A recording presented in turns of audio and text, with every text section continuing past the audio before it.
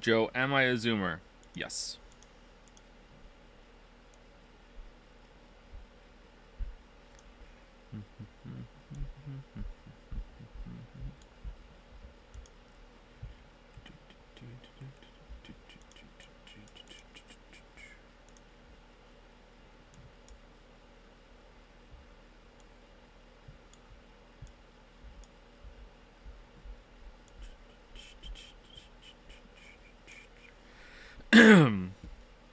Thank you for the resub, Telephone Ghost. Just before the stream start.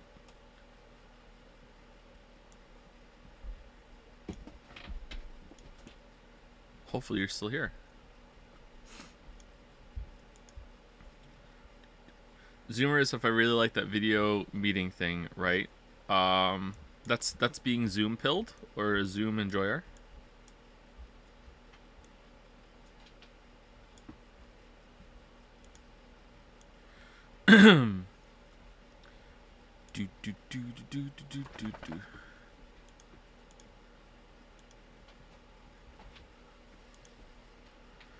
Are you insane? I was using those coins. Oh, apparently there is a marble.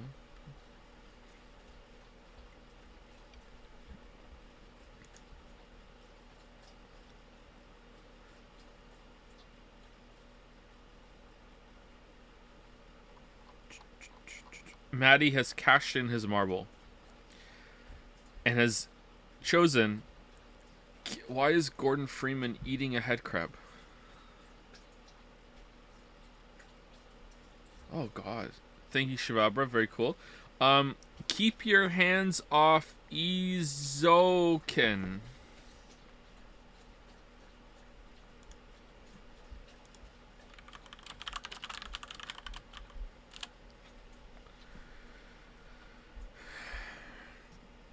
You know it's bad when the My Anime list comes up before the Wikipedia article.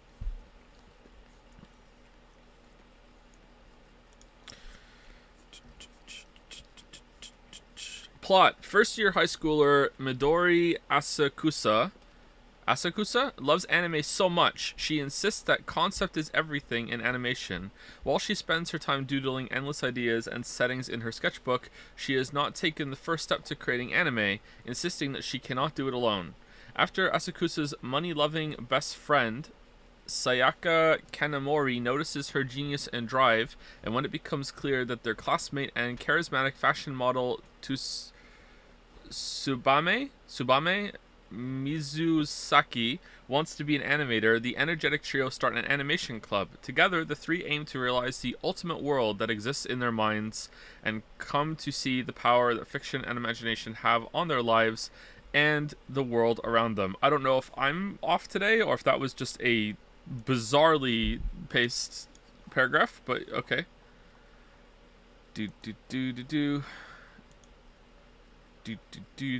Alright, well, that sounds awful, but just looking at the images, the animation style seems different than the typical anime that we get. It looks kind of higher quality. I don't know how else to describe it. I don't really have much to go on. Maybe it's not. The three of them side by side kind of look like Ed, and Eddie. Is it that kind of dynamic? Yeah, it looks like it.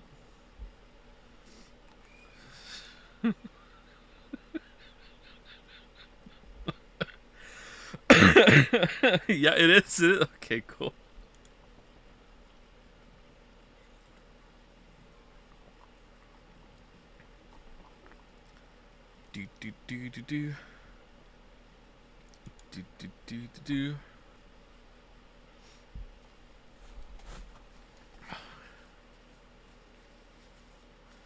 Yo, Choice, by the way, I made an out of context account for you, and how much P word do you want in there? You go where the comedy takes us, okay?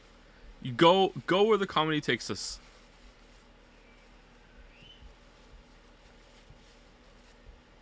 I'm a comedian. It's part of my job. Don't like it? Don't go to my shows. What's the matter? Too challenging for you?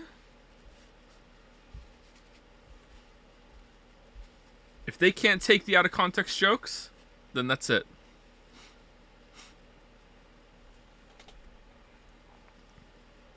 That was a James Acaster bit, by the way.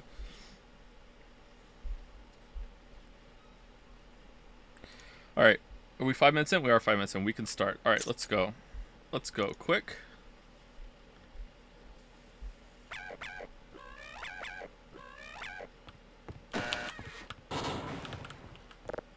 Oh, shit.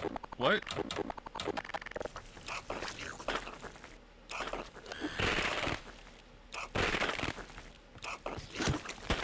Alright, we're not very good, are we, head crab?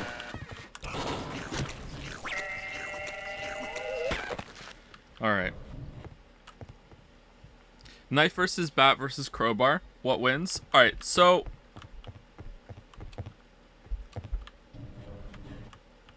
I still think knife comes out on top. But I think crowbar beats bat. You know, I'm not sure. That's really tough. Crowbar is like bat plus... Yeah, but it's a little harder to wield. Because, like, everyone knows how to, like, wield a baseball bat. And if you don't, you find out, like, 3 seconds in. Whereas holding a crowbar... Like, holding a crowbar with both hands and swinging it is awkward compared to swinging a bat with both hands. So, I don't know. Excuse me. Have you seen the APM on that crowbar? Number 1 easy. Okay, Gordon Freeman with the crowbar. Yeah, obviously. Obviously. Thank you, Rintizuka, for the resub. Sorry if I'm saying your name wrong. Maybe it's Zuka. Same lethality, harder to swing. I think that a crowbar hit would be a little more damaging than a baseball bat hit. Am I wrong?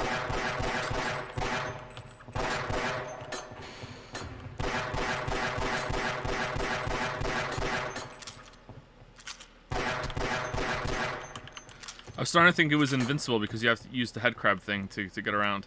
All right, so these are baby head crabs that are growing, and you use them to... Oh no, they're not. They're ammo for the fish thing. What about the Discord notification for stream? Oh, thank you. I forgot.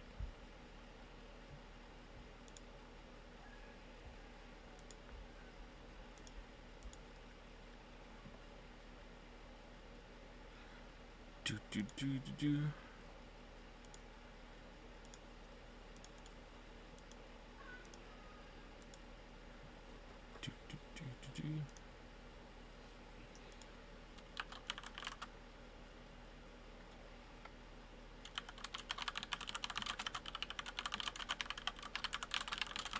Thank you for reminding me. I always forget to do something. There's no fan art today because of some issue about getting it in the on the site. Something about someone needed to reply to some. I don't know, but it's fine. It's no big deal.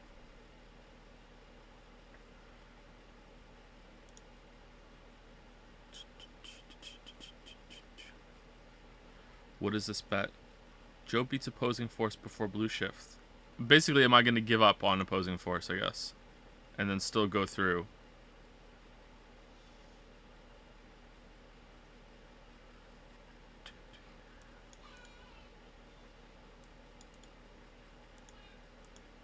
We're this far in. Crowbar is actually bat plus knife. Sorry, what? Hold on. It moved up. It's hard to swing as a bat, yet it has the same damage. Can easily leave deep knife-like wounds if it's sharp enough. I think it would be harder to puncture to the depth that a knife can with a crowbar with a similar amount of effort. Remember, okay, here's the problem. I agree with you, but the problem is that you have to remember the hypothetical is that it's a clone of yourself. Like, you and your clone are fighting, or there's two... Okay, let's make it more even. There's 2 clones of you fighting, and you get to watch with some popcorn, okay? So there's 2 clones of yourself fighting, and they are both, equally unskilled with a knife and a crowbar and a bat, wielding those, and they're equally unskilled in combat or whatever. Who's winning? And it's like, all right, I say knife, because all it takes is like one lunge of a knife and that's it. It's over. Whereas with a baseball bat, you're gonna have to hit a couple times, and I think like in the kerfuffle of the fight, the knife just has way more lethality. Now a crowbar into the mix, I don't know. I think a crowbar would be harder to land a killing blow than it would be with a knife.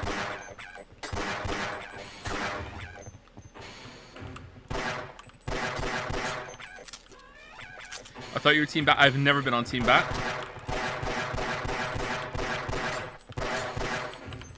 That is propaganda of the highest order. Never in my life have I been on Team Bat.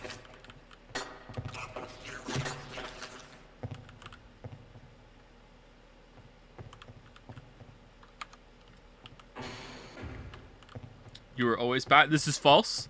This is false.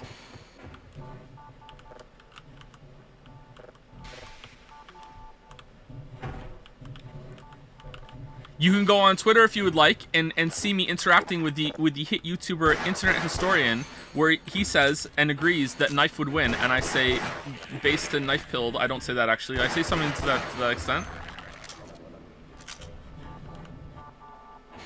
I have receipts. Do you?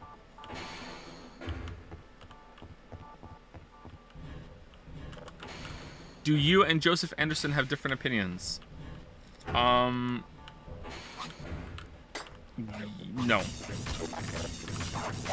I have to check with him.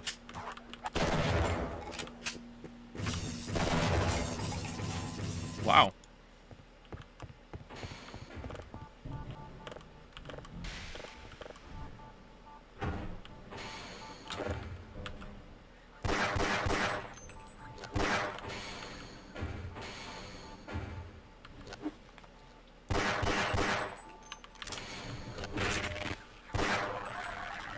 Internet Historian also mentioned that the Witcher video is coming very soon in his Metal Gear Solid explainer. Did he really?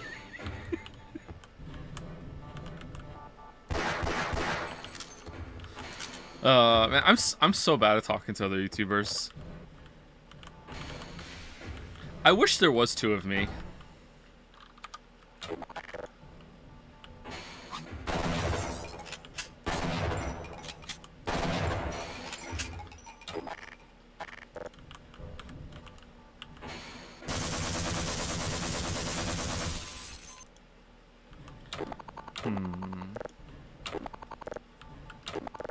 Okay, now well, let me equip this. Why won't it let me equip the heavy weapons? This is such a scuffed playthrough, you know that?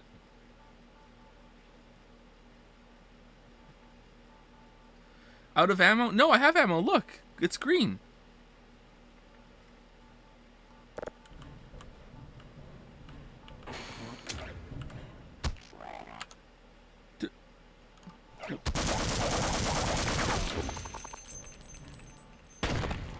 What? Oh yeah, there isn't any grenade up there. Okay.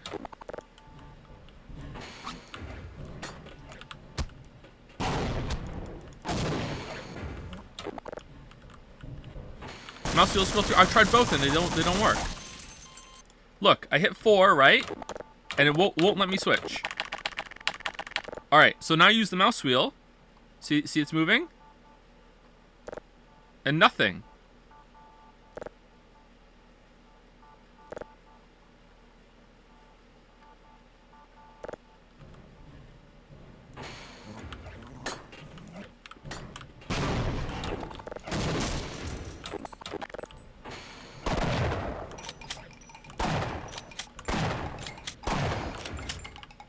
Oh shit.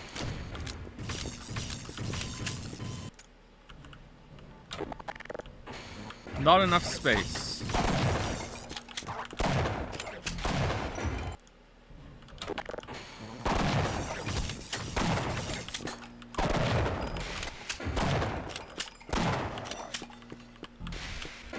Alright, save it at 1 health.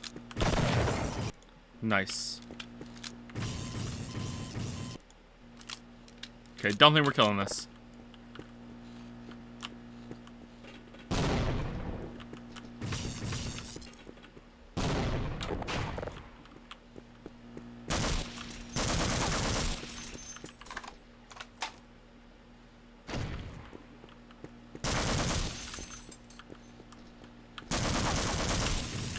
I thought he was grenade throwing, man. Throw your grenade.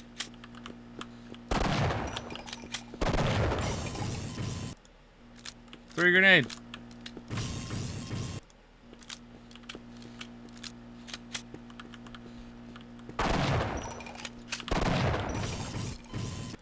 Okay, it's not working. Maybe the assault rifle when he's doing it.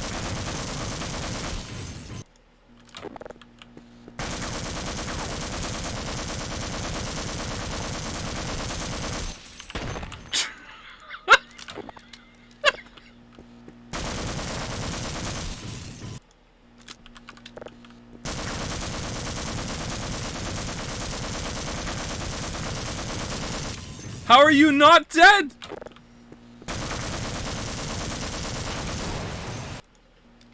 Wait, what? Did he shoot the fire extinguisher?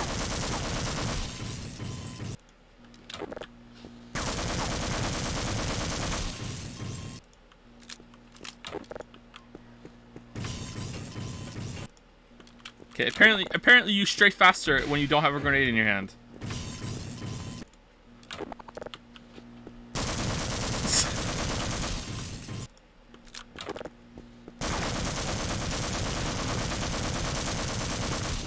Alright. Quick save.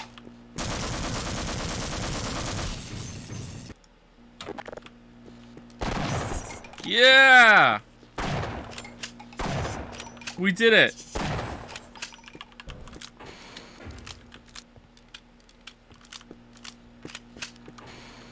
Oons.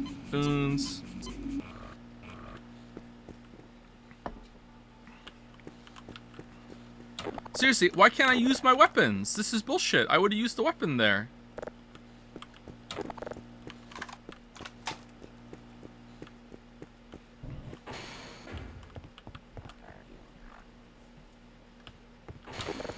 I'm not gonna cheat.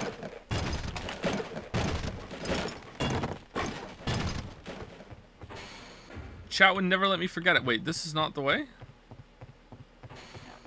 What's the way?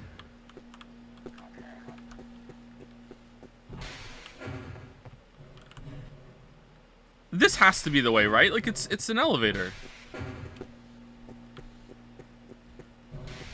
It's cheating for the right reasons. Okay, Dream.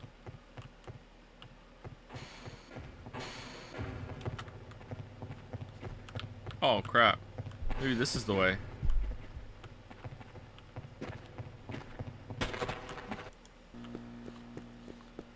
Right, maybe this is the way.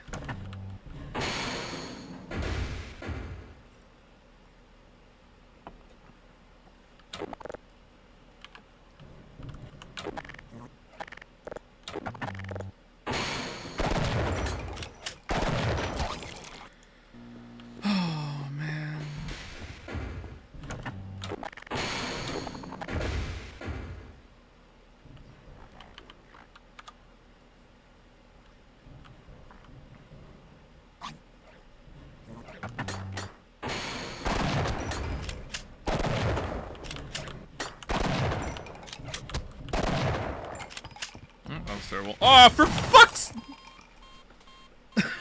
for fuck's...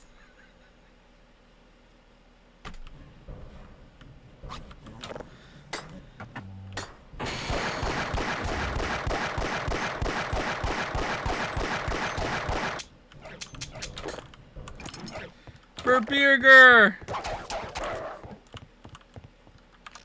For Jeff! Alright, you know what? You know what? Here we go. I don't know what to do. We hold it. Hold on. We hold it. We cook. Well, you went in the elevator. I'm sorry. Were you? Is that where you were going?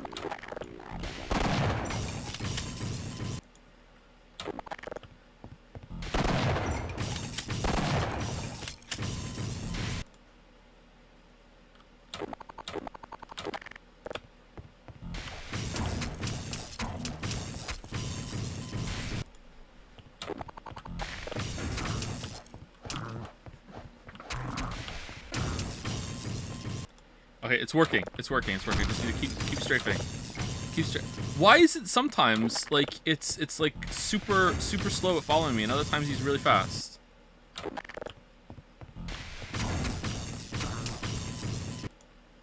Huh. All right. I don't know what to do. I don't know what to do. I don't know what to do. Maybe we like we fill the room up with these things, and then we. Yeah. Okay. Yeah. Got him.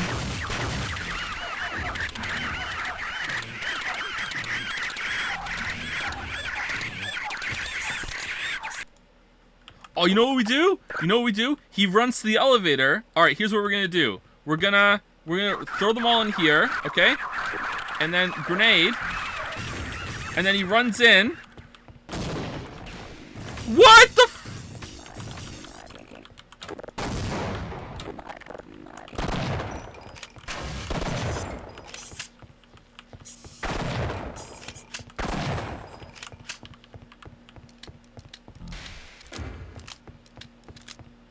Okay, we did it. Quick save.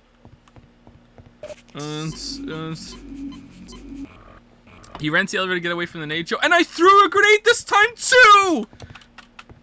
I did the same thing!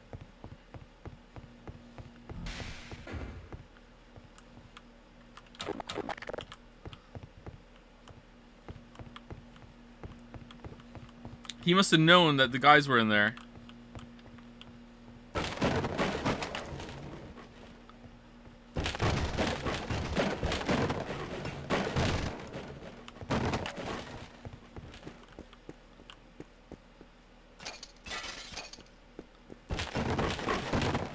Okay, was this just for supplies?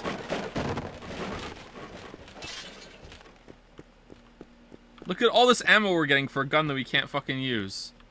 It's just so great. So this was it. This was it. Cool. All right. Thank you, Half-Life. Very cool.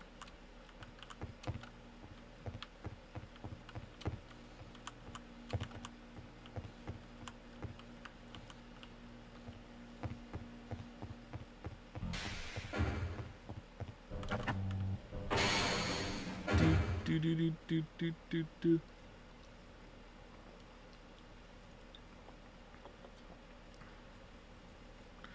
Are you able to turn on fast weapon switch so you don't have to confirm weapon choice? Does opposing force have that? Turn on fast.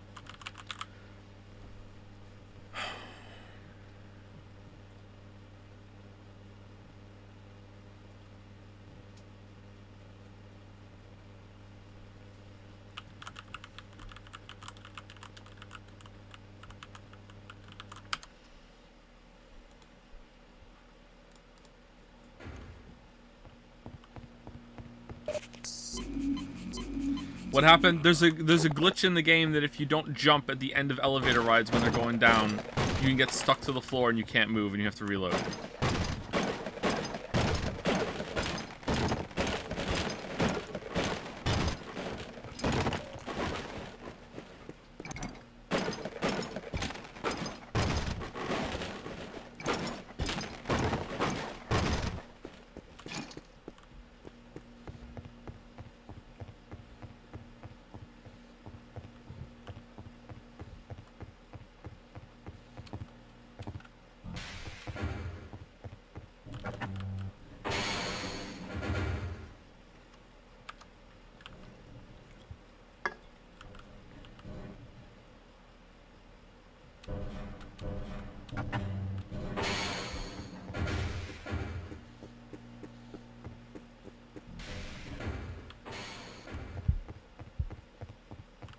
This game was a mod for Half-Life. It was a DLC expansion thing. I don't know what exactly they would have called it back then. Maybe they would have called it a mod, but right now, if it was released today, it would be like DLC expansion. Made by Gearbox, not Valve. It was not a fan campaign, as some people think, for this or Blue Shift, because that's what I thought too. So that must have just been a rumor that spread a lot back in the day. Because I until yesterday, I thought Blue Shift was a fan-made thing that that Valve allowed to exist in the series, but no.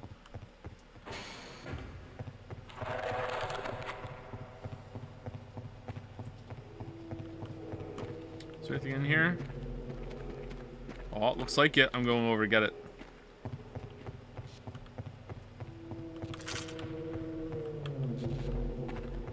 What's in here? Oh, another wrench! Oh, I can fix it.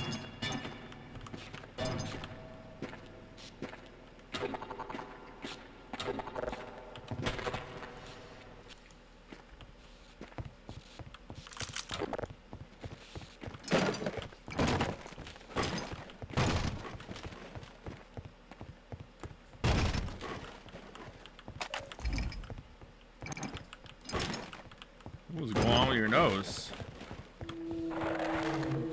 Excuse me.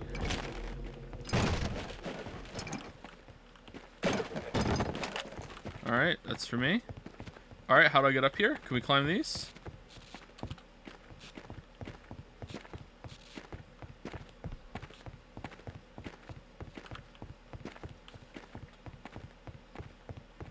Alright, I'm stuck.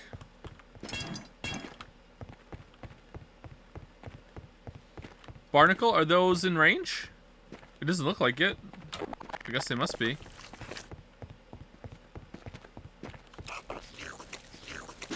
Oh, it goes forever. Okay, I didn't realize that. Alright. Oh, crap. You're still here.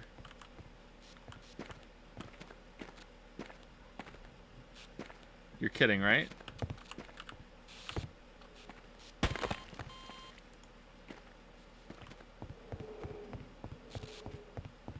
Alright, this is a blocked door, okay.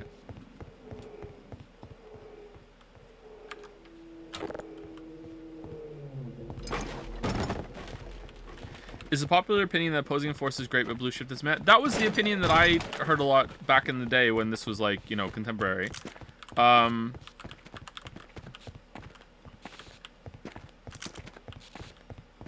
People didn't really like blue shift, but they really liked opposing force. Most people who recommended Half-Life back to me back then said, you know, opposing force is good. It's not as good, but they were like, it's pretty good. I find opposing force better, but it's debated. Better than Half-Life 1 or better than better than blue shift?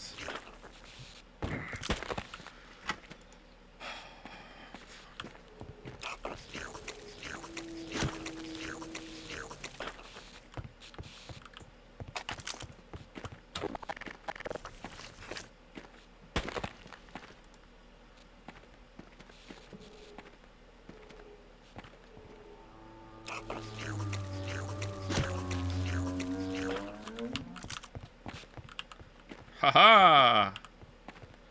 Alright, how do we... Can we, like, sneak in? Thread the needle? Because that looks like one right there, right?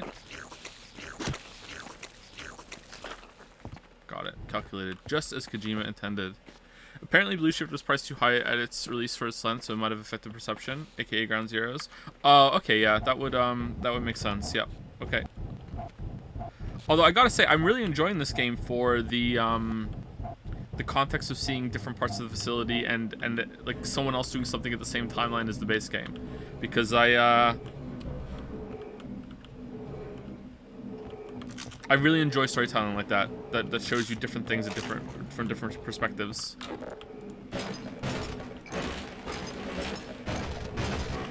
It's also making all of the deaths in Zan canon, because it's taking forever for Gordon to sort this all out. Like, he's been in there for a while and we're still fighting enemies here. X-ray zone while you're there. We need backup in the waste sector. Some sort of worm creature. Tower and Eddie are down and I've lost contact with the rest of the squad. We need backup now! Now, damn it, now! You must really like The Last of Us 2 then? In theory, yes.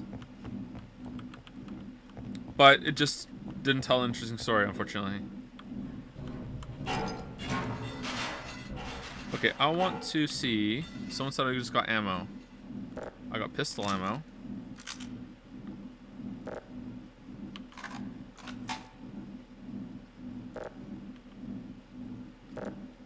Still won't let me. Wow, it just won't let me use any of the heavy weapons whatsoever. This sucks, man.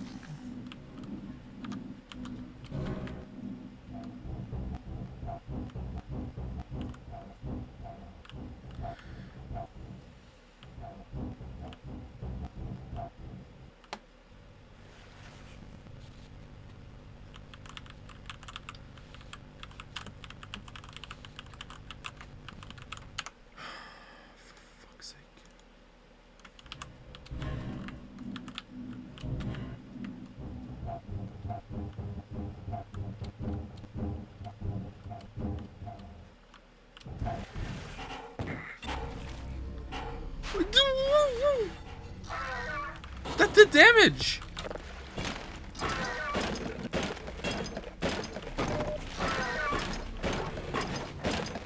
How did this get past QA? Well, it's almost a certainty that it's the modern hardware that's causing these glitches, right? Like, it wasn't like this back then.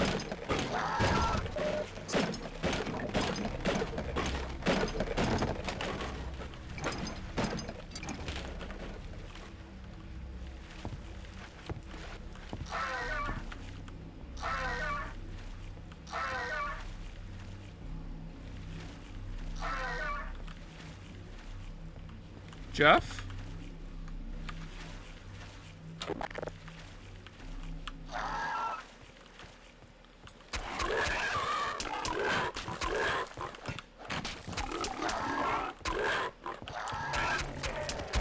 Yeah.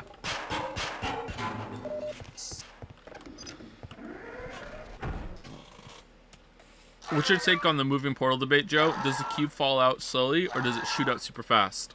I think it shoots out super fast.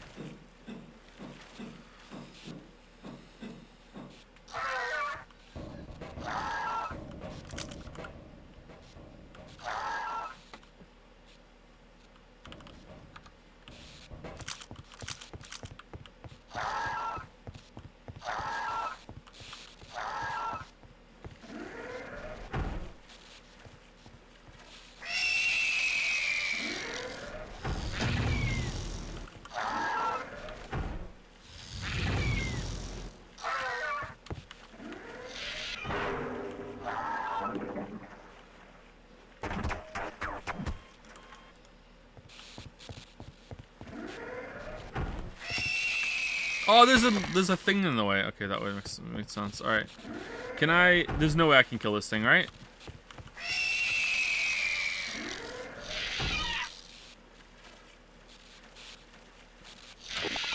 I mean, we're gonna try.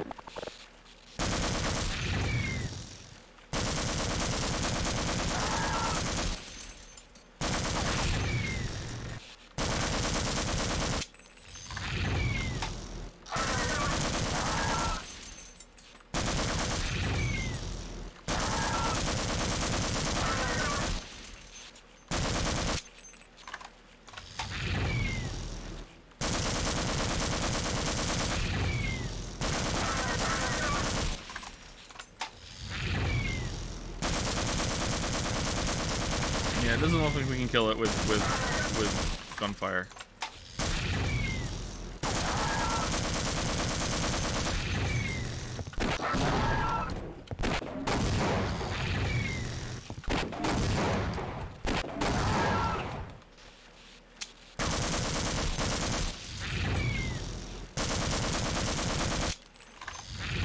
Yeah, it would definitely be dead by now, right?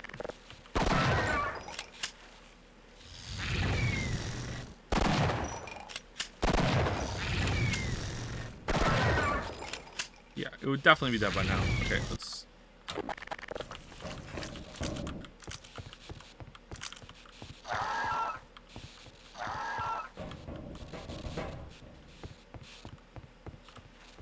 Okay, let's save it.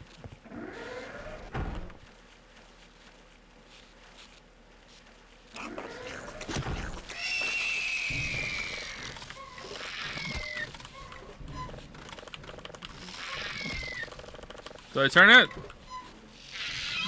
Oh, you're hitting me now. That's not fair. That shouldn't be allowed.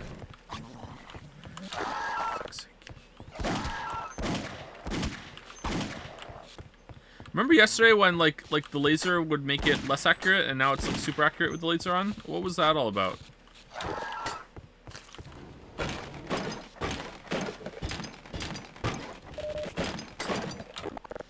Eagle sound? It is eagle sounds, isn't it?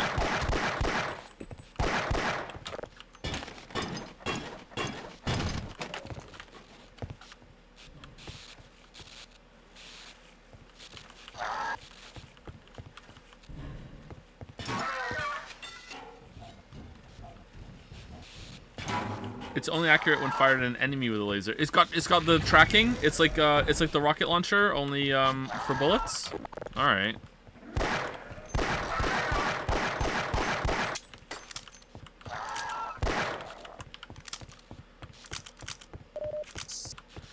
Why are all the vents human-sized? Just late 90s video game things. Early 2000s too.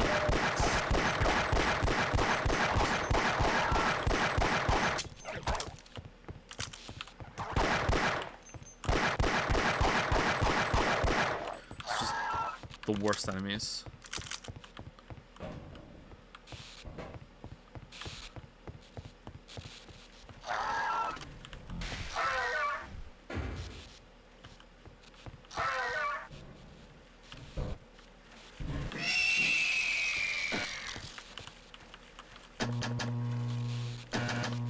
Obstructed? What do you mean?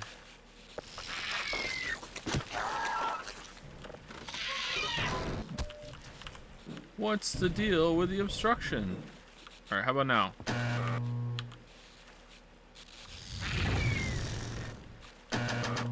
Alright, something's coming out.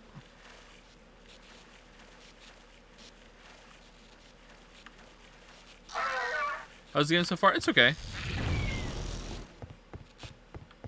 It's not awful, but it's, you know, it's not great. But I'm one of those people that doesn't even think the original Half-Life is great. Oh.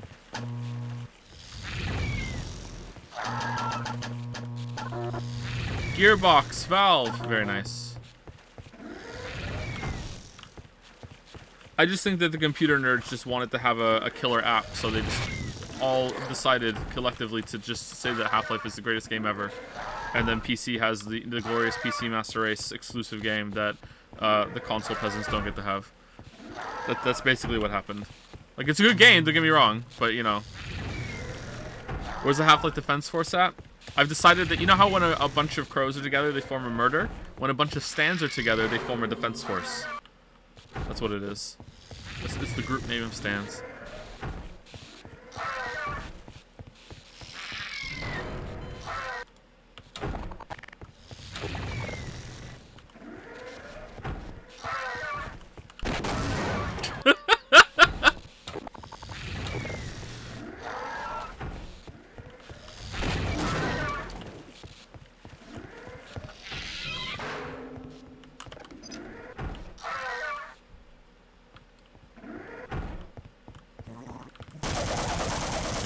Did we just say no and left?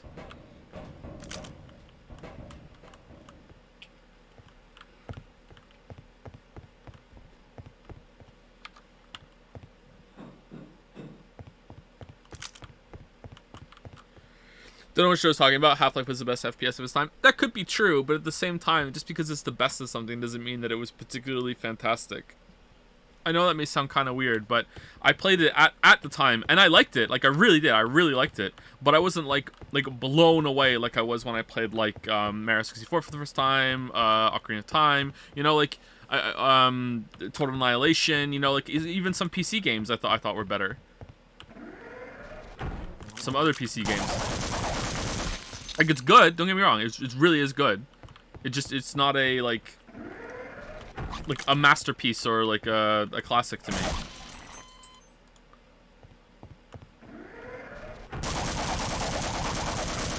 Mario 64 was dog shit even when it came out. I always hated it. Wow. Really? Deus Ex is a better PC game anyway. Well, Deus Ex came out 2 years later? I agree. Deus Ex is the better game. 2 years later? Yeah, 2 years later.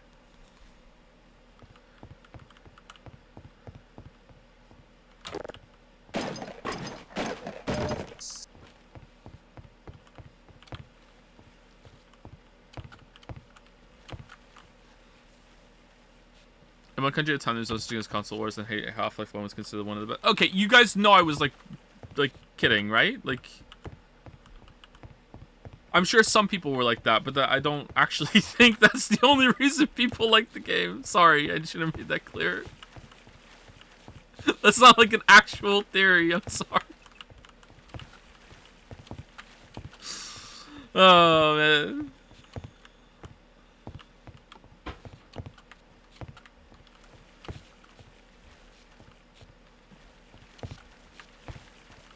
A game theory? Yeah. Rope. Out of order.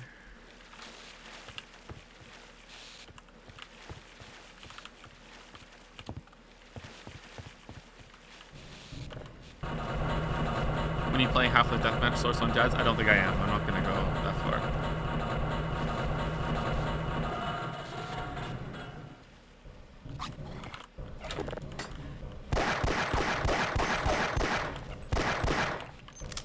One HP, gang. Excuse me.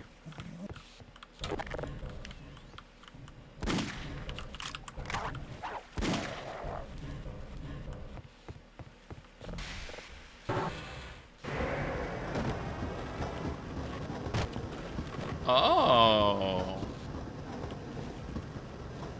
Gordon?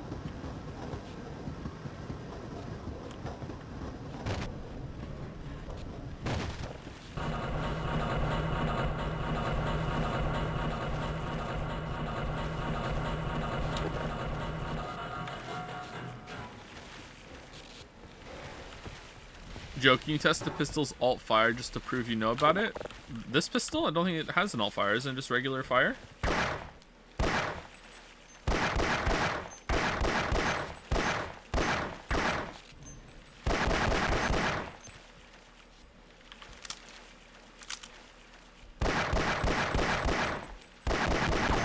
Oh, alt fire fires a bit faster if you hold it down. Okay. Let's see. Is this still accurate? All right, so let's see. If you fire without the red light on, right on. Ooh.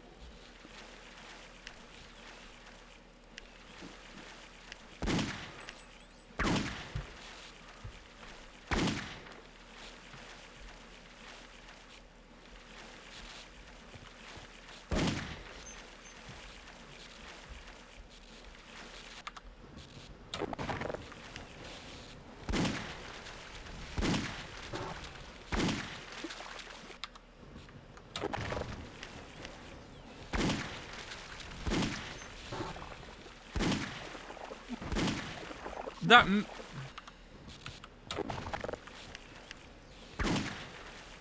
Excuse me? So if it's fired at a wall, or like if it's not fired at an enemy, then this is pinpoint accurate, and this isn't. But if it's fired at an enemy, this is pinpoint accurate, and this isn't.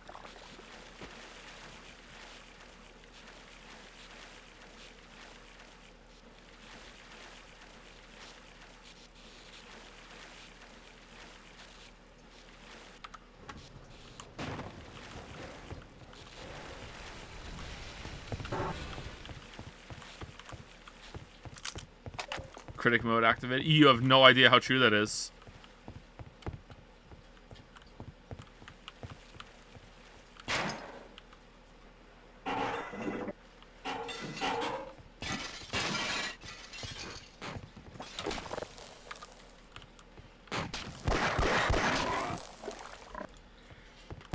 It's a smart laser. It knows when I'm kidding. Smarter than chat. Nice. Love you, chat.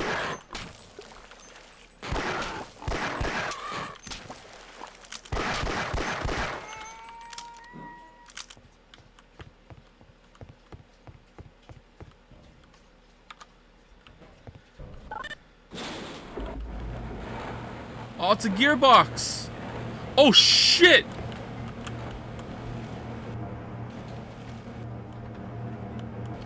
All right. Distracted.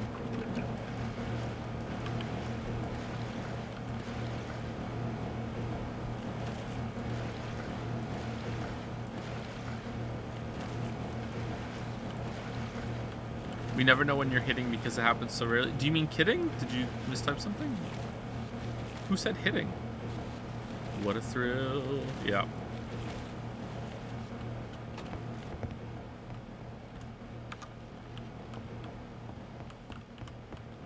Merrick, I have a something I would like you to do for Metal Gear Solid.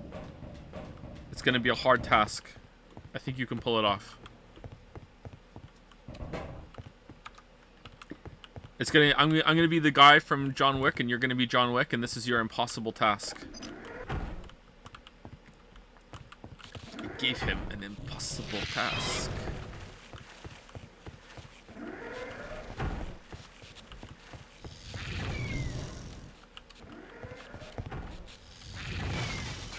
Isn't John Wick the guy from John Wick? No, the bad guy who's no one... The one who says Baba Yaga.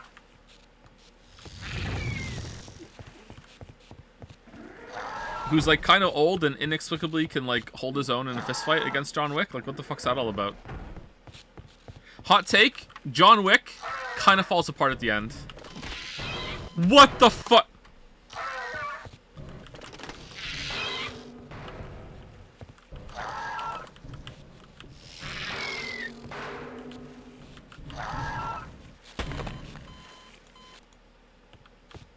Alright, it's on.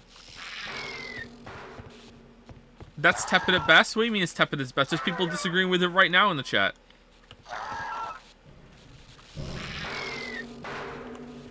Yeah. Oh, you just have like a damage box around your claw. Okay. God damn it, man. Alright, let's shoot him.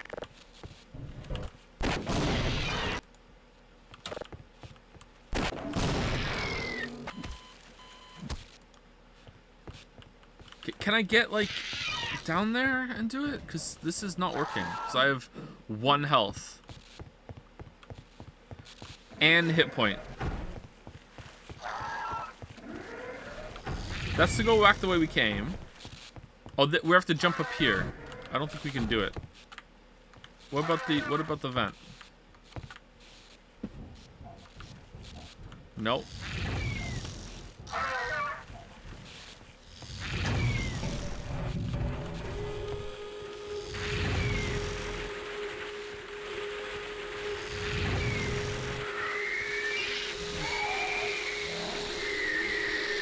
Oh.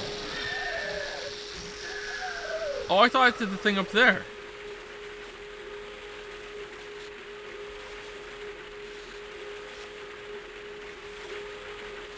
Okay.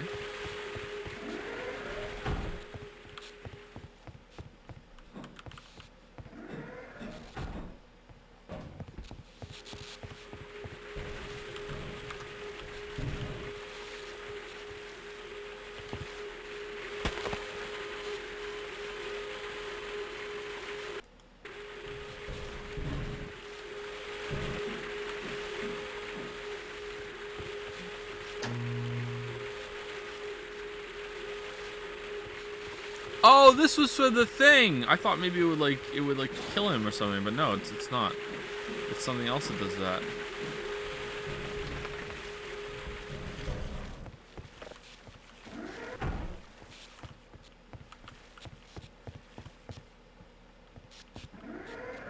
Foxtrot uniform. Fuck up.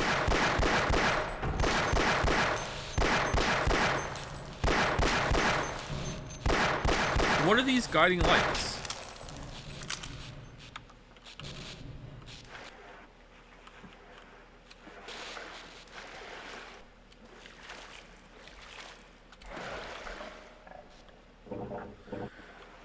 Is this opposing force or blue shift now? We're still in opposing force right now. We're going to be done soon, I think, and then we're going to go over to blue shift, and that will be the end of Half-Life 1, which I'm excited to have finally done this.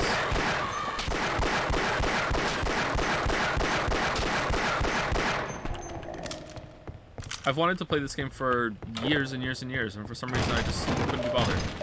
So I guess I didn't really want to play it. But here we are. Through the power of voted games. I mean, I guess I added this on myself, so it was my decision, ultimately. So, yeah.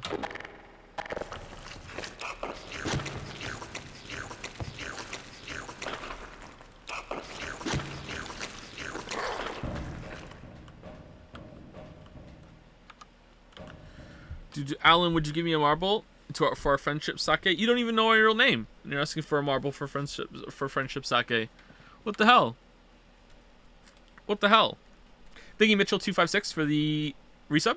Thank you, Loner Archon for the resub as well. Thank you, Jacob Says Hi for another resub. Thank you, Vegas, or some say Vagus, for the resub. Thank you, Bot Commander, for, would you believe it, a resub. Thank you, Not a Robot 44444 for the AI art and the resub. And thank you, Zorgox, for the bits.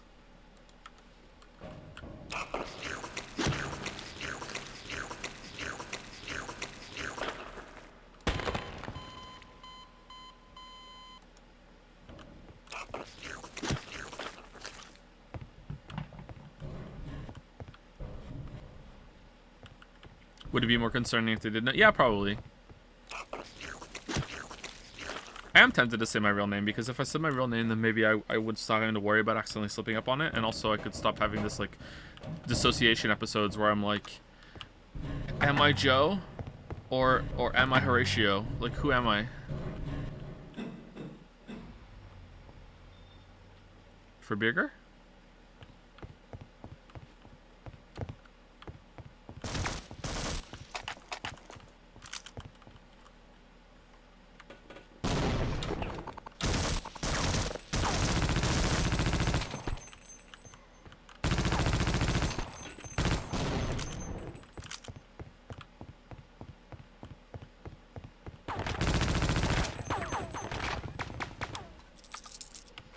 Just change your name to Joseph Anderson? Yeah, that could work.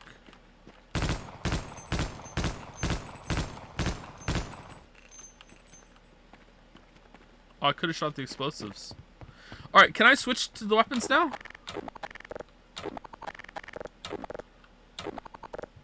Oh, I can shoot this one. So I just need to collect them again. And what do you mean? I landed every shot on him. He just, like, took a lot of shots. For some reason. Okay. Why won't you move? Fuck this spot specifically.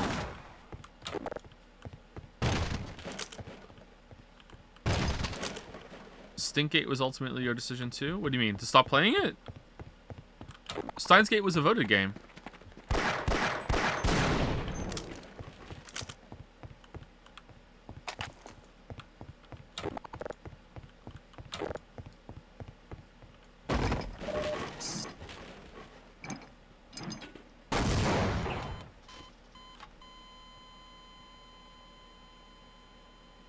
Quoi?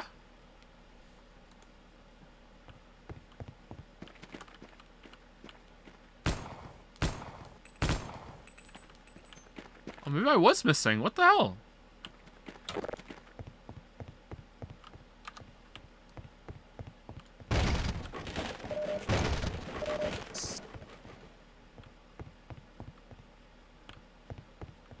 What killed me?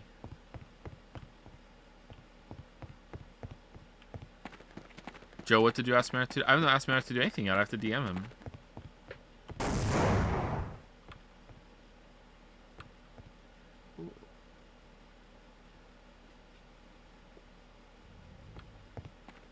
Matt?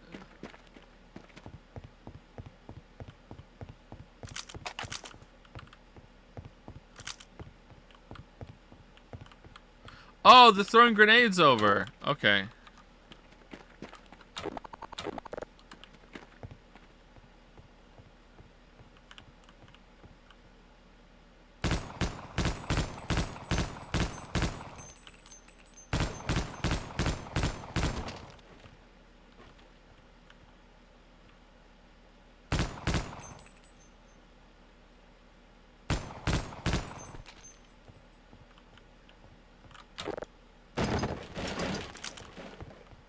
Well, I'm having fun.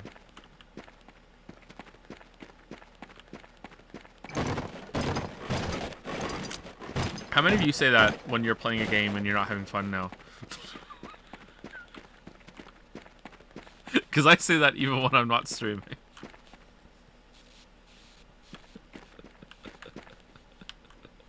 I do, and I hate you. Hey man, good to see you. Oh, I can't believe you made it past those masked freaks. Hey, who's your favorite bro? Watch your How about you? Who's your favorite bro? Okay, we're gonna kick your ass. Oh. Okay, all right, you scouted it. We're gonna kick your.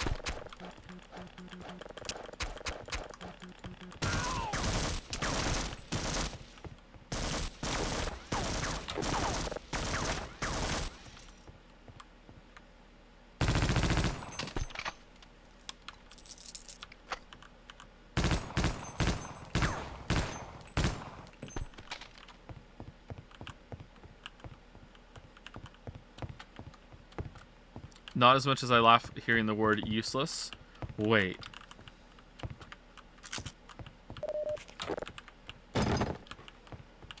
Thank you, Persona 5.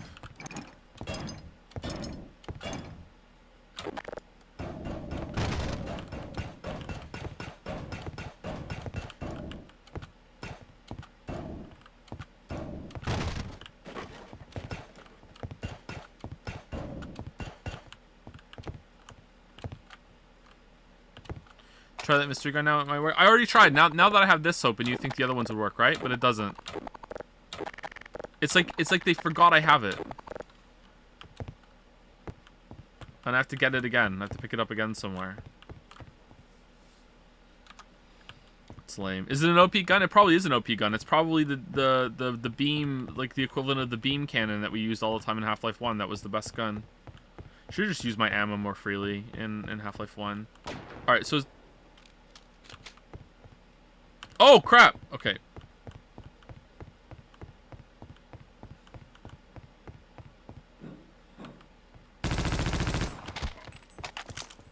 Ooh.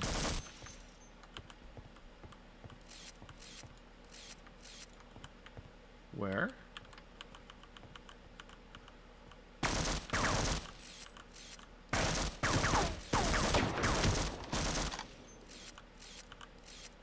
How come this guy's a god? Alright, dead god. I'm Nietzsche. Nietzsche with a sniper rifle.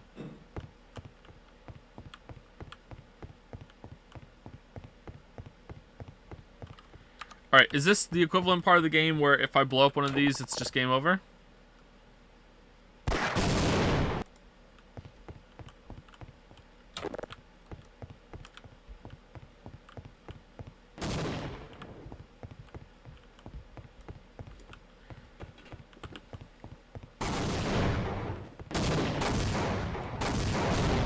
No. Alright, thread the needle. Thread the needle. Thread the needle. Yes! Yeah! Oh, crap!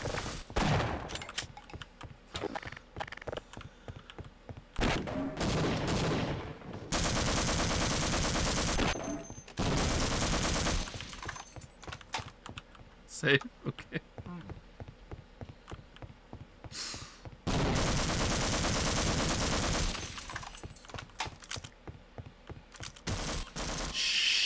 Sugar.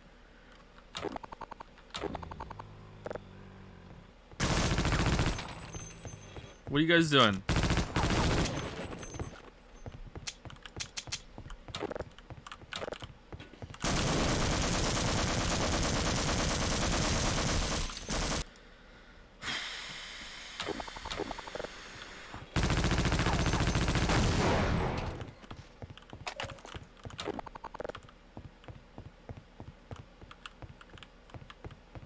Where are you?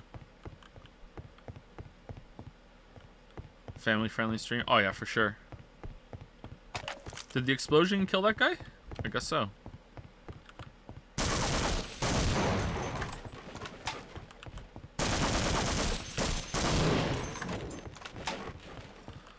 Shots 1 to 5 clearly missed. Shots 6 to 9 missed due to recoil, bad spray control. Shots 10 to 11 very close, but recoil and inaccuracy make these reasonable misses. Shot 12 likely didn't actually fire because Hiko was already dead. I know this meme. I like this meme a lot. This meme is posted on the Hunt Showdown subreddit a lot.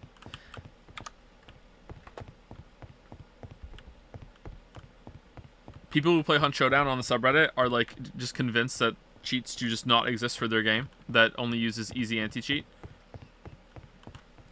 Like there have been like clips posted to that subreddit of as close as you can possibly get of like objectively verifiable proof of cheating when it comes to just impossible shots that aren't just like actual like wall hacks, like someone shot you from 1,000 meters away when you weren't even loaded in.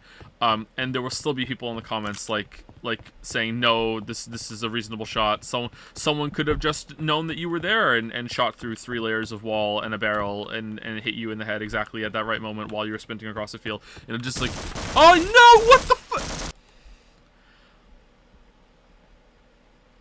How? How? Where did he come from?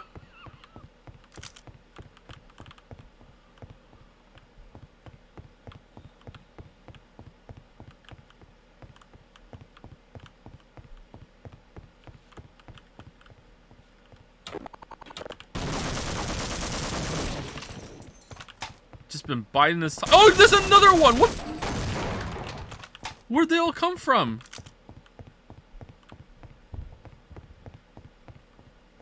Okay, these ones we can shoot without blowing up the whole facility.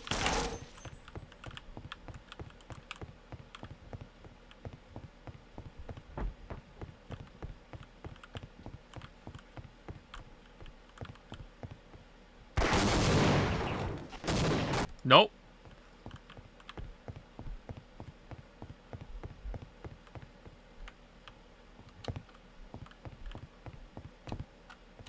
Professor Helper?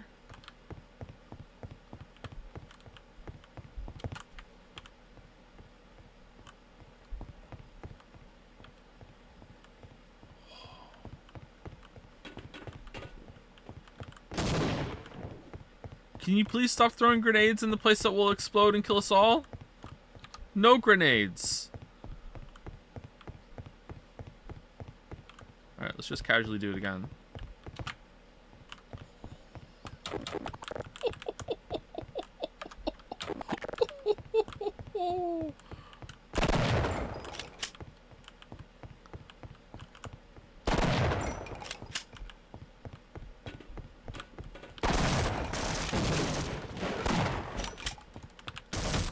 What is your health, my dude? That was 5 shotgun blasts you just tanked.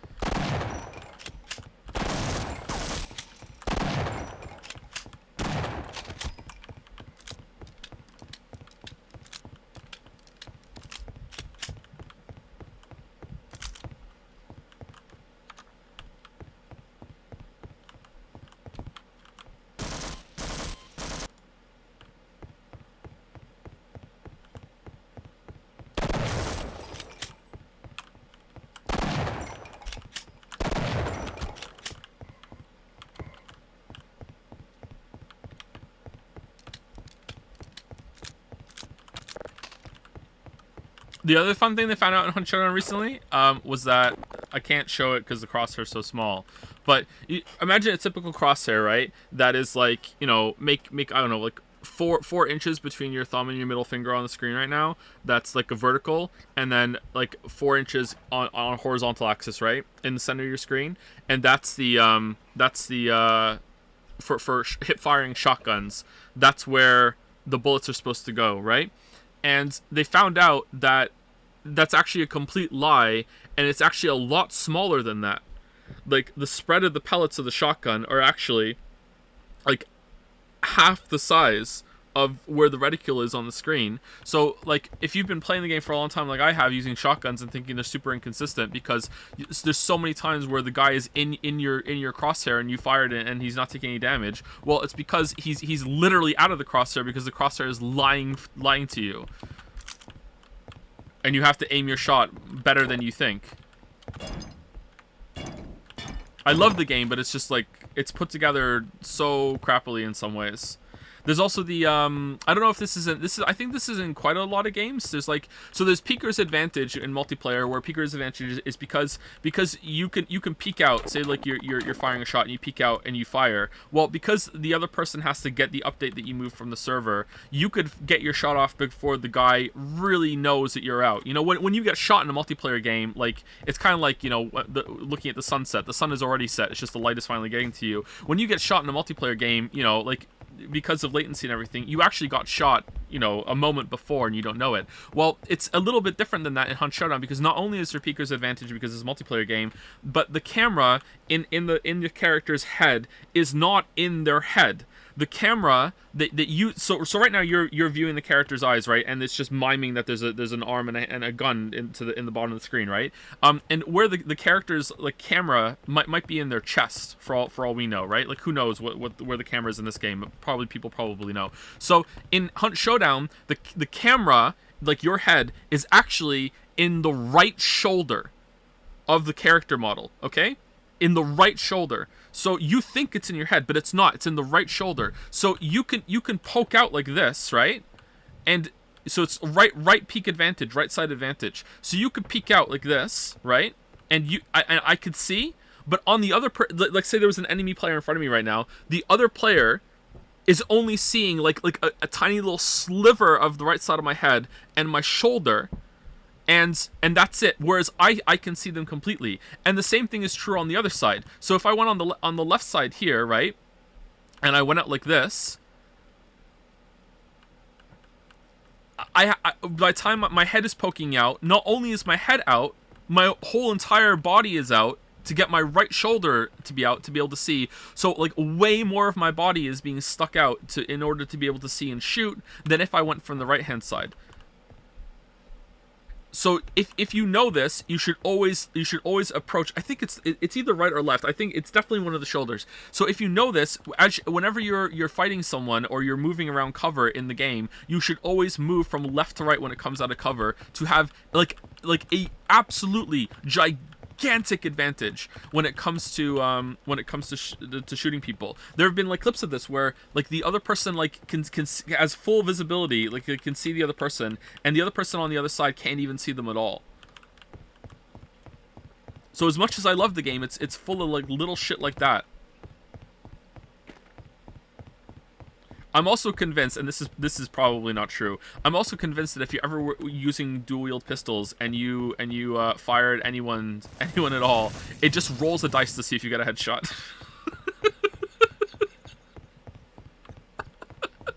Like it doesn't give a shit about where the bullets go or anything. It just rolls the dice. It's like, did you get a headshot? You did? Okay, cool. There you go. You're done. How do I break this open?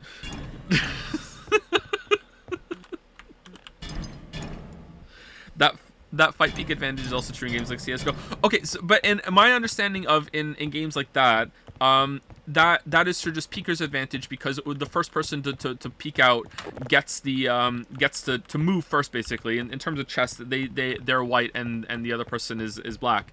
Is that you get to jump out and you get to have your first move because you are the one that's communicating to the server that, here you go, I get to go first, right? Because they have to catch up from the information come from the server. This is also true in Hunt Showdown, but on top of that, it's you can peek out and have less of your body visible. I guess we can't get down there, or is there another way down there? Sorry, we've been in this area for a while.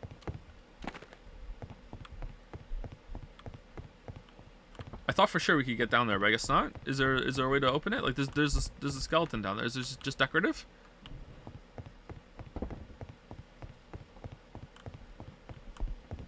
There's also one that I've never seen anyone talk about that I found this out, and I was using it to my advantage in Hunt Showdown as well.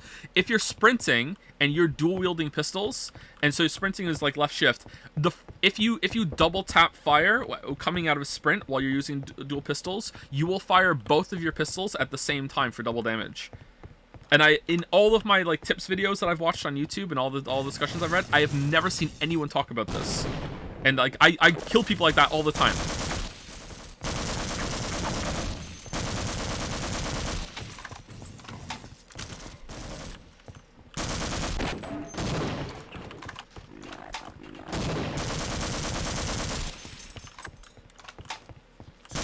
How is it different from Shooting normally? Oh, so in Hunt Showdown, when you're dual wielding, usually you hit the fire button and you go boom, right side fires, boom, left side fires, and it's a little bit faster rate of fire than if you have one gun. But well, it's actually a lot faster. But you can never fire both of them at the same time. Whereas if you double tap fire when you're coming out of a sprint, there's a lot shorter of a gap between both shots firing. It's not quite instant, but it's like boom, like that, instead of being boom, boom, boom, boom when you're firing when you're firing your dualies.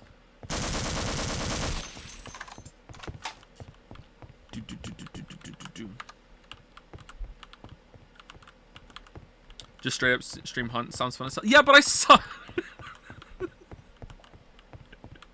You don't get it, man. Like I play Hunt like I play Half-Life the way I play Hunt. I play it like it's Doom Eternal. I jump around. I take lots of shots. I'm super risky. I die a lot. The only reason I have a solid KDA ratio and I'm like I was 5 stars for a bit was because like the matches where it just goes my way and I get like fucking like 9 kills. You know. Like, it's just, I would get super lucky, or just like, you know, brute force my way into having a good time. Or recommend. I think we went back down to 4-star after we got the 5-star. We got the 5-star and then we played a little bit more. Like we were just really happy to get the 5-star. Me and Weeaboo Bill, and then we played a couple more matches and then we got hit back down to 4-star. We were happy with that and then we stopped playing. We haven't played since. It's been months and months and months since I played.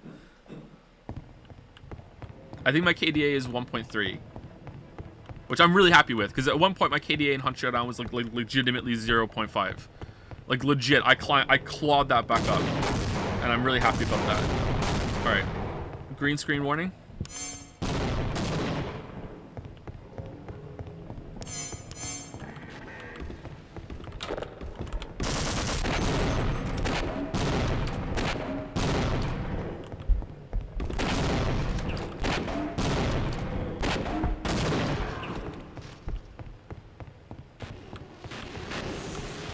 How many are there?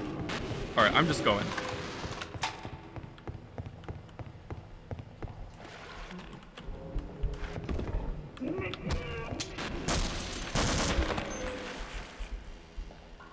Vampire the Masquerade Bloodlines 2. I was just thinking about that too, yeah. What do you think about the DLC so far? It's okay.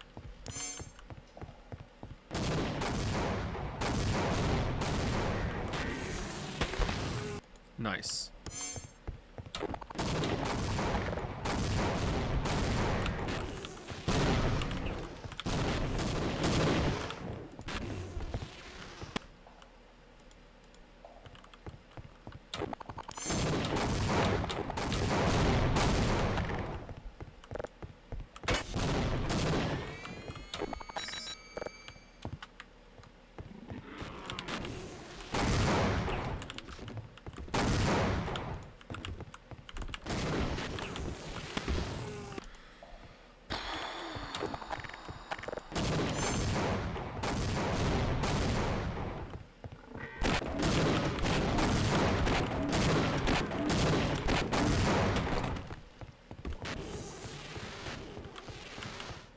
How many are there?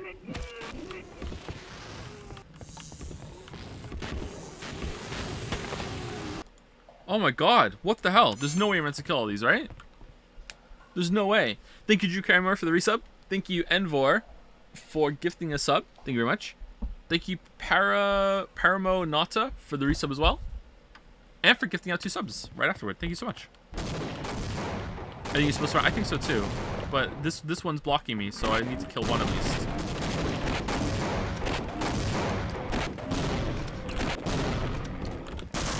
Oh man. It's getting out of hand.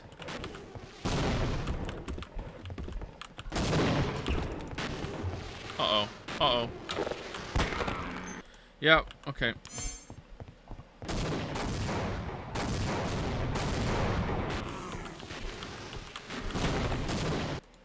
Why am I, like, going up the wall? What happened there? Is it curved?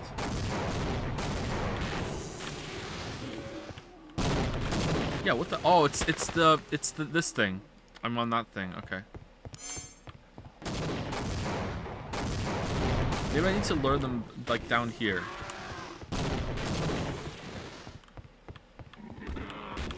Nope.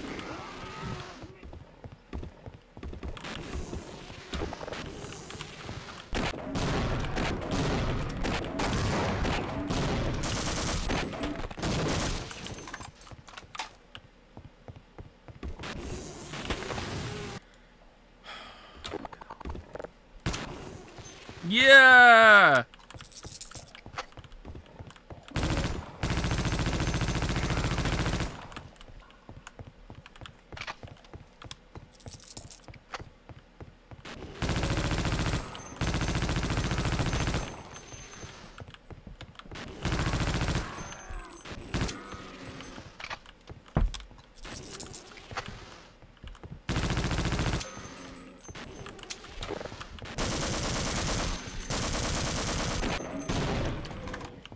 You know what? Fuck it. I'm killing them all. I'm killing them all. I decided. I'm killing them all.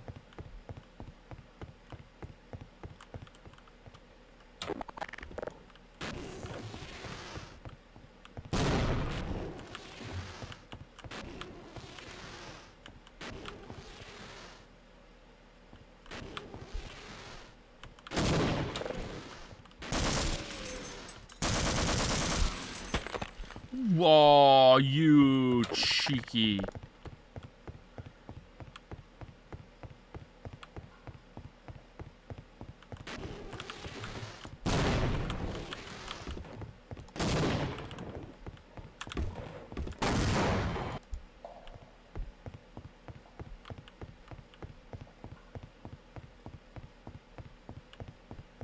This is back to the beginning. Okay.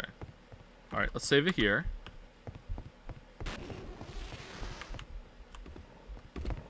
Oh, this is the way. Alright. I've decided I'm not killing them all. You guys aren't allowed in here.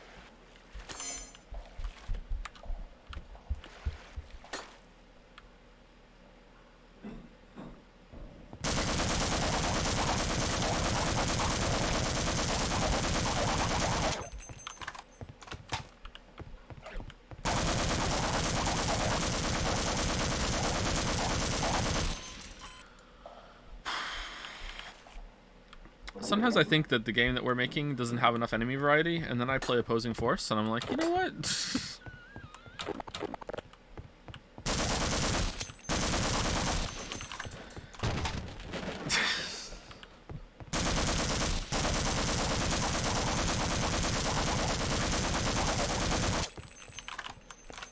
You are a stickler for enemy variety? That is true, yeah, I am.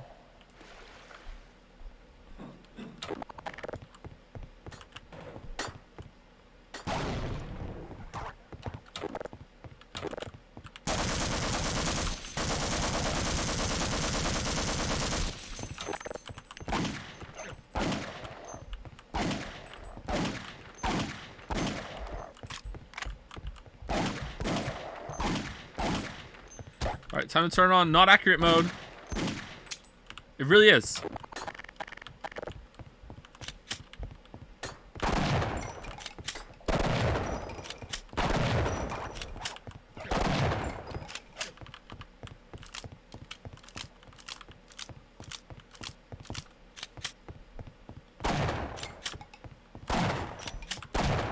Okay, are they just spawning forever?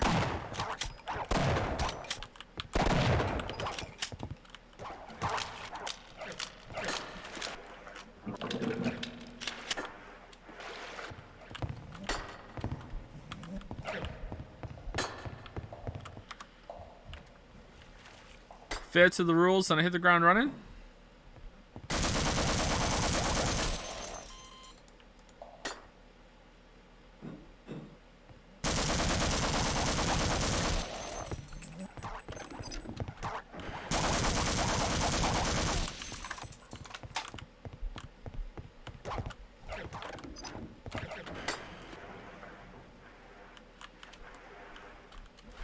Alright, and now the genius move that they'll never expect. Getting stuck in the water. Go! Okay. Quick save.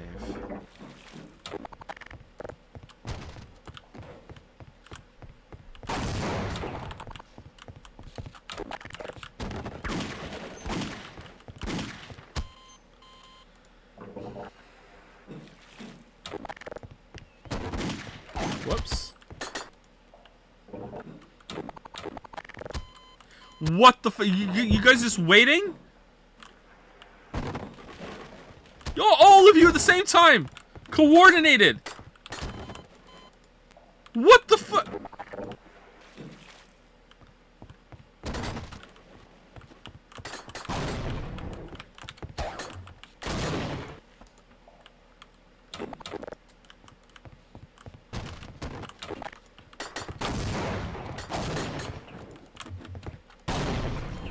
Yeah.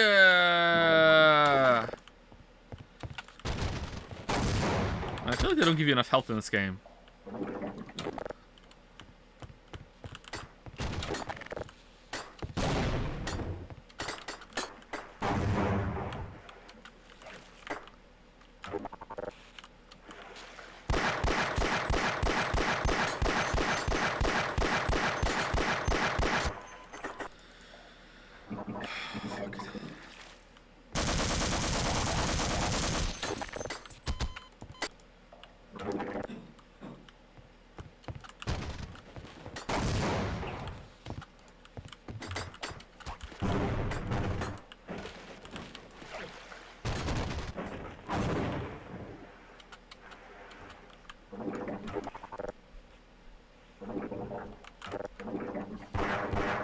Haha!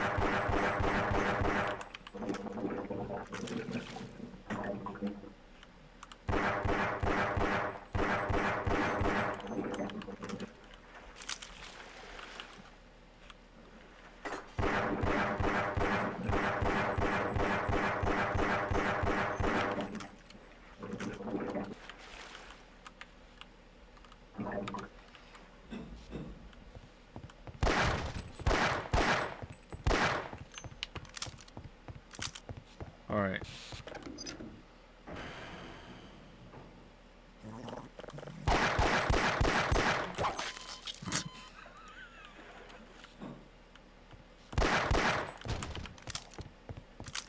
All right, now what? Oh, there was health over there the whole time? Oh, you guys blew it up with all the spinning you were doing.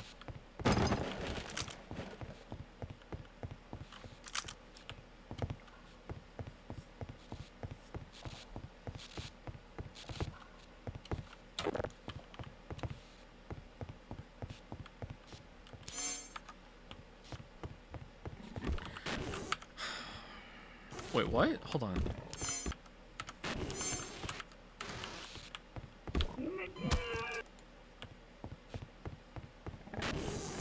One section like this wasn't enough?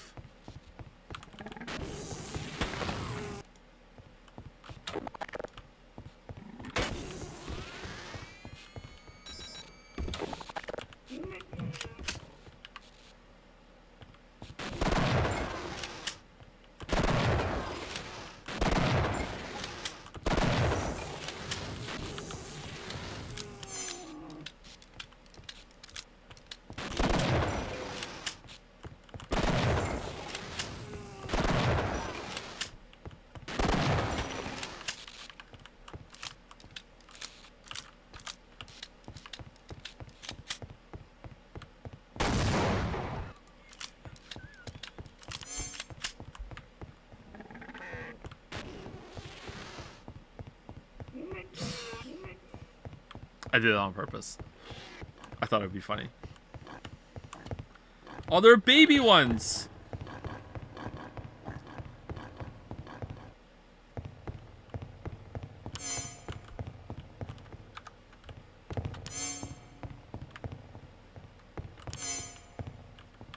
Wait, hold on. Wait.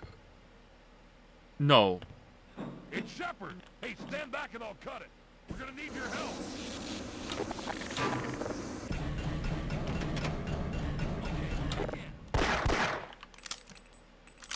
I got a bad feeling about this mission. It's good to see you, sir. Okay. Sir, keeping you in one. Oh. Oh, it crashed.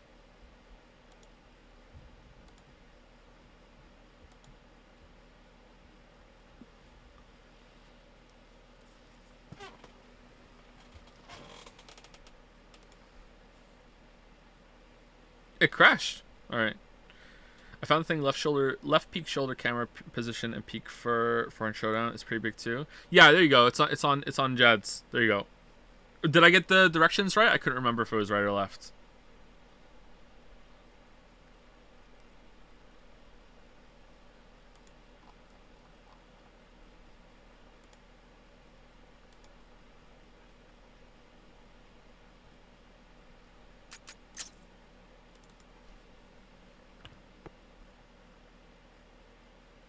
Uh-oh.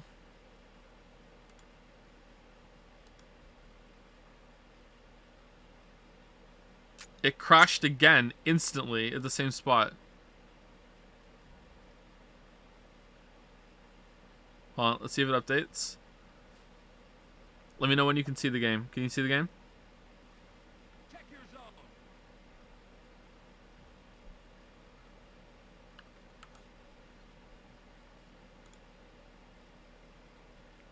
You can see it now, right? Alright, here we go. Area secure, sir. Oh, it's working now. Bad feeling about this mission. Oh, okay, cool. Alright, that's good. It's Shepard. Hey, stand back and I'll cut it. We're Why gonna is need your help. what's the blue? I was told to guard this area. What's the blue? Okay, check. Thank you, Big Titty Moth Girlfriend. Marcy Senpais for the resub. Thank you very much.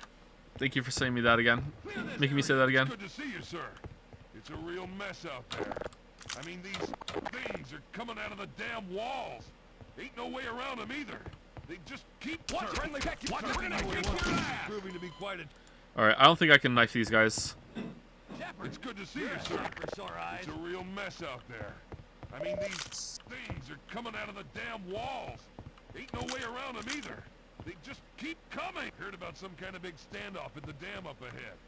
I say we make our break for it now. It ain't gonna get any better, that's for sure. I bet they could use our help.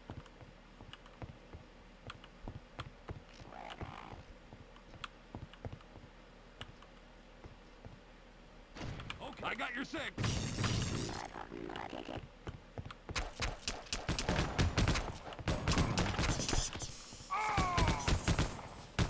Did you see that one, Corporal? Let's get the hell out of here! Guard duty, huh? Okay, I'll secure this area. Yes, sir! Alright, you scout ahead. Sure, we can do more damage that way. Okay, you want some of me? Affirmative, sir. Watch your fires. Okay, watch friendly. Watch it, Corporal. Right on. Keeping you in one piece is proving to be quite a challenge. Oh, you were right, Chatter. Friendly. Okay.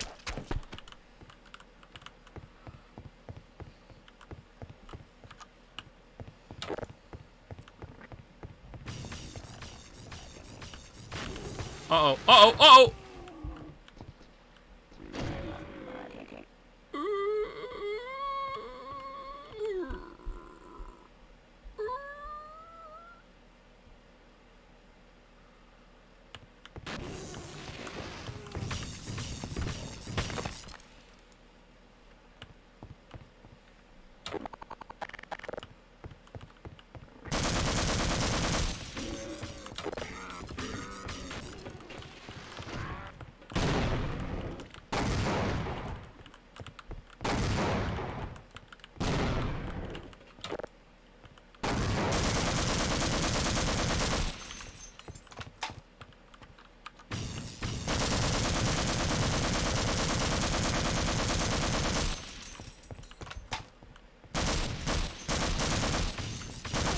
Wait, what?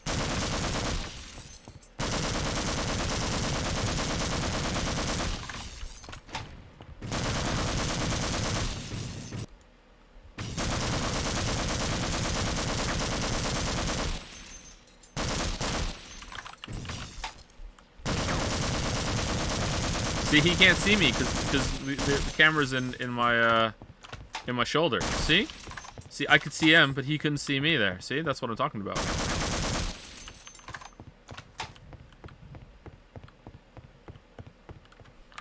Really? So this doesn't explode.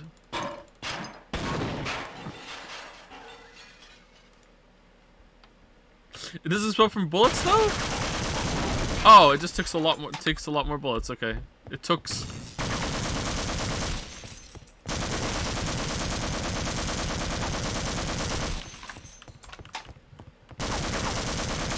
How is this still funny to you all? I don't get it.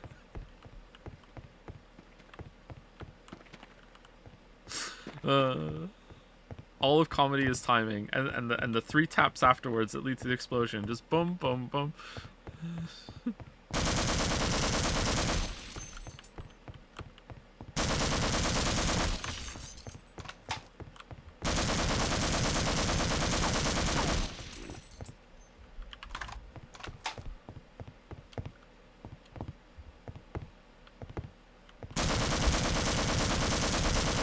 We love you just goofing around. Ah, man, I should have streamed Cyberpunk then. Cyberpunk was just peak me on my bullshit. No! Yes.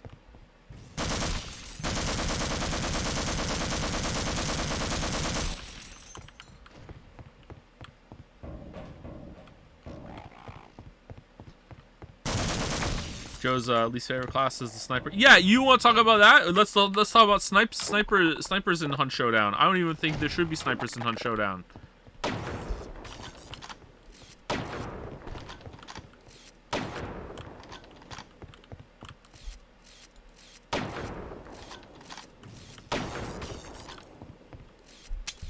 Oh crap.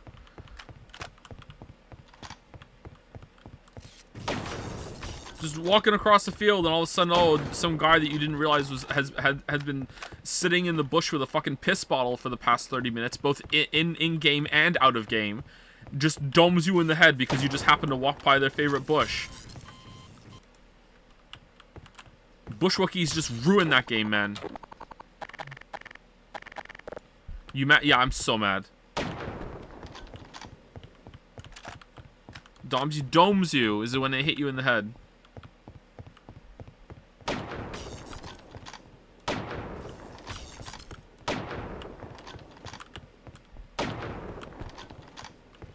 Don't get me wrong, like I've landed some long distance sniper shots off too. Not that many, I'm not that good at it, but I have done it. And it's satisfying, but like in a multiplayer game, I feel like there should be more of a incentive for both sides of the equation to be having fun instead of just one person having a good time. And in this time it's the sniper, you know? Especially with how easy it is to just pop a stam shot and just fuck off to the extract if someone finds out where your bush is.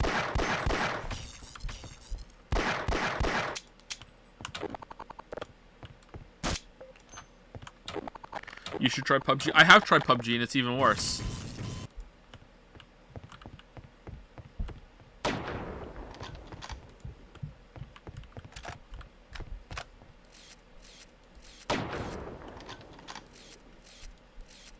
Why'd you only get a second of scope time?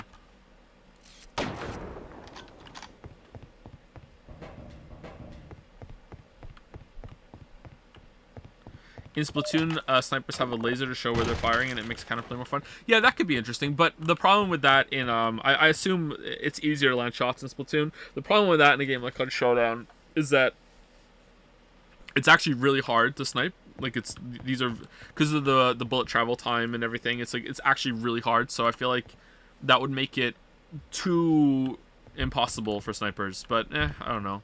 I'm okay with that, actually, because fuck them.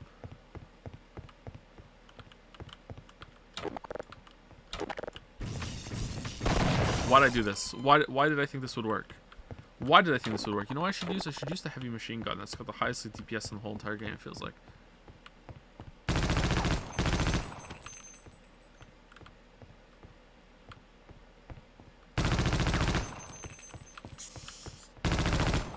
Did you see Dan Olson's video on why it's rude to be bad at Warcraft? I've tried to watch his videos before and I don't really like it. So, you know, like, something about his style just I don't enjoy. But if the video is about what I think it is, then I agree with the premise for sure. Yeah.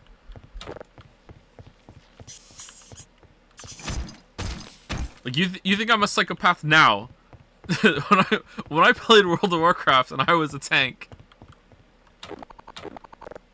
I don't know if I've said this on stream before. Maybe I have. I'm not proud of this, okay? I'm not proud of this. But when I was playing World of Warcraft and I was a tank and I queued into a 5-man, I would inspect everyone's gear, and if it wasn't gemmed and enchanted, I wouldn't pull until they harped out and got gems and enchants.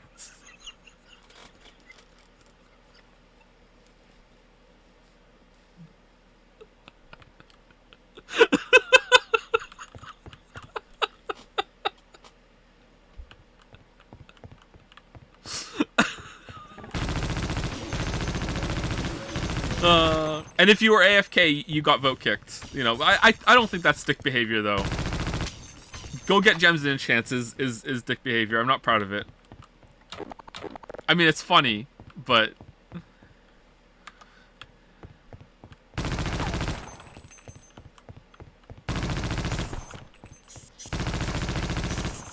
also, if you pulled for me, I would stop pulling.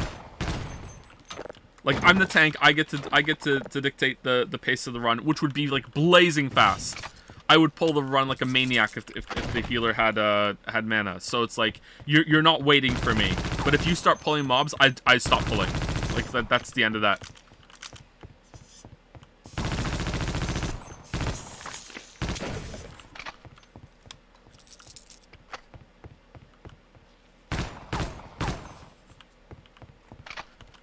Joe, would you pull for me? I would, yes. Am I the asshole? I probably am the asshole in that regard. There were multiple times where me and Weeaboo Bill would end up in fucking like 5-man standoffs where I would just like, no, this guy's a dick. We're vote kicking him. He's doing like 2k DPS. Everyone else is in like fucking like 15k. Like, no, we're vote kicking him. And then the other DPS would form a union, and because Weeaboo Bill was the healer, so like the DPS would form a union, and they'd be like, no, we're not voting the low DPS.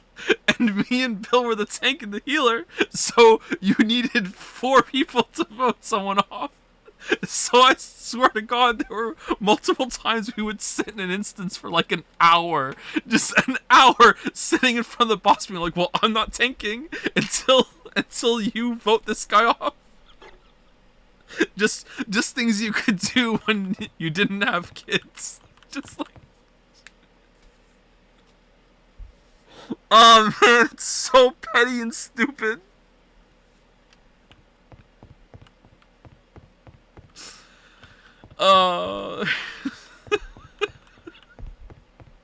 That's what MMOs are about, I guess so, yeah.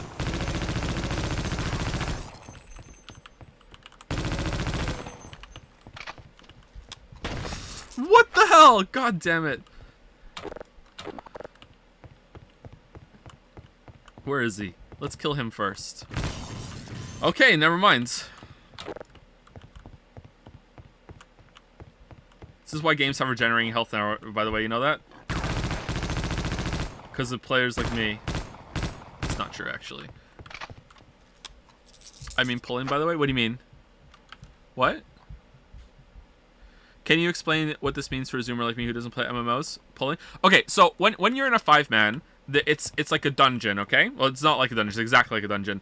And there are lots and lots of monsters in groups around the dungeon, and it is the tank's job to have them all attacking him.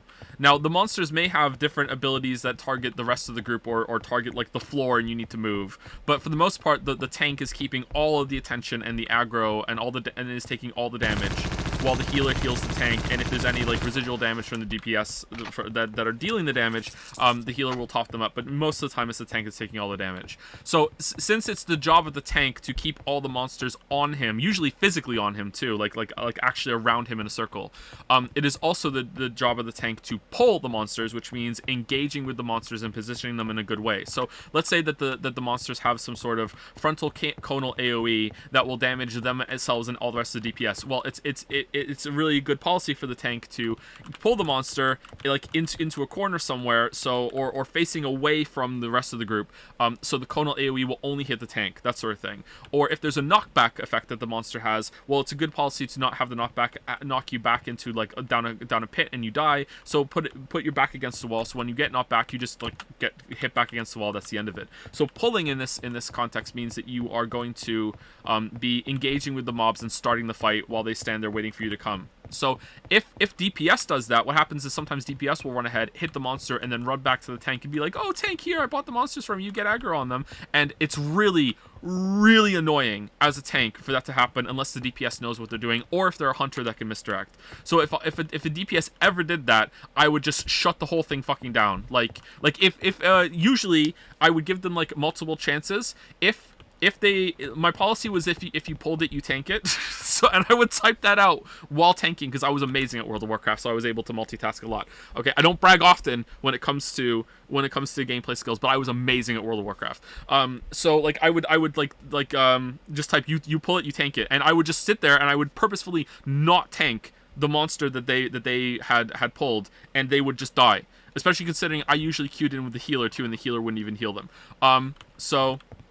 Yeah, and if they did it multiple times and they didn't learn that lesson, then I would just like, you know, I'm gonna pull this car around. I would be funny about it, like I would make jokes. I would be kind of jovial at first. I wasn't like an asshole right off the bat. You know, like if someone, usually I would inspect someone if their DPS was low, and if I saw they didn't have gems and enchants, then I would say go fucking gem and enchant your gear. But like if their DPS was high enough that it never occurred to me to even check, then you know, why would I?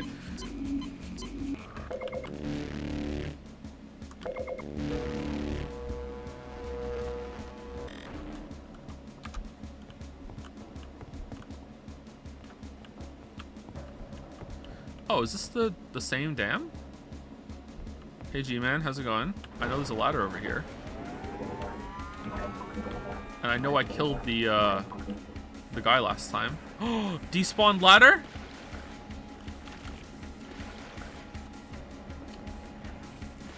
Did I bubble hearth though? No, I didn't bubble hearth, no.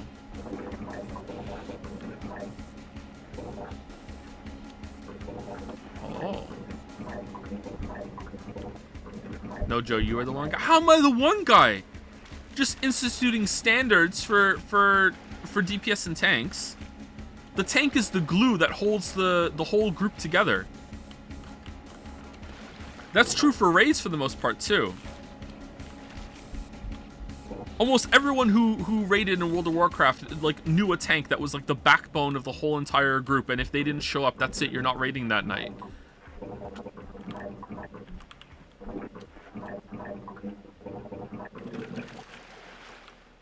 Typical ego tank? Yeah, you deserve it.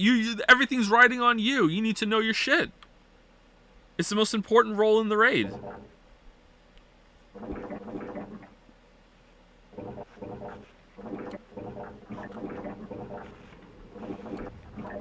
Maybe it's not anymore.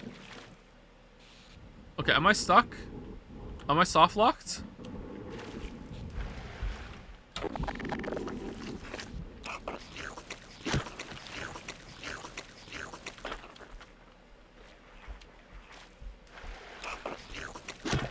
WoW has chilled out a bunch. Has it really? I thought the raids were getting like more and more complicated every single tier.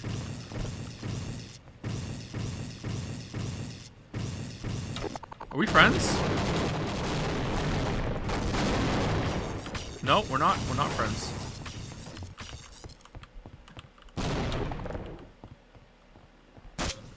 Oh shit.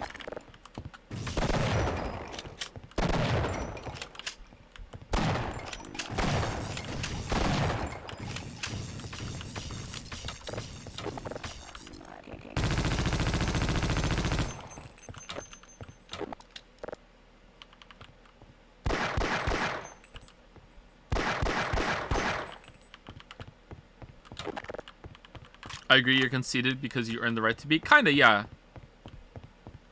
I mean, it's only in the game. It's not like, you know, I'm walking down the street, like, thinking, yeah, they don't know I'm a tank in World of Warcraft. Respect me. I don't do that anymore. Oh, it's gone. Okay.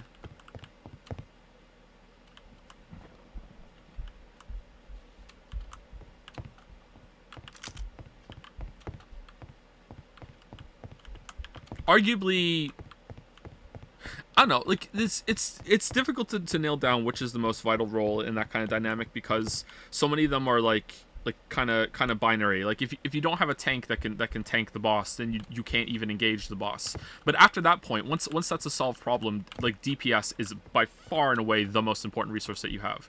To the point that when I was raid leading, like, I would have accepted I would have accepted a mediocre tank over mediocre DPS, because with a mediocre tank, eventually you're just going to get to the point where you can get through it. As long as you can pull the boss and get through it, it's fine. Whereas with, like, amazing DPS, you can just blast through phases. It just makes everything so much easier.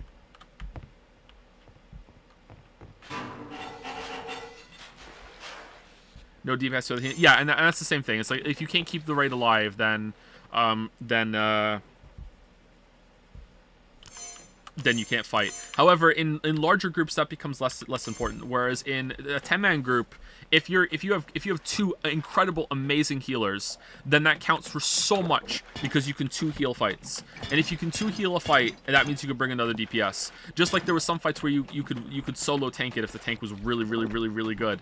And just having that extra DPS is just so good, and it helps you so much for getting through encounters.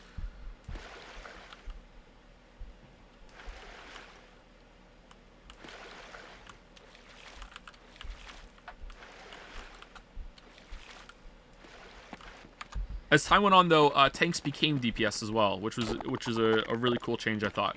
Like, there were some fights where the tank could be number 1 on the damage charts, because of how was it Vengeance worked? Like, the more damage you take, the more damage you deal, and also just a lot of DPS gear could go over to tanks as well.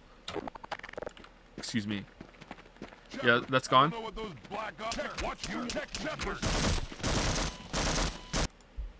Shepard, I don't know what those black ops are up to, but it doesn't involve getting us out of here alive. Watch it, sir! Watch it, Shepard! I'm one of them. I'm a scientist.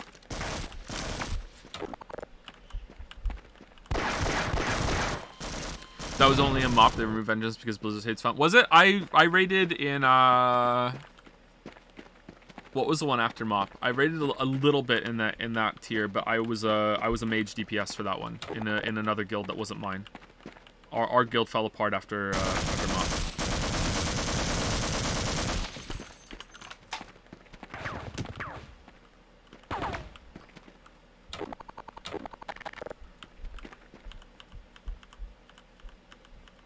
But I only did the first tier in Warlords of Draenor.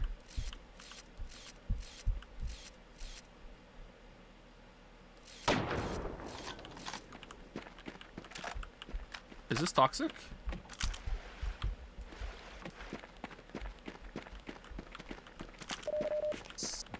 Guild fell apart after Joe kept banning people. I didn't ban people in my own group. What are you talking about? No one in my group was like that.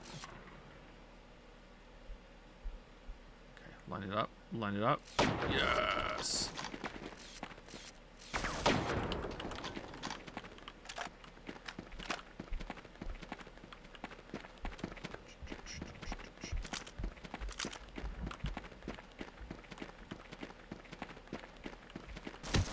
Whoa, whoa, whoa, whoa, whoa, whoa, whoa, whoa, whoa. Oh, what the fuck? Where did you guys come from?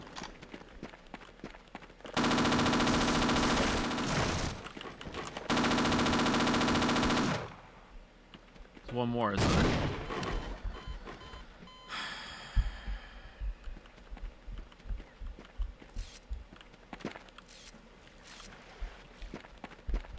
Oh, you can tap it instead of holding it down. That's the issue. Okay.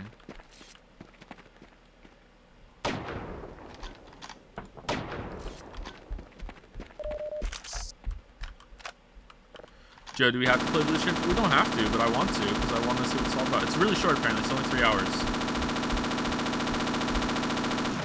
What do you want to do instead? Play Half-Life 2?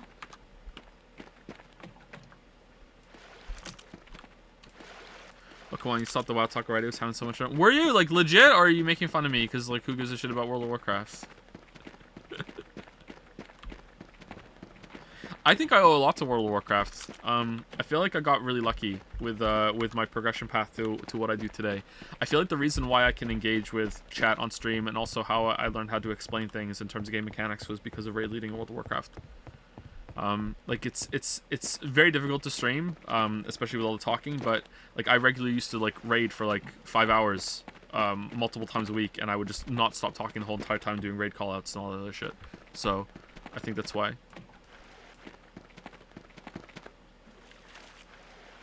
The only thing I got from WoW was some personal management skills and a wife. Nice. Nice. Where am I going? Does this have to explode? There were a lot of couples that met on World of Warcraft. We had some couples in the guild for a while. Some of them were really bad.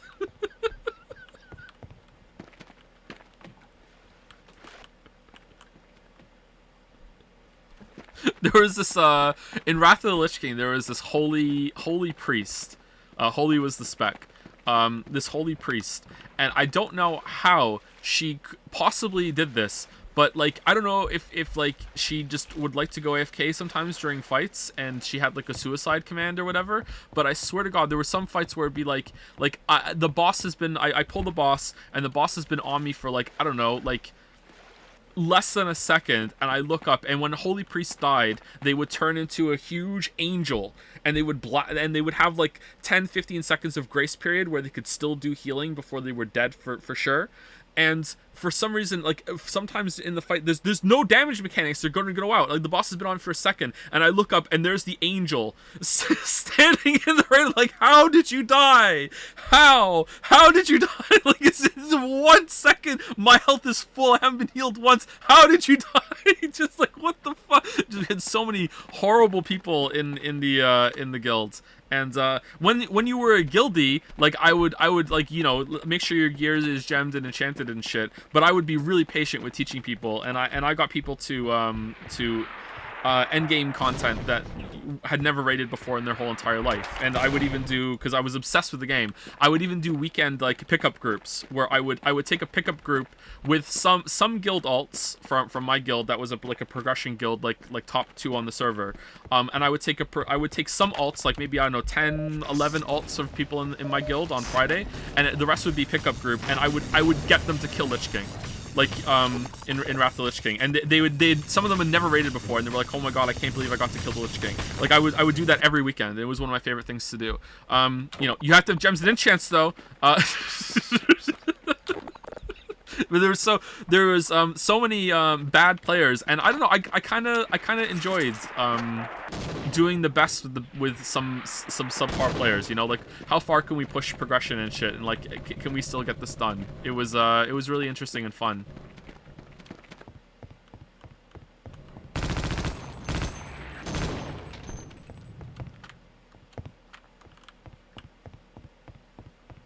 Would you consider streaming an MMO? Is that something you quit forever? I didn't quit them forever. I just don't have time, and like it wouldn't be fun to stream an MMO like for progression or rating or anything like that, because that's a huge long-term commitment. But if we ever do all the Final Fantasy games, I will stream through the story mode of or see all the story of Final Fantasy 14. Because I hear the story and that's really good, and that would be part of the Final Fantasy experience.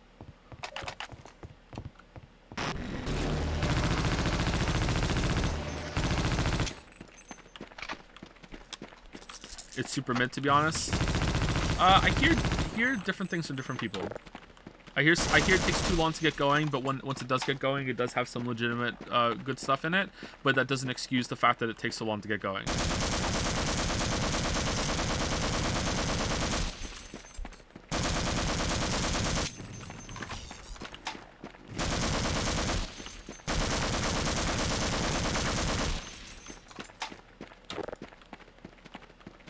It's good for an MMO story. See, I hear that it's good even for a Final Fantasy story, which honestly, admittedly, isn't really saying all that much, is it? You know, like some of the Final Fantasy stories are pretty good, but some of them are kind of so.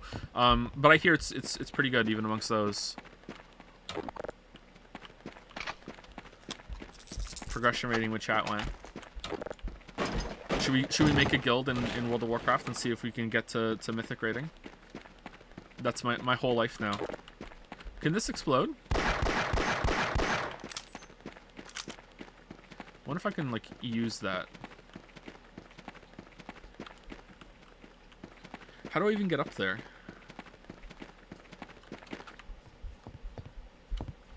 It's a water tower? Yeah, that's what I thought too, but it's red, so my brain thinks it's a fuel tower. Despite not being your fave, what do you think of Final Fantasy VII? Mostly positive on it, but I've never played it by myself, so... I've told the story on stream before. Final Fantasy VII is a game that I played at different friends' houses because I didn't have a PlayStation. So I would see like the beginning of the game with one friend, and I would see the middle of the game with another friend. I would play it a little bit myself. So I never got to play it all the way through by myself at all. And then when I did get a PlayStation, I felt like I already seen that game, so I didn't ask for it. And it's also super long. So yeah, but I like it. I have some fond memories of that. Did you roll loot during raids? No, we had a... Oh, God. I can't believe you just made me remember that. We had a DKP system. In Wrath of the Lich King, we had a DKP system in whatchamacallit? In Miss Pandaria, because in Wrath of the Lich King we were 20, it's 25 men, right? Was it 20 or 25? I think it's 25. 25 men in Wrath of the Lich King, and in Miss Pandaria we were a 10-man group. Listen, we're holed up across the mortar field, but we're pinned down by a group of black ops. We'll open the bunker door, but you better get over here quick. So in Miss Pandaria, 10-man group, and we did loot council. We just like we were a small enough group that we could decide who is this the biggest upgrade for, and in the case where there wasn't like a clear upgrade or a clear winner, we would just roll for it, or someone would be like, you know what, you can have it, it's fine. We were a pretty tight knit group.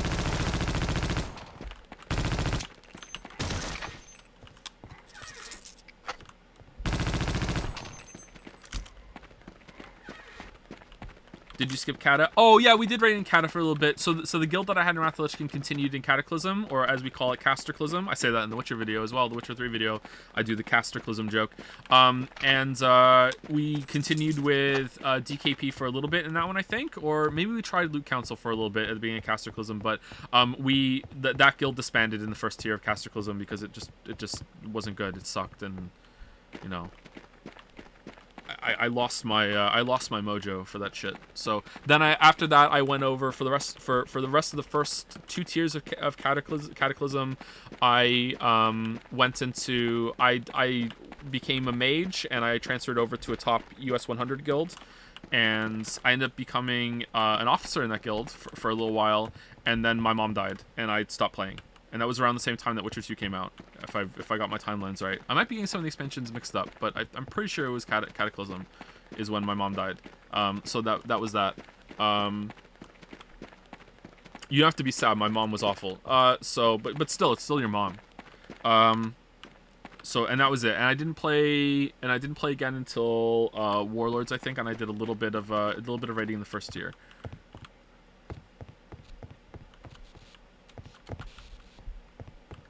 DKP, if you don't know the term, is DKP still used? Wait, hold on, what the hell? Oh no! DKP stands for Dragon Kill Points, and I think it's a system that was used in EverQuest, and because World of Warcraft was really like a better extended version of EverQuest in a lot of ways. A lot of those systems that came from raiding in EverQuest came over to World of Warcraft. I've never played EverQuest. So Dragon Kill Points is basically a currency system that the guild does on their own, like outside of game. It's not something that happens in the game at all.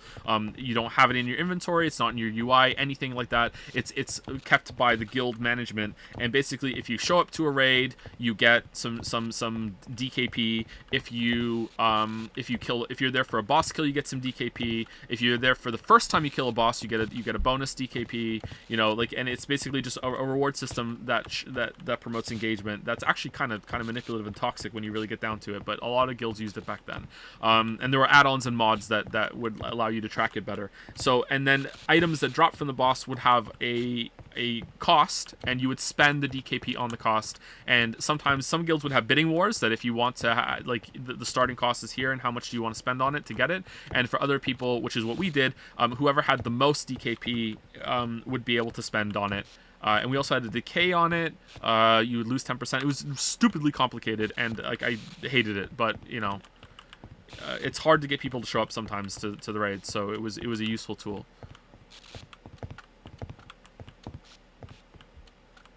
Whoops.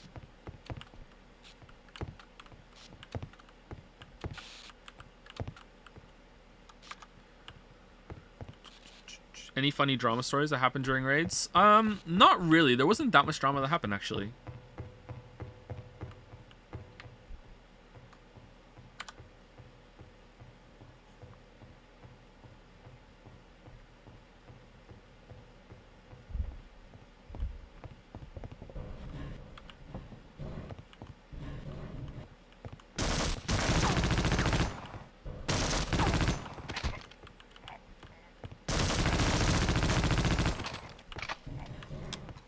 Our healing officer made one of the girls in the guild cry once. And I'm still not sure if I handled that right or not. So what happened was we were doing Ulduar in Wrath of the Lich King, all right? So Ulduar was raid tier 3. It was Naxxramas rerun for tier 1, then Ulduar, then the Colosseum, and then Icecrown Citadel. So we were in Icecrown Citadel tier, right? And that we were in the last tier of the expansion. And for whatever reason, we decided that we wanted to go back to see Ulduar. I think maybe we were getting fragments for the healing legendary, something like that. So we went back to Ulduar for the night, and we were just like blazing through it because it's such easy content. And there was an optional boss in Ulduar called Algalon. So this was the hardest boss in the raid, and you have to get a special item and do a bunch of different things and do the rest of the bosses on hard mode to unlock it. It's actually really fucking cool. I loved Ulduar. Ulduar is probably my favorite raid instance in the whole entire game. So we were going through the raid, and a lot of people really did not want to be there, okay? And this mage was one of them. So she kept saying, you know, we're not gonna do all the optional fights, right? And we're not gonna do Algalon, right? We're just gonna be in and out, right? So, and we're like, yeah, that's what we're gonna do. So then we went over and we beat the Council of Iron or whatever. I can't remember exactly what boss dropped it, but the quest item for Algalon dropped. So now, and she won the role for it, so she got it. And all of a sudden, she now was like, maybe we should kill Algalon. And the healing officer piped up on vent and said, oh, so now you want to full clear the instance and kill that boss. And she burst into tears.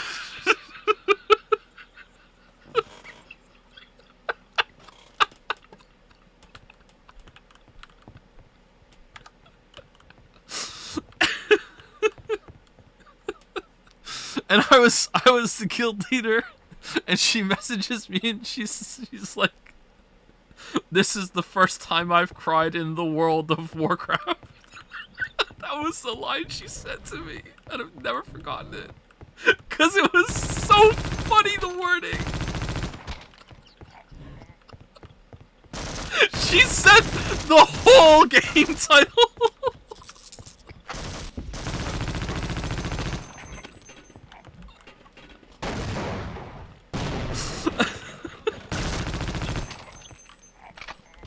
Anyway, so that's like the first thing that came to mind when you said drama.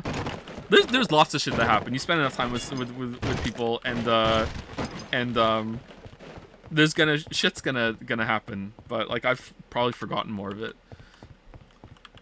How did you handle it? I was like, yeah, we're gonna do it. Don't worry, it's fine. Like, it's like I feel like the healing officer, he didn't say it like with acid. He just said it like kind of like he thought it was funny, So I have to like de-escalate and be like, it's okay, don't worry, and we did kill the boss, so it's fine, and it was all smoothed out. She was also the player. She wasn't very good. She was also the player. And she was not alone in having this problem. It was a really big problem with almost everyone in the guild. And this is one of the reasons why we petered out in Cataclysm. Was that people would use their mouse to click their abilities and their keyboard to move. And there was one warlock we had, and he, honest to God, used click to move.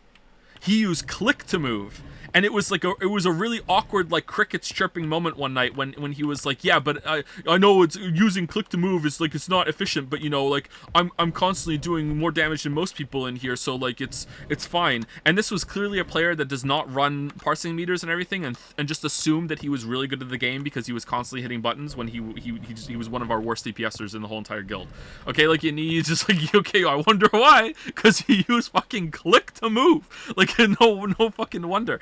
Anyway, so if you haven't played World of Warcraft, it is very much you have to use hotkeys. So all of your abilities have to be bound around WASD, or if you're really, really pro, and even I wasn't this pro, you move over to ESDF.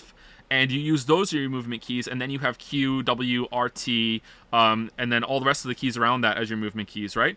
And you're supposed to use your mouse, because you can hold down right and left mouse button to move forward, and you use your mouse to turn, and that's really, really important. And then you use your ESDF or WASD keys for precise movement, for when you've gotten to where you want to be and you just need to tweak a little bit. And then you're constantly like hitting the rest of the keys as you're playing to use all your abilities. Some classes could get away with only having a couple of hotkeys, and some classes that were pure DPS classes had to have a lot of them. And this was really important to have like your interrupts on hotkeys as well. So we were fighting the last boss in Blackwing Descent. Which was I can't remember the boss's name, but there was this part where the whole raid arena filled up with lava, and you had to jump up onto these platforms, and you had to split the group into 3 groups, and you had to interrupt these monsters that would spawn, and you have to have like interrupt rotations with like two groups on each side. 2 teams on each pillar, so 6 groups total that would switch interrupts, because the cooldown of the interrupt that most classes had was longer than the cooldown of the ability that the enemies would spam. So you have to have these interrupt rotations. So like we kept failing on this fight at this point because people weren't getting their interrupts off, and I said, like what's the problem?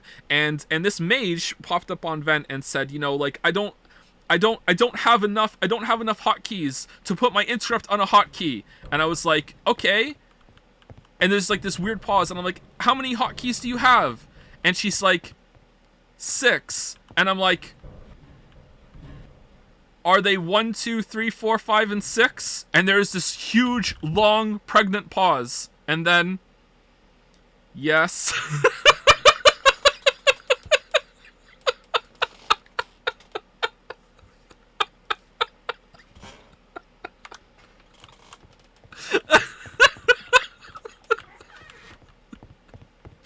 And then I spent the rest of the night teaching her, like, map a hotkey to Q, and to F, and to E, and to Z, and to X, and to C. Like,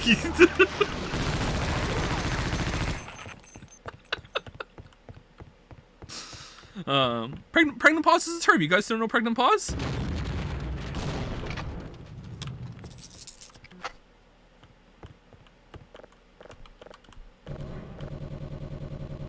Never heard that in my life? Really?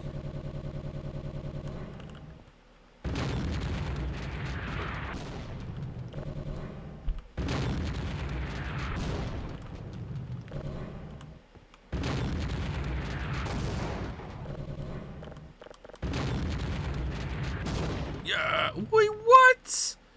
Come on, really? That so much looks like something that you could break.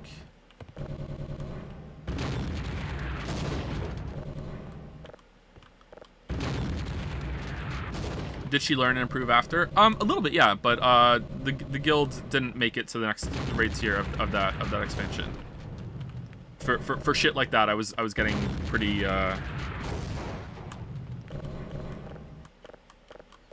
pretty upset. Okay, what am I supposed to be doing? I thought I was supposed to break the wall.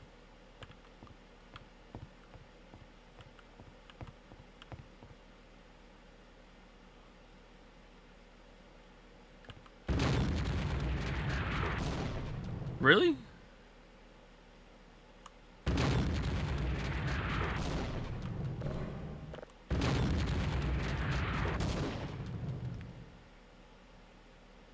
There's no way. It has to be that.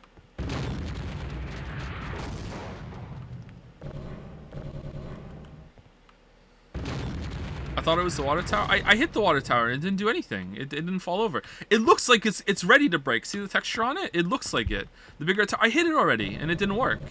Maybe I didn't hit it from the right angle? Like, I hit the top of it.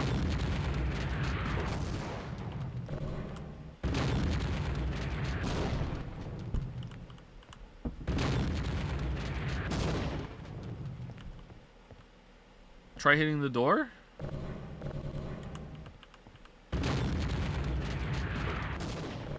I don't know if I can hit the door.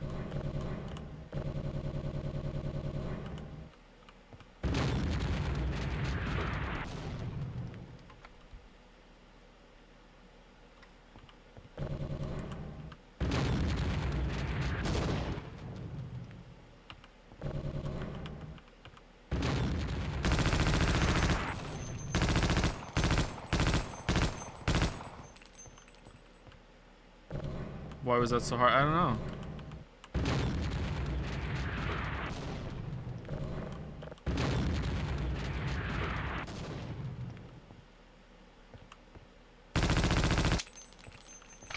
We also had a guy that was just absolutely convinced that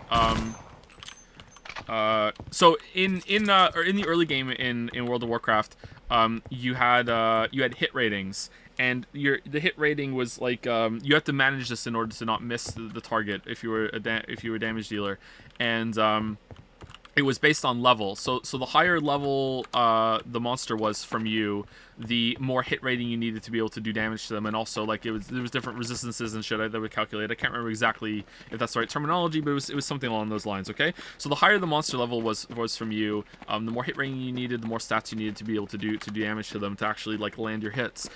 If you were drunk in the game, because your character would get like beer goggles or whatever, you would see it was like a cute little Easter egg that would lower the level of all the monsters around you, thinking that you could hit things that you're not ready for, even though there still are that level for you. And we had this like Retribution Paladin that was just absolutely convinced that if he was drunk the whole time when he was fighting, he would need less hit and he would be able to do more damage because the monsters were technically lower level on his screen, and he would just be constantly just wasted, you know. And it wasn't true.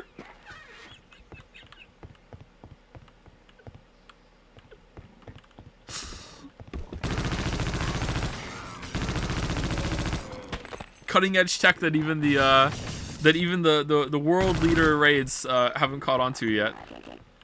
Oh man, that hurt.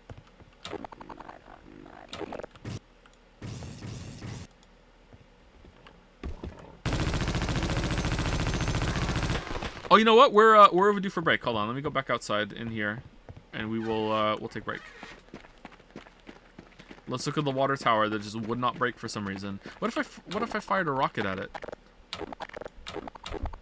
Oh yeah, I can now. Oh, I got another one, I guess. Oh, never mind.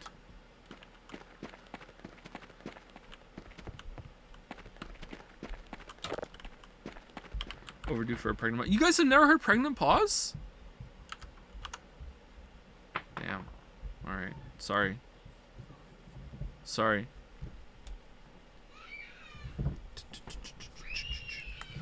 This reminds me of some guy who's absolutely convinced you can fire dual pistols faster if you come out of sprint and hunt shot. Now, if only that guy also had video editing software and like timed them and put them next to each other and confirmed it for himself. Ooh. Uh-oh, someone's upset. All right, be right back.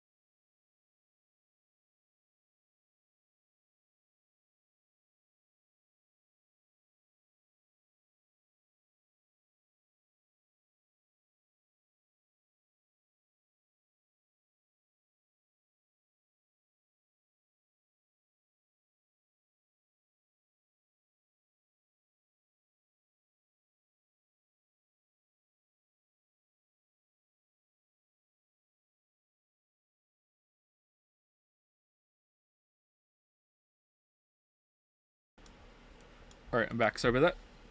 A little bit of drama upstairs. Drama llama.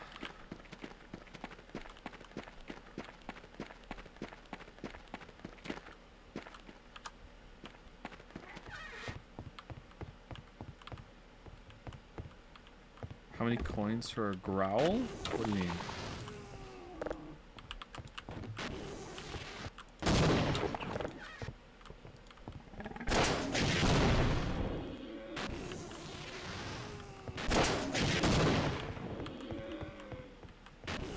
How many missiles do you take? What?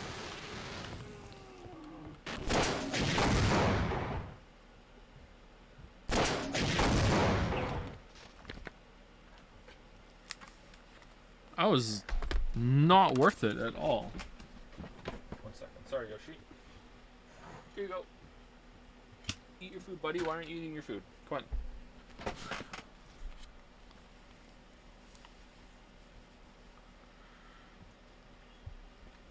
Are we still in this game? Yeah, but we're very close to the end, I think.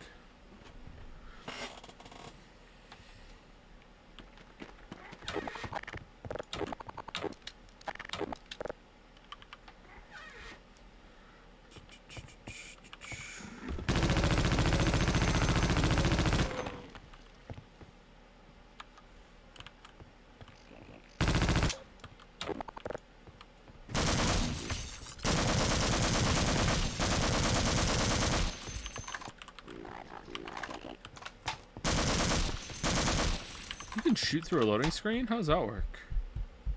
Oh, apparently it doesn't, because it won't, the thing won't explode now until I go through the load.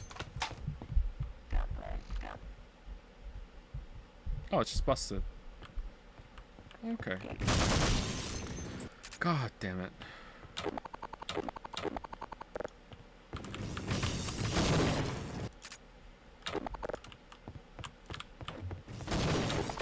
Why is shit so tanky in this game?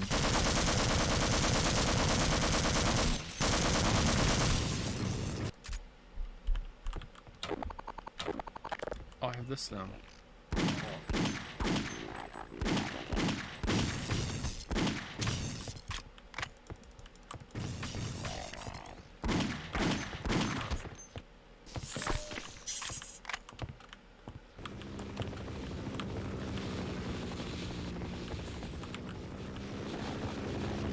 Helicopter?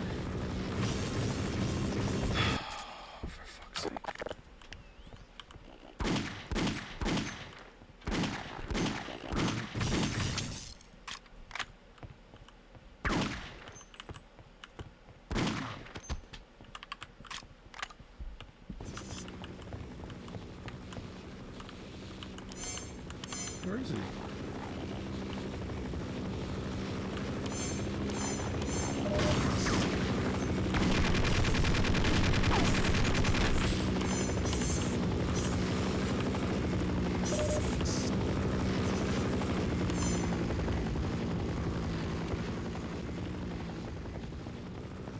You say things are hard to kill. Yeah, probably because I don't have access to the best weapon in the game.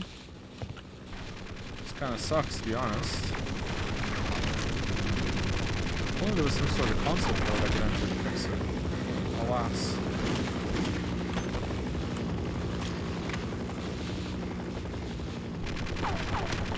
Whoa! Oh, why aren't we friends?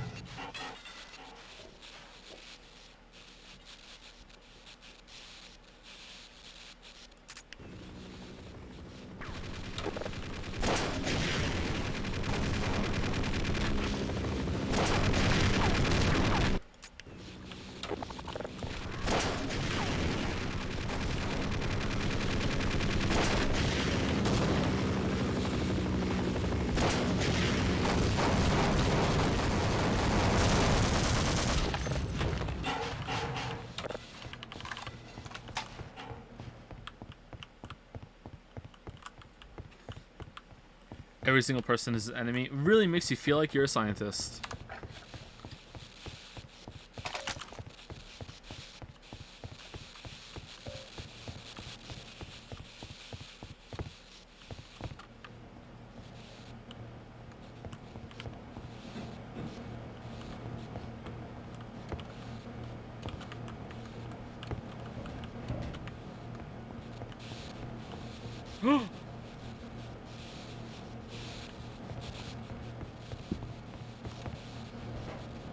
There was a ladder the whole time. Oh, is that where we go? Yeah, that's the way.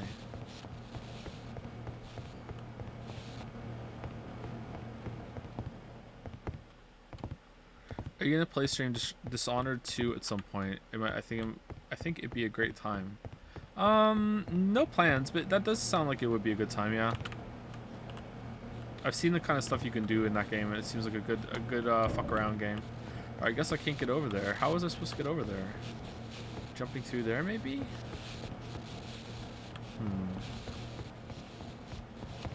I played the first one. Not my favorite game, but I did enjoy it. Are you gonna be playing Half-Life 2 on the hardest difficulty? I think so. I think Half-Life 2 has a more balanced hardest difficulty, right? I think I've beaten it on hard before, or at least I got somewhere through it on hard. I'm not sure if I beat it. I think I've only beaten Half-Life 1 all the way, Half-Life 2 all the way through once, actually, and I think my first playthrough would probably be on normal. But I have played it a bunch since then. I just never got to the end.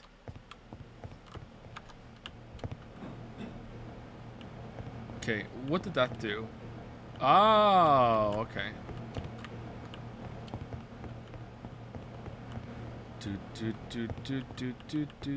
Game design. Game design. Ever played the Thief games? I have not, and they looked interesting. I like them conceptually. I don't think they would make fun streams, but they are very fun in concept to me. Even the new one looked pretty good to me. Like, I'm sure it's not as good as the old ones because usually people write about that sort of thing, but it looked interesting.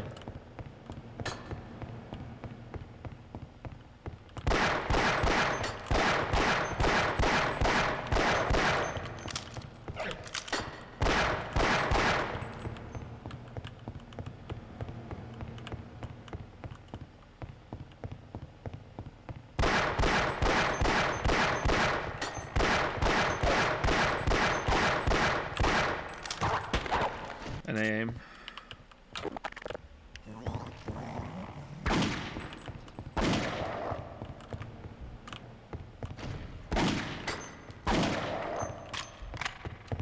Got Jeff. So true, chatter. So true. Alright, we need a security guard to come here. Oh, you need me to open the door for you, eh? Alright, I could do that for you. Let me just scoot right past you there.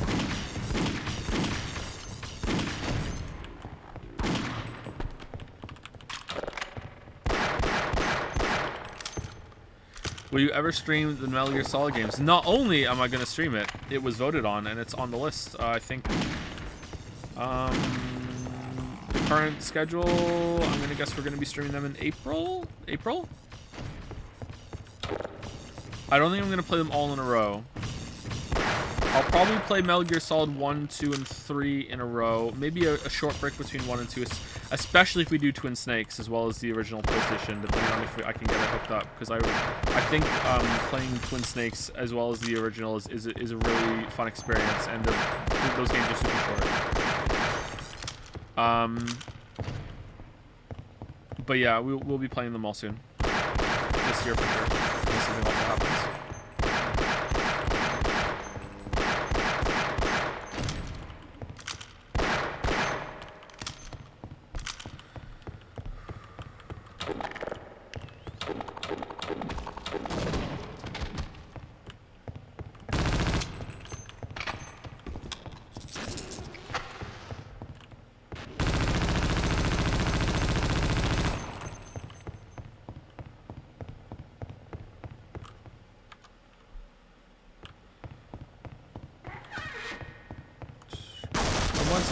The exposition, you dare kill my beloved henchman. I hate you now. If that was not clear, what game are you guys talking about?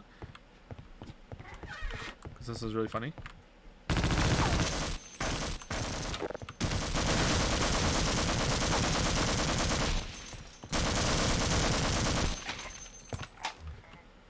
Dishonored 2? Oh, okay.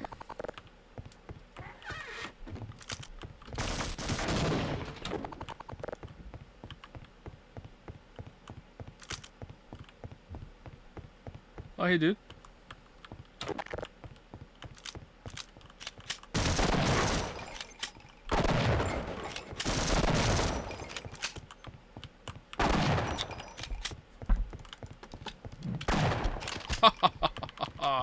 Nice kick, loser. I hope Fire Emblem Three Houses comes after Metal Gear. It does, yes. Fire Emblem Three Houses, I think, is last on the list. When Lily put together the order, that was my only suggestion.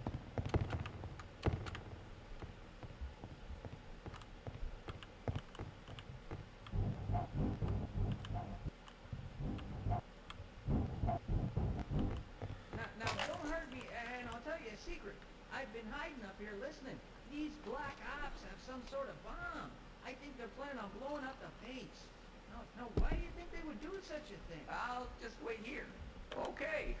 I don't want to die alone. Have you played all the Metal Gear Solid games? I have played Metal Gear Solid 1, 2, 3, and 4. I have not played 5. I haven't played Ground Zeroes. I haven't played any of the Peace Walker games, and I really don't want to either, but I'm undecided if we're going to do that or not. I prefer the ones where you're Solid Snake and not Big Boss.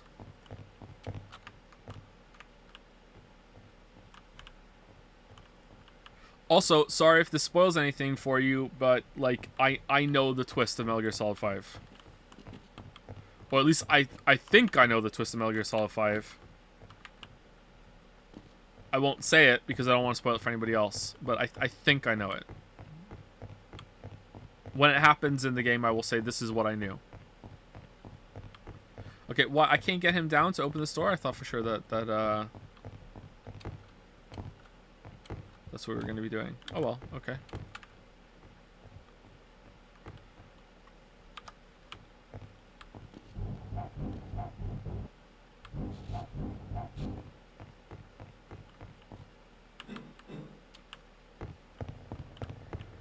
If it helps narrow it down for you, if you know the story, the twist I know is phenomenally fucking stupid.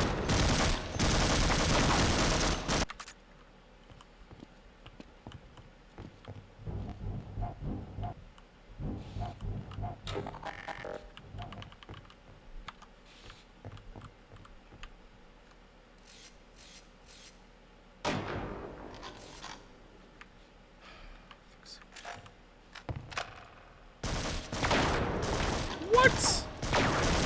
Oh, you're in the way.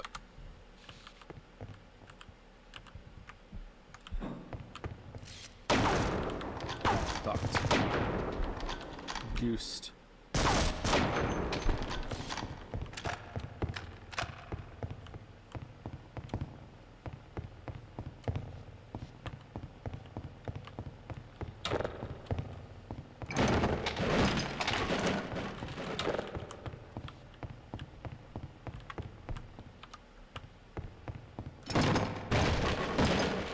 When you found out, were you ashamed of your words and deeds?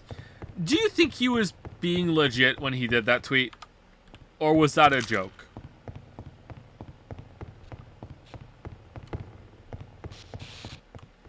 Are you crazy? I'm not opening this door until someone turns that bomb off. What bomb?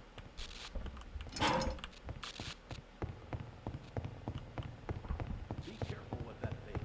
One false move and this whole facility is gone. I'm gonna go.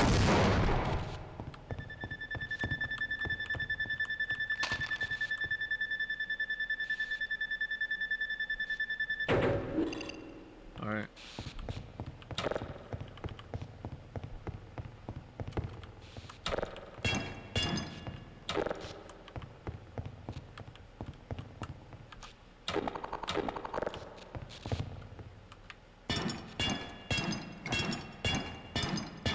It's not working this time.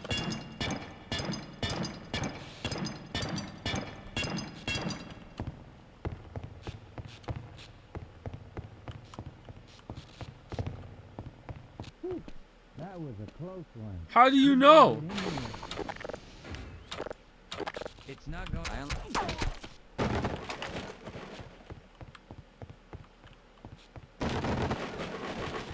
Clearly an agent of G-Man that he knew. He knew.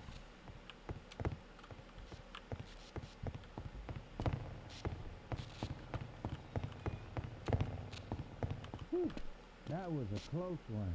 You better get in here. It's not going to be easy from here on out. The only way out is through the level 4 storage unit, but it's a mess down there. Why are your The teeth Black moving like Ops that? were using it as a staging point until the aliens came in. If you do make it through, make sure you have them come back for us. Yeah, we might stand you right. Oh, yeah. Oh, yeah, yeah. Oh, yeah, right. Oh, yeah. Oh, right. Oh, yeah. Oh, yeah. Oh, yeah. Let's get the hell out of here.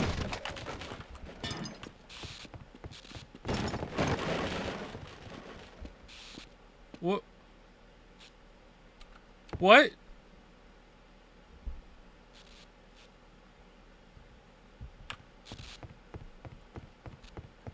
Jeff, no! Jeff, no! J-Man, no!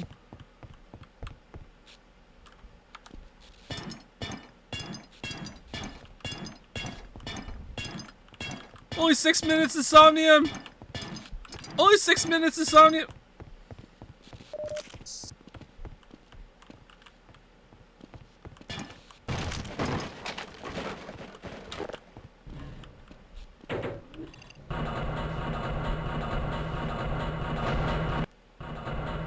Kaboom. Worlds collide.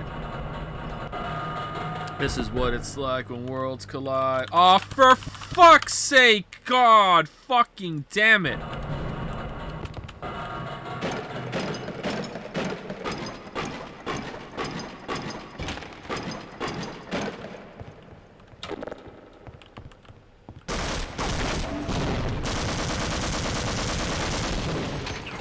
Oh, he cooked that grenade.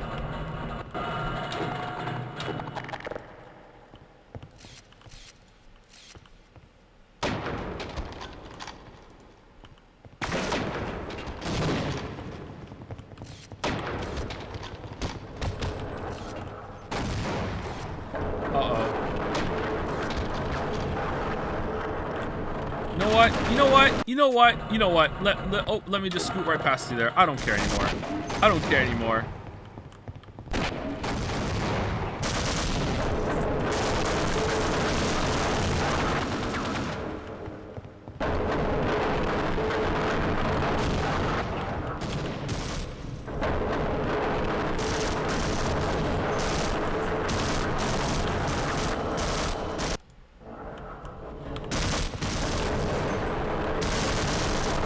You I will have to kill.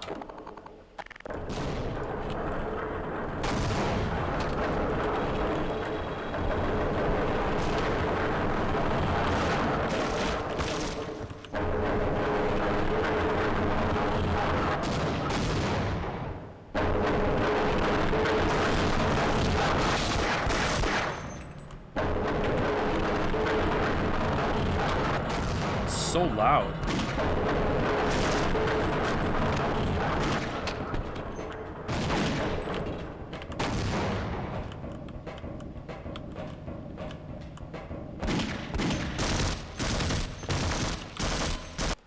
You guys all will have to kill it. Oh, god damn it.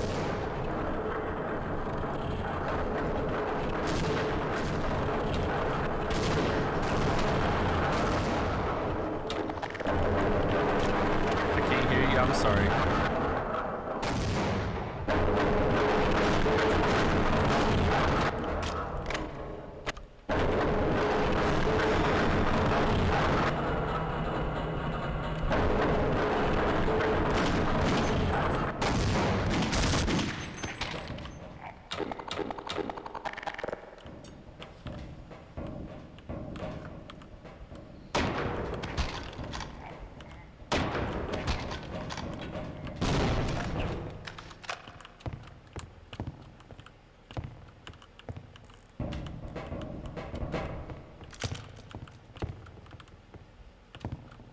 Sounded like a Metal Gear Solid sound effect there, didn't it? Best part and most memorable, nostalgic part of Metal Gear Solid 1 is, unironically, the opening when the Konami thing is on the screen and it goes, do, do, do, do, do, do. That is the most iconic part of Metal Gear Solid 1.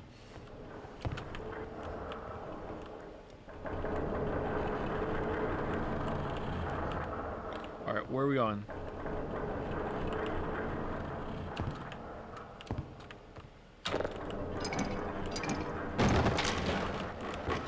Psycho Mantis. Psycho Mantis is kind of like a, whoa, dude. But, you know, as gimmicks go, it's pretty cool. A high D? A dud. She is Lady Luck.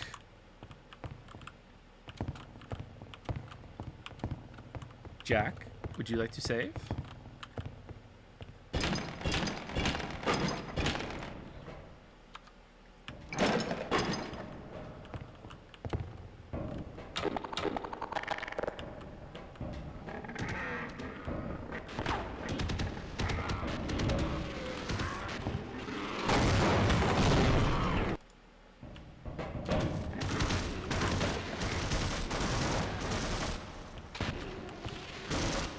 Oh, why? Why wouldn't you let me move?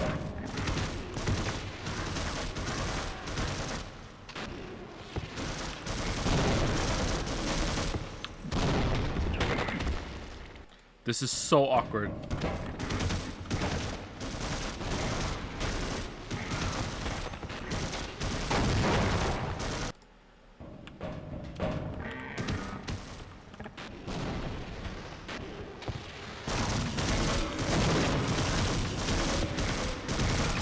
Oh, we did it. Okay, cool. Save. I'm not hitting the lamp. I was hitting the part of the box that the metal frame part, and it was fucking up my momentum when I was trying to jump.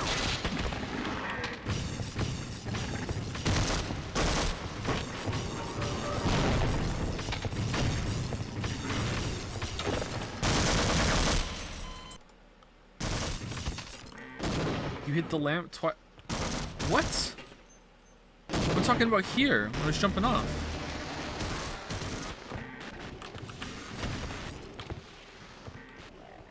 Twice as I was jumping, it would fuck up my movement because my feet were clipping the metal frame part of the box. Maybe I hit the lamp after that, but like to me the jump was already botched at that point.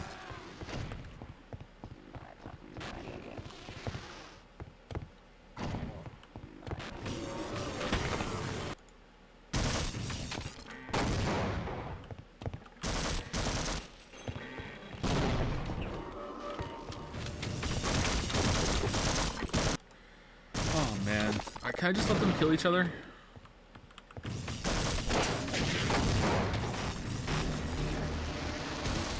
Seems like they're gonna just be spawning forever, actually.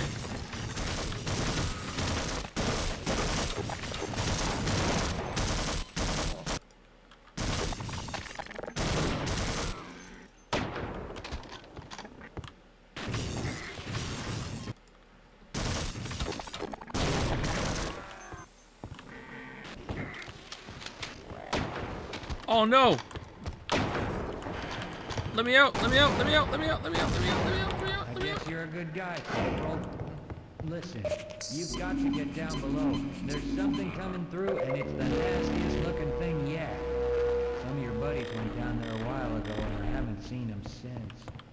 I've got some weapons I've piled up in here. You better take as much as you can carry. Good luck, Corporal.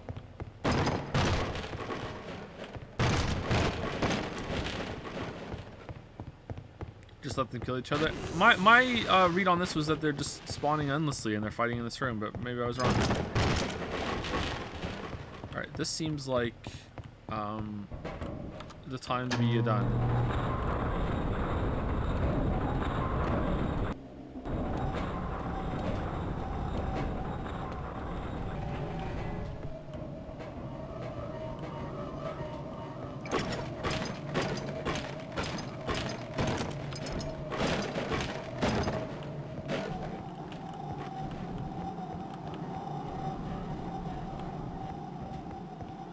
Joe, you shouldn't play Blue Shift? You'd rather I just didn't stream at all? Because that's what's going to happen if we don't play Blue Shift.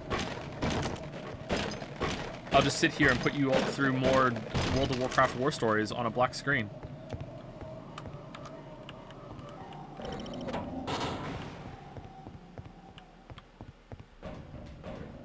Oh.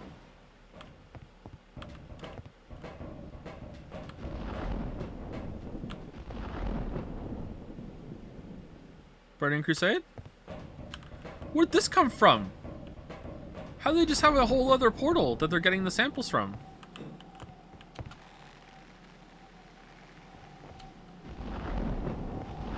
Ooh, full heal.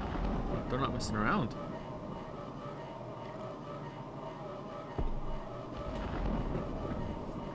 Oh, it heals faster this time. That's nice.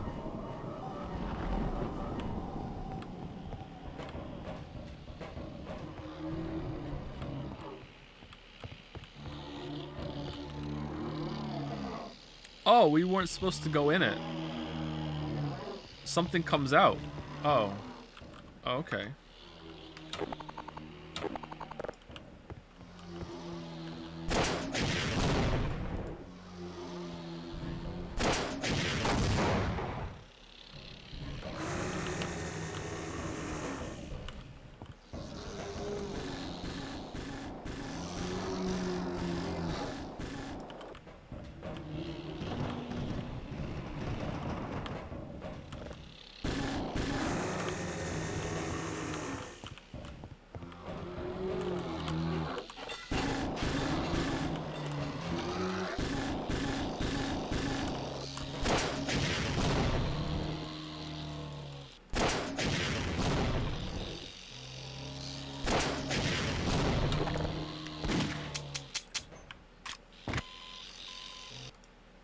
Okay, so we don't go in it.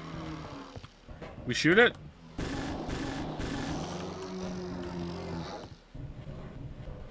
It doesn't feel like it's taking any damage to me is the problem.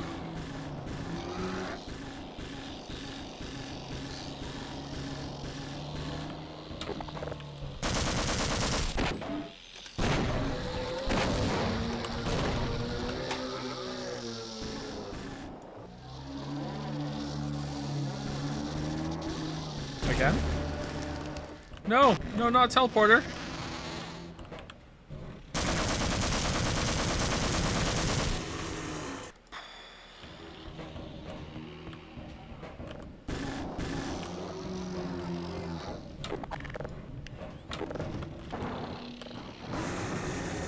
It's Afraid. It's Afraid. That's a great movie, isn't it? Starship Troopers, in case anyone doesn't know. It's a great movie.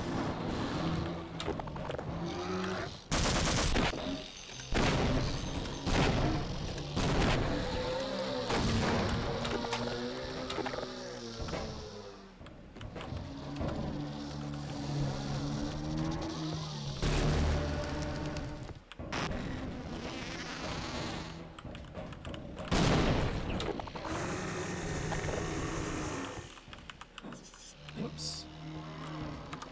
Scumbag quick save. Oh, God damn the ladders.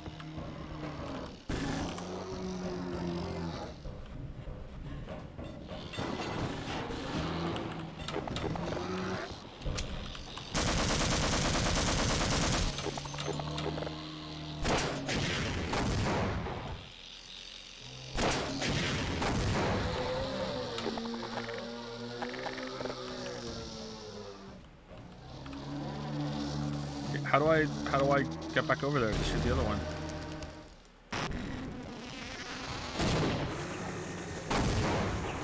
Awesome. Just awesome, awesome.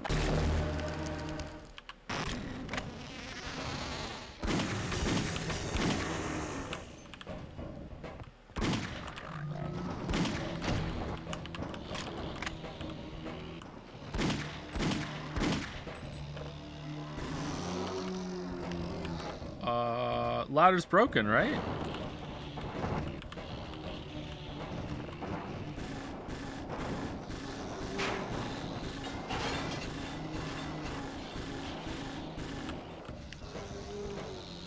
Oh! God, I forgot I had that.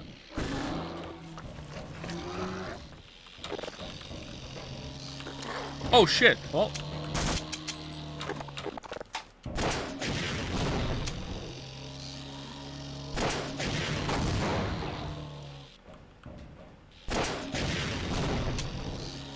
How is this not hitting it?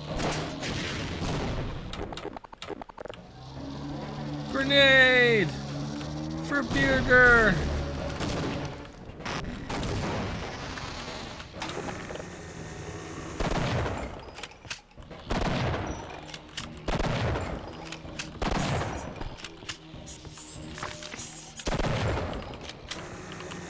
Okay, I didn't do damage that cycle? Fuck that then. Fuck that then.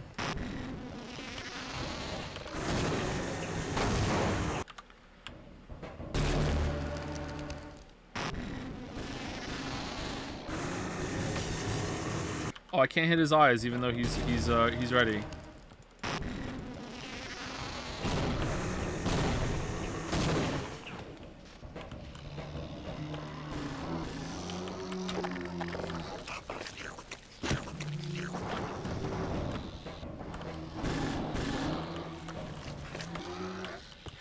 Oh, I didn't get him.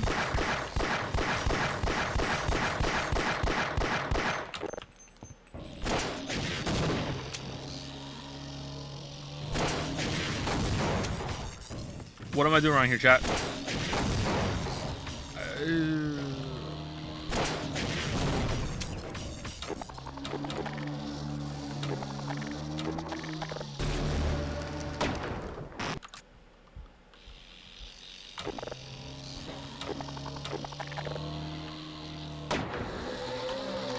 There we go, got him.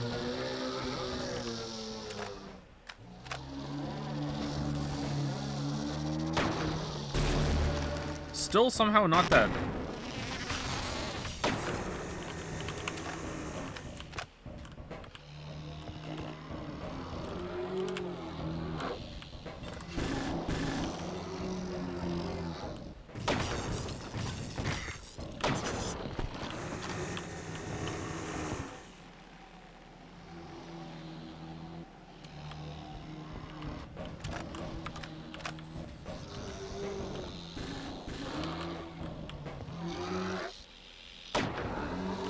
Now you're dead. We've done it. We've beat the opposing force.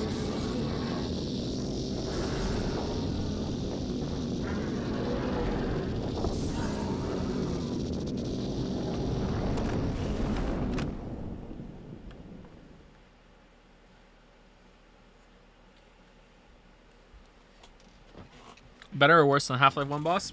I think better. If there was better conveyance on the Half-Life 1 boss, though, I think that would be better.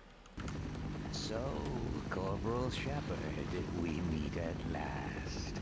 Please don't think that I've been avoiding you. A great many matters require my attention in these troubled times.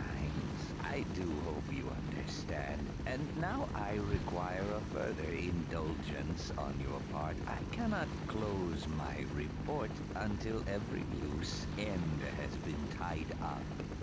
The biggest embarrassment has been Black Mesa. When do we get to play as G-Man? That would be a pretty good game, right? Tying up all the loose ends. Hitting people with your briefcase. Okay, what do you want me to do?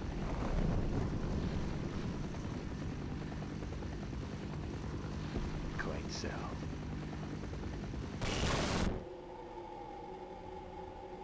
But there is still the lingering matter of witnesses. I admit I have a fascination with those who adapt and survive against all odds. They rather remind me of myself. If for no other reason, I have argued to preserve you for a time. While I believe a civil servant like yourself understands the importance of discretion, my employers are not quite so trusting, and rather than continually subject you to the irresistible human temptation of telling all, we have decided to convey you somewhere you can do no possible harm, and where no harm can come to you. I'm sure you can imagine there are worse alternatives.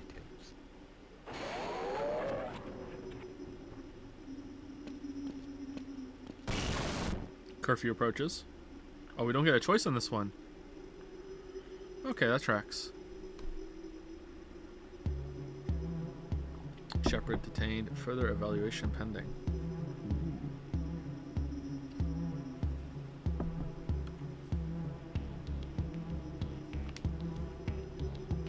Half-Life opposing force. And we never saw Shep again. Okay, hold on. Let's be a little fair right now, okay? We've only ever seen Gordon once more after this too, okay? It's not like there's been like acres of Gordon Freeman, but like no Shepard.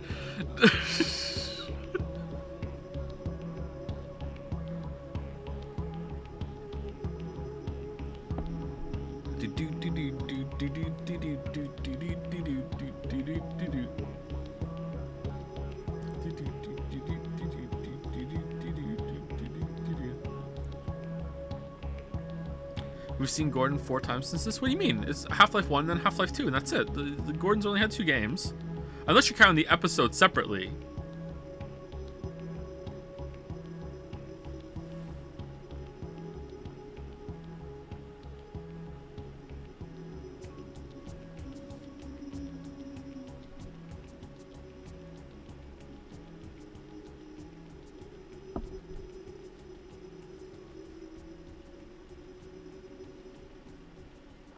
Thank you so much for all the spoilers for Alex, a game I have not finished. Thank you, chat.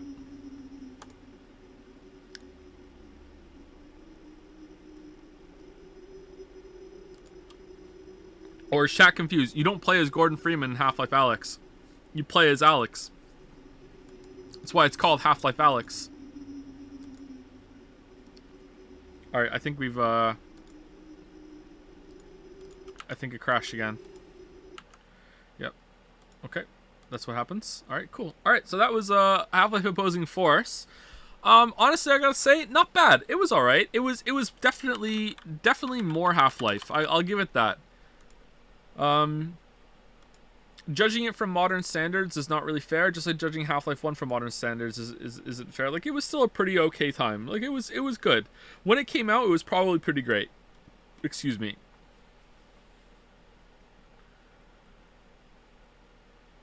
Better final boss? I think so, yeah. I think it has a better final boss than Half-Life 1, but it still wasn't great.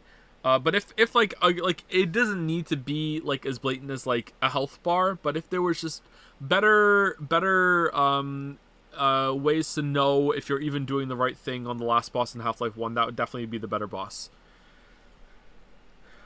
Like the yellow lights around it probably should be enough, but it seemed that even Chad agreed that it wasn't. So that's a pretty good sign that even though it is obvious in retrospect, it needs to be. It could have been handled a bit better, I think. Thoughts on the weapons? It's the only Half-Life where wacky alien weapons fall out. I like it. Well, I barely used them because they didn't feel all that fun to use for me. I think if they could have done them. Well, also one of the gun I didn't even get to fire because it was broken. I wonder if there was a game there where they could have forced you to use them instead of using the conventional weapons. That might have been fun. I don't know. The lightning one was pretty good because it had infinite ammo. Out of 10? I don't know. I don't know how to rate that out of 10. Like it's so old. It's so hard to tell.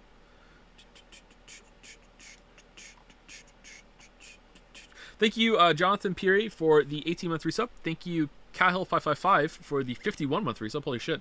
Thank you to 3D is PD, for the new sub. Welcome. Thank you, Jamie Yumi, for the 3-month resub. And thank you, TFK365, for the 31-month resub. Thank you very much.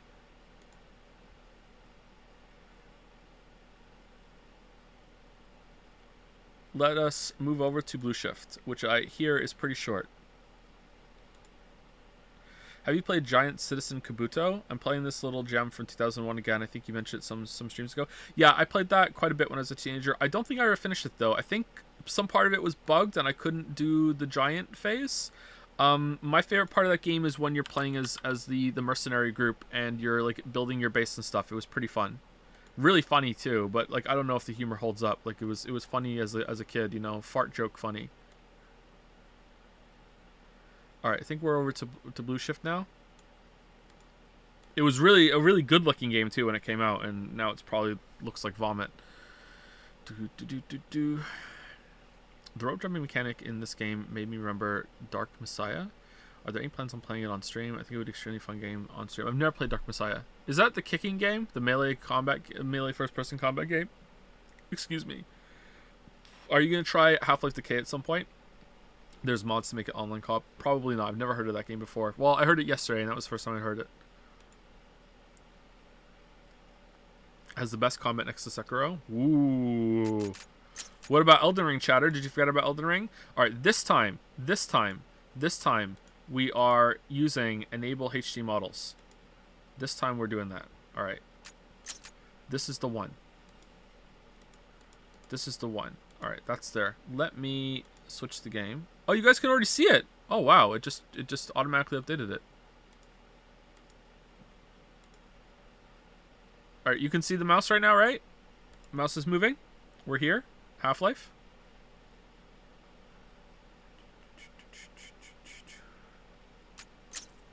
Okay. Oh. Good morning, and this doesn't welcome bode to well. the Black Mesa Transit System. Fucking. Auto aim? What? Well, that hasn't been working. This automated train This automated train? Matt Armstrong. The time is 8:42 a.m. Current topside temperature is 91 degrees, with an estimated altitude of 120 Mesa combat is maintained at 68 degrees at all times. This train is inbound from the Area 8 topside dormitories to the Central Transit Hub in Area 9. Please keep your limbs inside the train at all times. G-Man? Do not G-Man, the lab coats can come off? You don't wear them at home? What? complete halt at the station platform. There's laundry here? In the event of an emergency, passengers are to remain seated and await further instruction. If it is necessary to exit the train, disabled passengers should be evacuated first. Please stay away from electrified rails and proceed to an emergency station until assistance arrives. If your intended destination This was, as far as I know, meant to be a Dreamcast exclusive game. What is the lore around this game? It was made by fans, made by Gearbox, maybe made by Valve, maybe adopted into the trilogy, maybe canon, maybe not, maybe DLC, maybe not, maybe a console exclusive, maybe PC, maybe not even cost too much, didn't cost anything. This game is just so much information about it. We need Professor Helper here. What the fuck is this? On the origin of that new sensory, I am not sure. I believe so. That's cool. I'd eat there. I'd eat a Big Tony's Pizza. If you wish to transfer to the Sector B or C medium security lines, Go. you may do so before you reach the Central Transit Hub at the Area 9 security checkpoint. Access to the medium security branch of the transit system is for employees of the Black Mesa Research Facility and authorized reflections. visitors only, and requires that you wear your security badge at all times. Did we really need another tram? Alright, here we are. This is us. This is us. This is me. Hell if I know. Friends like you. Man. Hey, Calhoun. Looks like we're in for a long day today. Have a good one, Calhoun. No! Subject This train B. is now Calhoun. transferring to the Sector C line Barney? of the transit system. 2 years, Marston This is College, a medium undecided security major. area Yep. Of the Black Mesa facility. Be sure to wear your identification badge at all times. Security officer. About that beer I owe ya.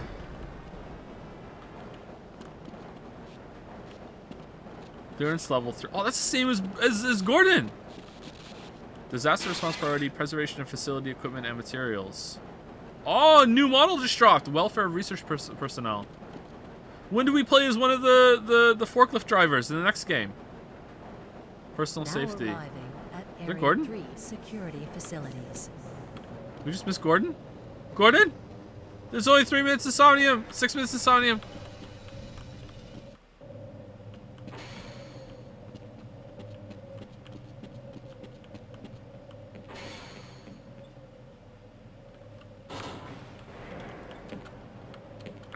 Aw, invisible wall?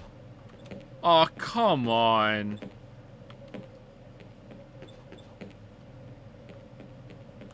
Oh, we're the guy that we saw at the beginning. That's nice. Gordon! Only 6 minutes in Somnium, Gordon! Gordon! Weird glasses. Why does he look like Max Payne?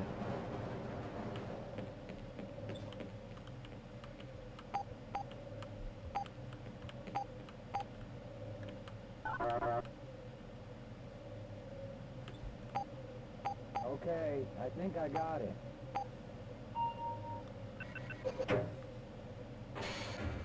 Sorry about that, Calhoun. We've been having problems all over the facility this morning. Success! System crashes, Haha, security science. malfunctions. It's a wonder this whole place hasn't shut down yet. Nice foreshadowing. I get so much enjoyment out of my little head movements with the camera when we play first person game. Like, like I'm so easy to amuse, man. Whoa, here we go. Nice of you to show Hey. up this morning, Calhoun. Yeah, I know. Problems with the access system. Hope you're ready for a long shift. A blue shift. Blue with a bunch of U's. Alright, is this it? Okay. I can't access my files. I can't answer my mail. I haven't even been able to get into my office. I know, sir, I know. We're doing everything we can to get the problem under control. Just give us some time to... Time? I don't have any more time. If He's I'm old. not able to get my report to the administrator in the next hour, then my job will be in serious jeopardy, and I'll make sure that mine is not the only one. Please, it's don't,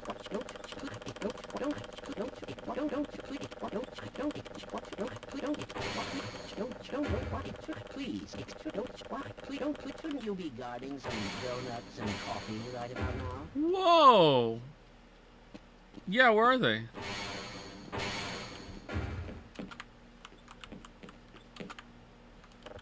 Sorry, Calhoun, I'm on duty. Counselor Ronnie reporting for duty. Did we miss something? Personnel facilities. Alright, we're not wearing the uniform already, right? We have to change into it? Hood. Lombardi. Hey, catch me later, I'll buy you a beer. Alright, you know I'm not Gordon, right?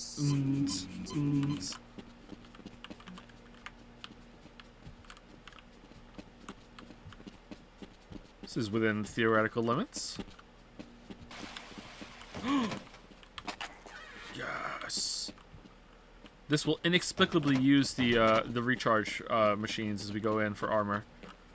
Inexplicably, somehow. Uh-oh, now what? Looks like some people are having problems with the main access lift in Sector G.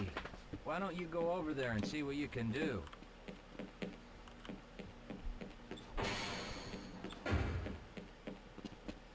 Sector G for G-Man. Why do we all have to wear these ridiculous ties? I don't.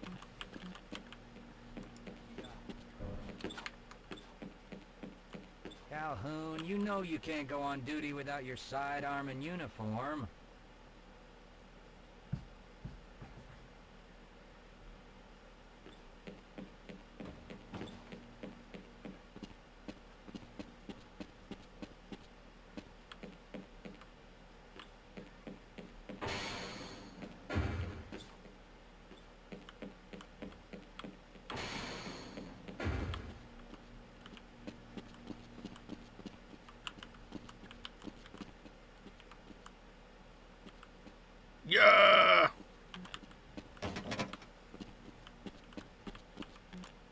Where is it? Oh, I have to go to the armory. Okay, it's not here.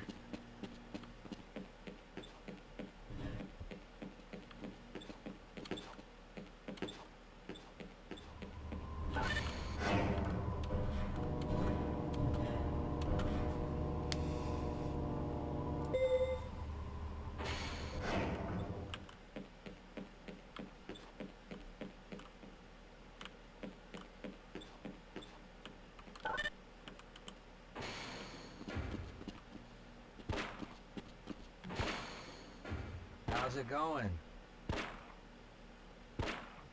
Here you go, Calhoun.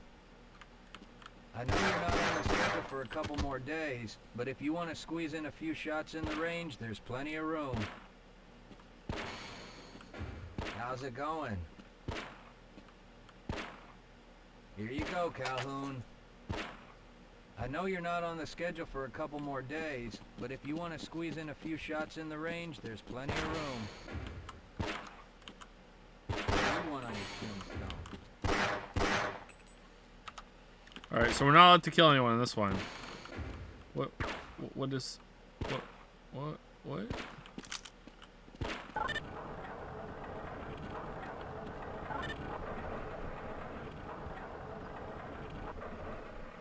My God, what is it? It's dough and a nut. Why are they called dough nuts? Did they all always have nuts on them before? Can I jump into the shooting range?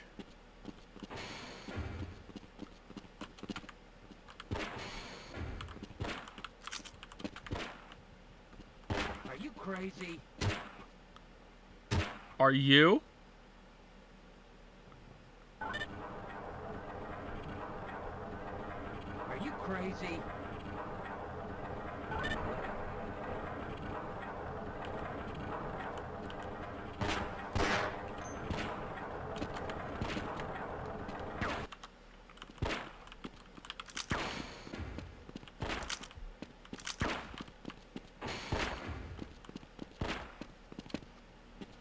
Only one HP damage. What is this, 9mm? I think it's because I have high armor. We lost a lot of armor.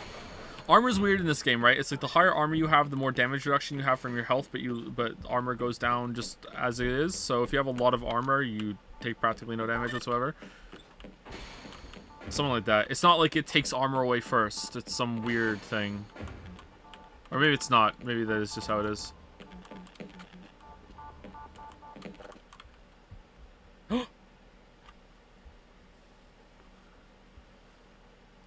Who the hell's that?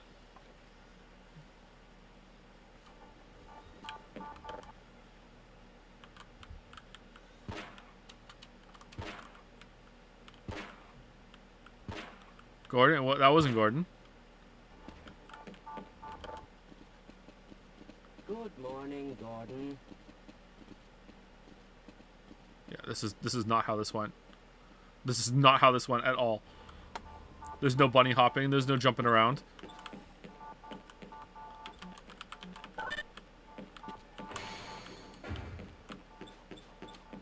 They missed a beat there. They really should have had him like, woo, woo, woo, woo, and the other guy being like, good morning, Gordon. No one's addressing it. They really missed a beat there. That would have been so funny.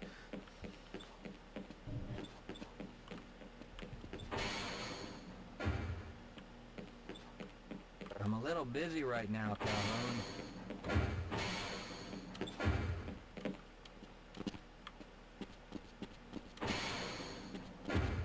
Alright, I'm ready for duty. Have a good one, Calhoun. Counselor Barney reporting for duty. Duty. Counselor reporting for duty. Duty.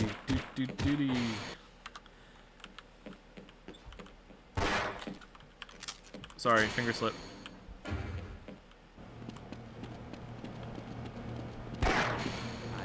Oh, I can't kill anyone in this run. What the hell? This is so shit.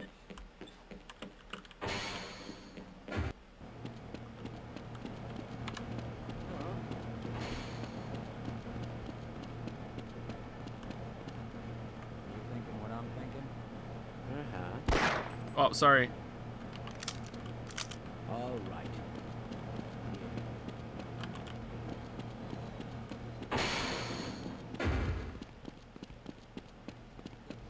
you're waiting for the tram to Sector G, then you're probably better off walking it. I overheard someone say that all the trams on this end of the facility are having problems. All the trams are wrong. Alright, I'll walk it then. I'll walk it. I don't care. I'll walk it. I can be Cotton Eye Joe.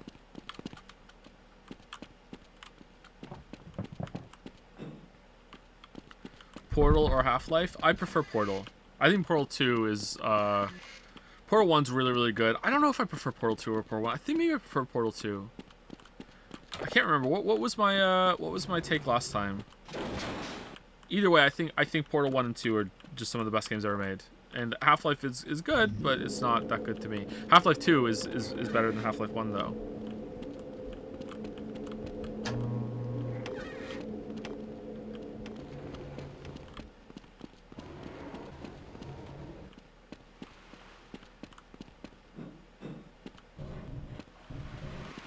Never ever Portal 3.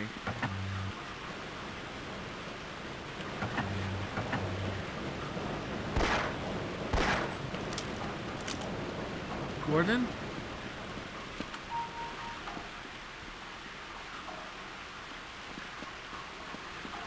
Which game would you rate 10 out of 10? Outer Wilds, probably Undertale, Chrono Trigger, Final Fantasy VI, Doom Eternal. I don't know if I would give Crosscode a 10 out of 10. Like close to it though. I love that game to death, but I don't think it's 10 out of 10. It's a little bit slow in too many parts, and it reuses a lot of assets in a way that kind of drags the variety down, but I still love the combat.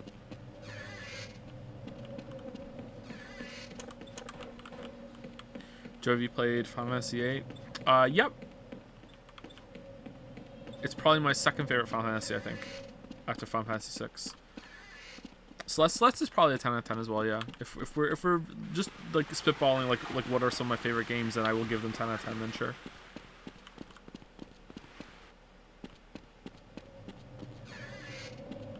Disco Elysium is a 10 out of 10. Your mom, believe it or not, 10 out of 10. Because she could take all 10. Let's go. Pay you people to mosey around Whoa. at your own convenience. Make this thing work. Oh dear! Shit. Well, it's about time. We don't pay you people to mosey around at your own convenience. Make this thing work so we can get on with this miserable day.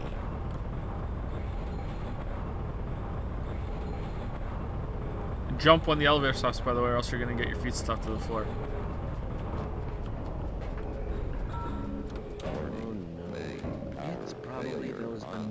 Materials people again. Yeah, probably. They're pushing their equipment too hard, dabbling in who knows what. I'd be surprised. Why do we just have the gun out?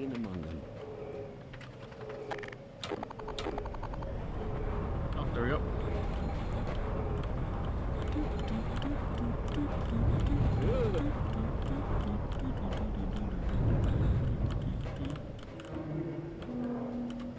Zero Time Dilemma, 10 out of 10.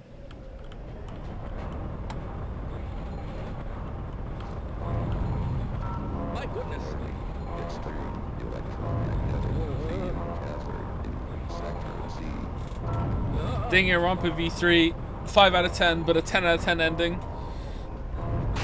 Oh dear! Oh dear!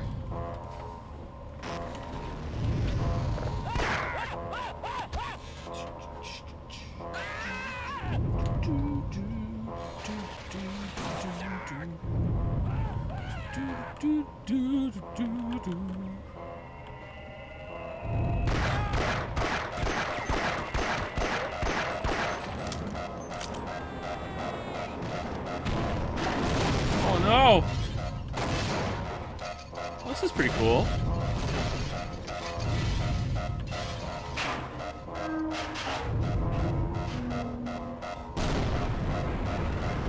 Ah, Gordon, help me! Help me, Gordon! Reporting for duty.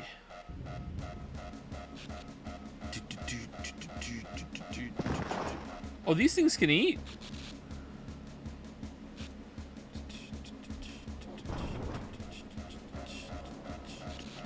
Pretty cool he had you back turned for half it. I don't think so. I think I saw most of that.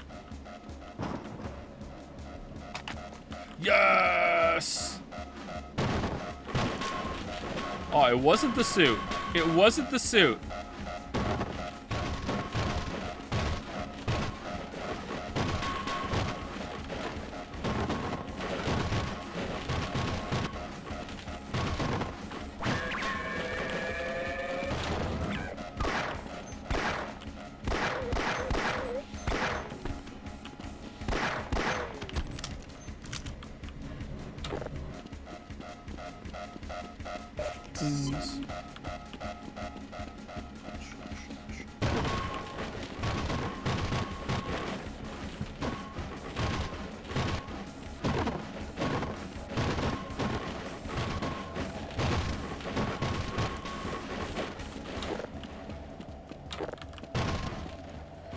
Alright, let's fix this elevator. That's what we're here to do.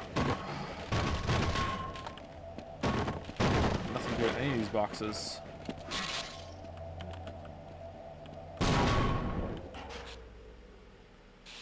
Uh-oh. Matt?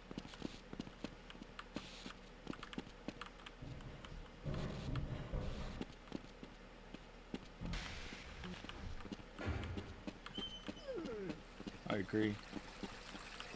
Yoshi, you gonna eat your food? What's the matter?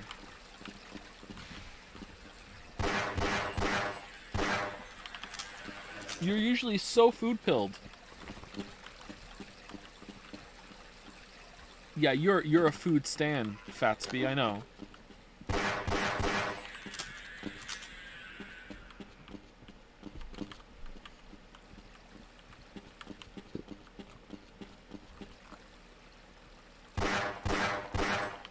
Alright, can't shoot through the gap.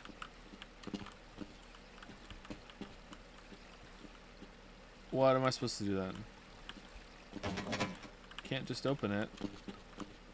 Maybe I can shoot through the gap. No, absolutely not. Oh, the door just opens. Okay.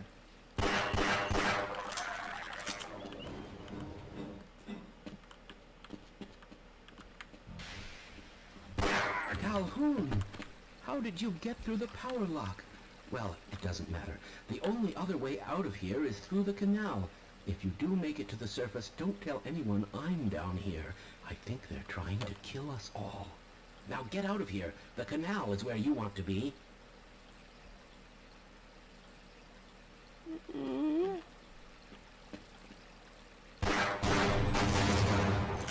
Uh-oh. Zombie?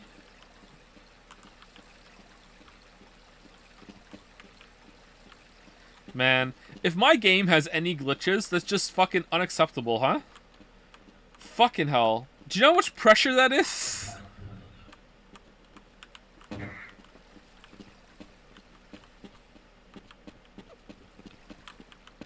That's so much pressure.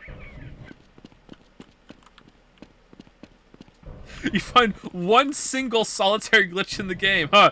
Joe clearly didn't play this at all. He would have found this. Like, just, god damn it, man. Alright, where are we going? Joe, you're not even... Yeah, but I should still find them all!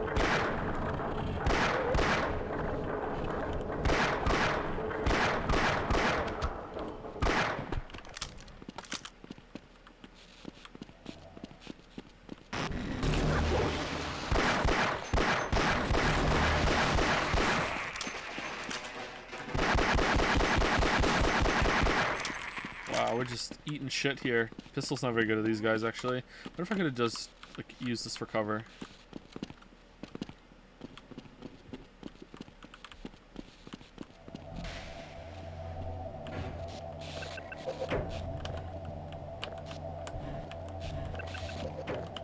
South tunnel access. All right.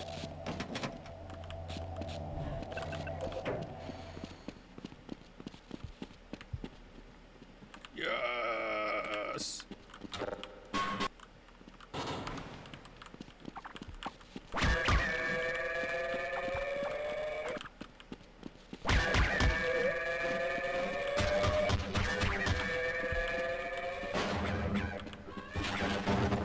You know what? Playing these again, and I hope this opinion holds up when we go to Half-Life 2.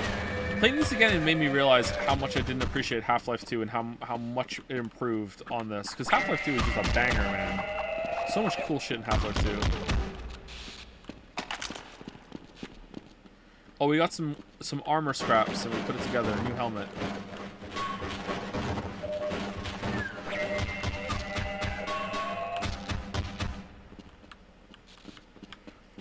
Did you know that until Half-Life 2 came out, like there were no physics? Like physics didn't exist until Half-Life 2. I'm not talking about in games. Valve made that happen. So what's this doing?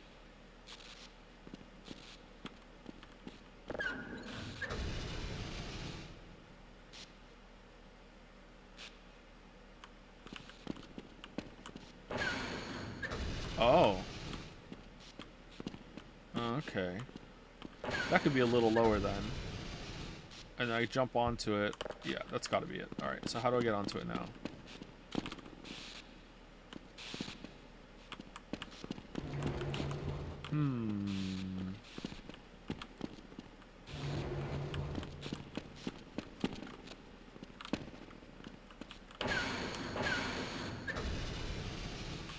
It's got to be good enough.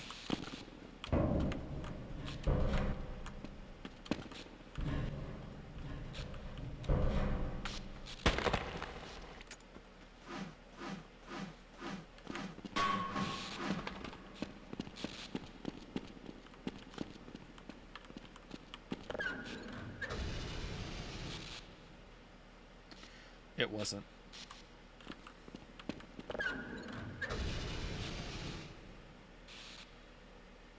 Half-Life 2 is a pretty large improvement over Half-Life 1 and spin-offs, but Half-Life 1 is less boring on replays. Yeah, I agree with you there. But, like, well, maybe we should time it when we play Half-Life 2. Half-Life 2 has a... What the fuck? Half-Life 2 has a really, really big problem with, like what is effectively unskippable cinematics, because it just puts you in a room with a character and you're not allowed to progress until they're done talking, and it's really annoying. And it's not like just at the beginning either. It just keeps fucking happening.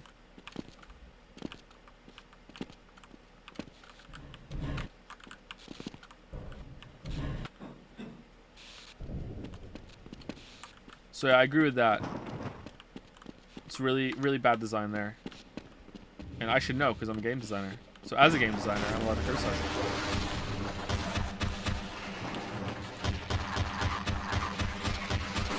Nah, I'm reloading.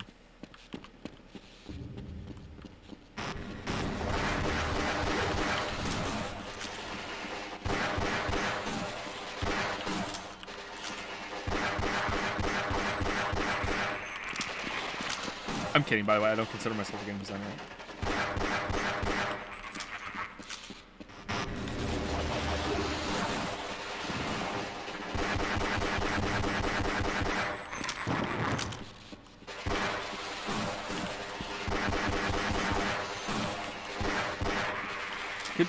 Is this the only gun?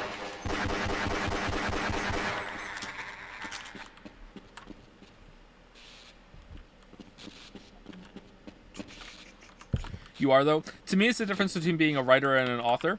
Like, you can be a writer if you write anything pretty much and you're working on something, but you're not an author until you have something out there that's significant that other people are reading. It doesn't necessarily have to be traditionally published, but it does have to be out there and people can enjoy it and read it, that sort of thing. And to me, you're not a game designer until you have something out there appreciable that people can play and enjoy. And I would say that it's such a difficult field to get into that it might even be multiple things until you really consider yourself that. I don't know, maybe one thing is enough. If it's one big thing, maybe.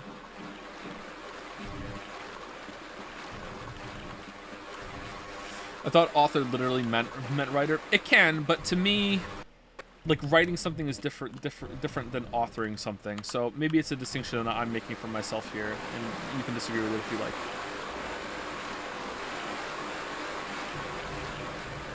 I didn't consider myself an author until I had stuff on Amazon. I was a writer until then.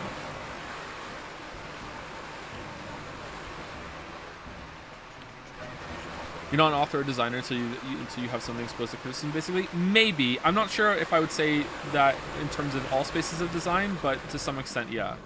You have to have actually finished something, I think, before you can like consider yourself upgraded from like the basic, like I do some writing, to I've actually authored something, right? That's where I think the distinction lies for me, and I'm not sure if it's fair or not, but that's where I'm going with right now. There are a lot of paths here. Can we jump in here? Wow, we can. All right, where are we going? This looks disgusting.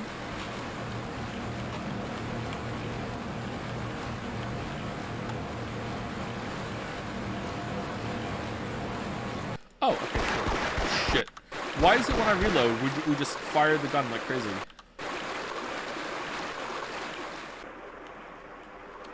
It happened with the crowbar earlier, too.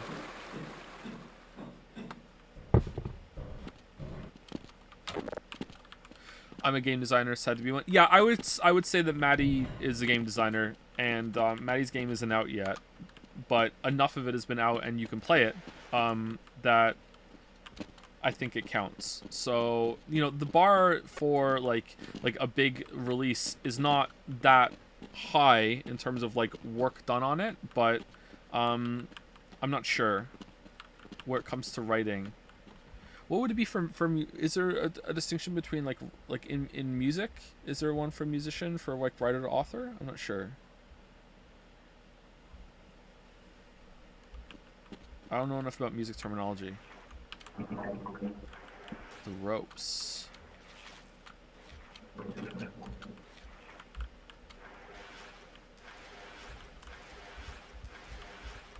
Most job related to developing video games aren't very fun.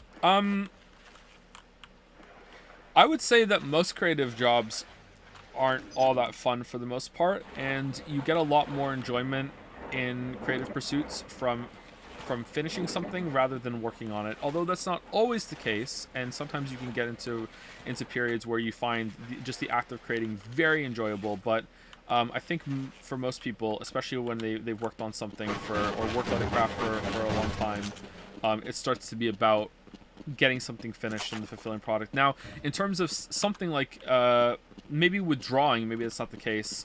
I would definitely guess with music it's not the case, because there's a real amount of like pleasure and joy in actually like hearing the music like come out as you're performing.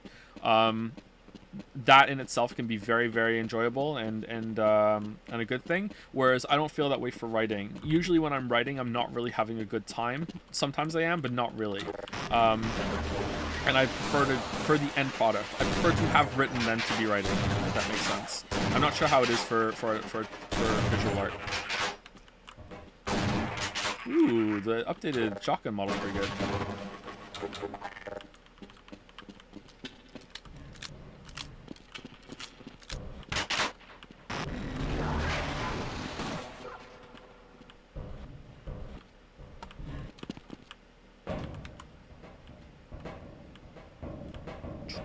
Thoughts on the HD models so far? I think they're actually decent. I don't have any problems with them. Chat seems to like viscerally hate them for the most part, but excuse me, I think they're all right. The shotgun is definitely pretty good. Oh no!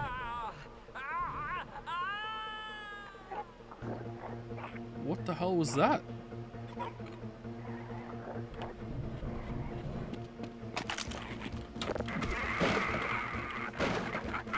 Where'd you come from?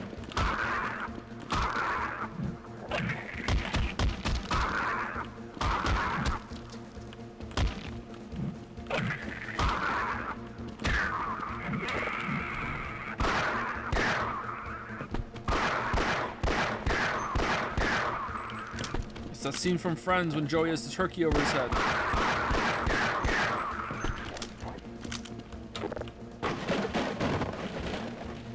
Really, I love writing, but I hate getting myself to write. If you love writing, then you are unusual among writers. Not completely like unique, but unusual. I don't think I've ever met a writer in a creative writing group that really enjoys writing and prefers to do anything other than write. What kind of writing do you do?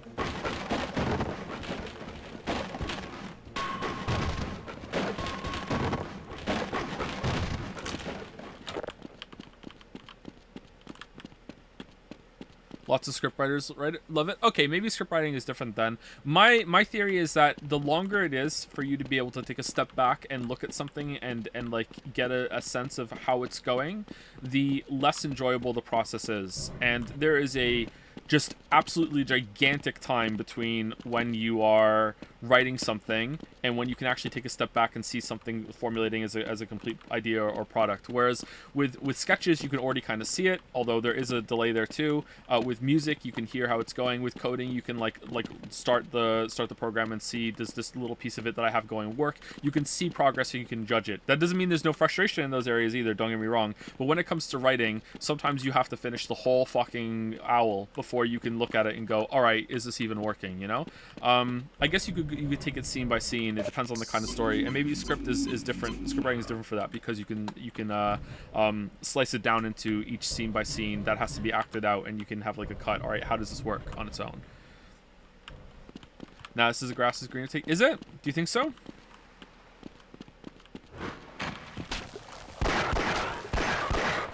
I mean,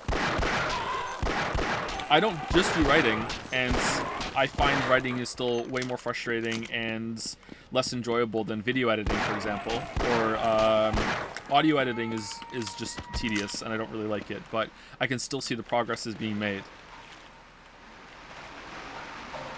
Video editing is a lot more fun than writing, but I feel more accomplished from the writing at the end than I do with the video editing.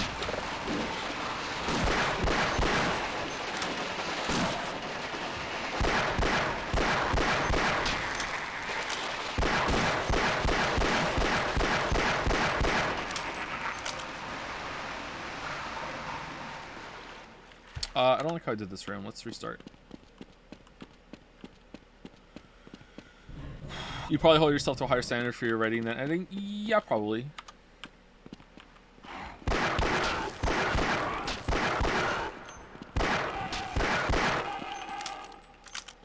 The game is a bit loud, is it? I can turn it down a little bit.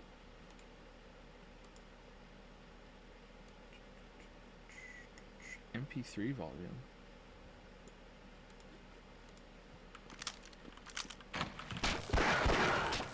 Better?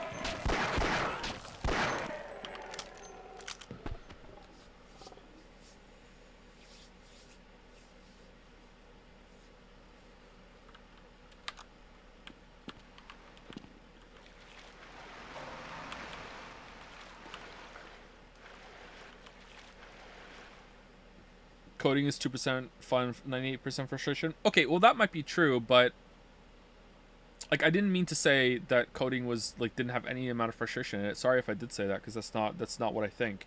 I just think it's easier to measure your progress while you're coding. And there might be more setbacks in time. Like they're not completely analogous, but I think it's easier to take a step back and be like, okay, how is this going right now? Not sure at all. Like I've done some coding and I think that's true. Like on bigger projects, maybe not, but like I'm not talking out of complete ignorance here.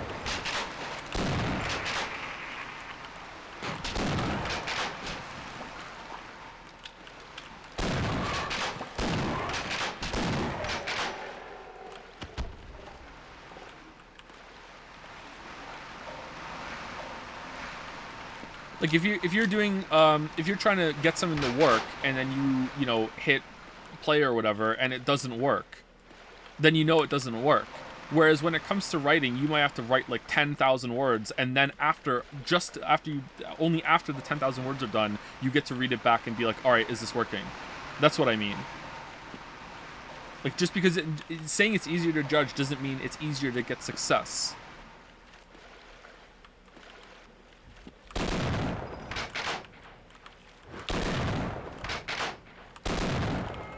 The echo of the like the pumping is pretty cool.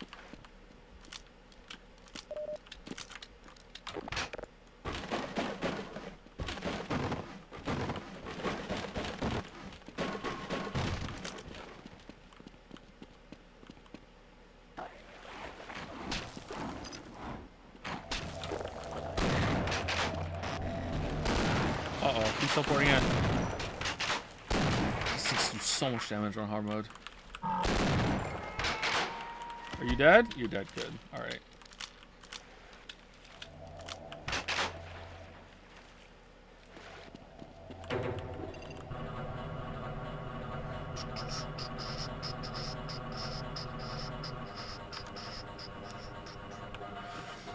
You can also run a program, get it to work, and then there's an edge case that makes you redo the whole thing that you only find after a month. Well, that I would say is now we're getting into editing, and we have to compare editing instead of creating.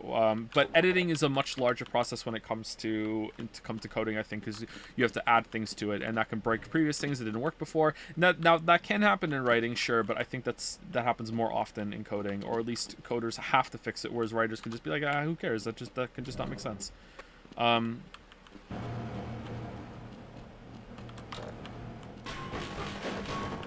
A lot of writers hate editing, so I don't know where the comparisons to those would be. And that's where my coding experience is completely null and void, because I never got to that point when I was doing some coding.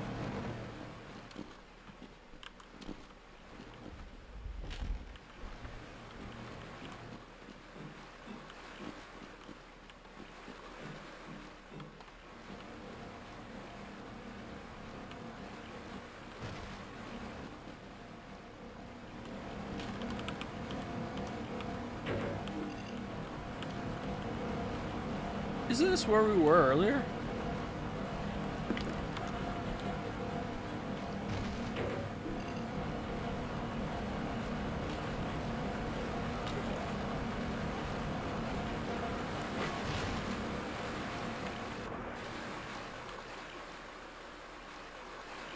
Yeah, it is. Why are we back here now? What did we do? We can't go in here, right? Because there's a grinder right in the bottom. Is that what I'm seeing? Yeah, we can't. All right. Whoops. Stop! Stop! Stop it! No! No, no, no, no, no. Why? That's a weird bug.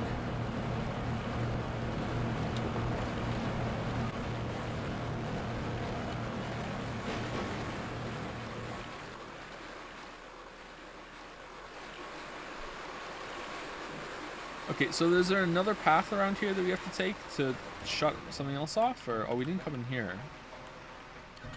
Or if we did, I don't remember.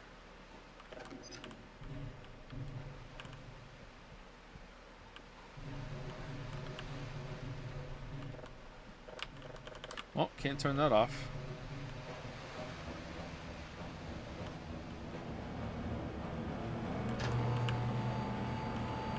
Oh, okay, we just need to make a path, right? Oh, it doesn't work! Oh, that's nice, I like that. That's really good. Well done, game. Oh, for fuck's sake.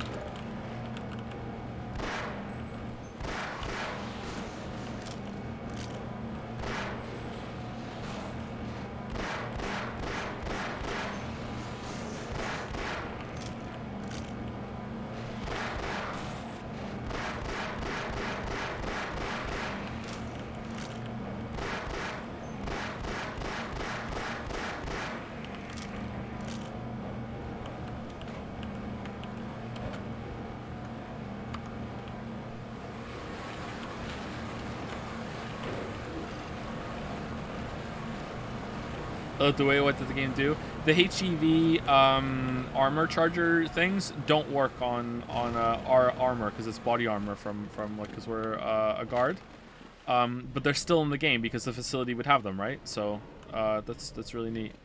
All right, do I have to hit the button and then jump over here, or do I push this into the water?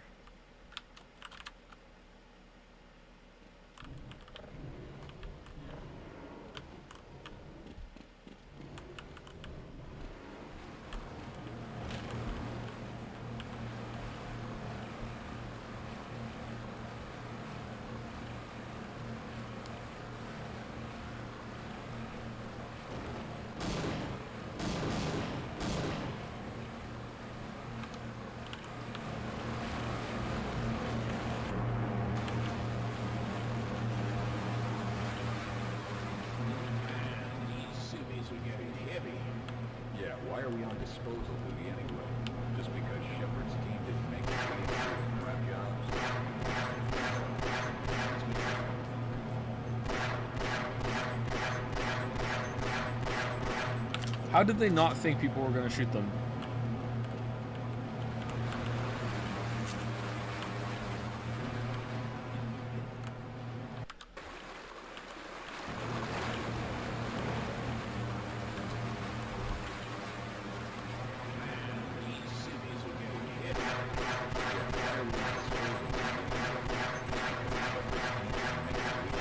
Okay, you can't shoot them through the grate.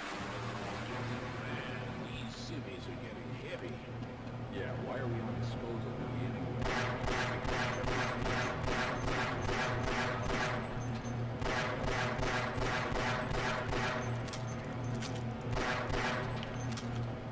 Oh, I wanted to drop the gun. Lame. Lame.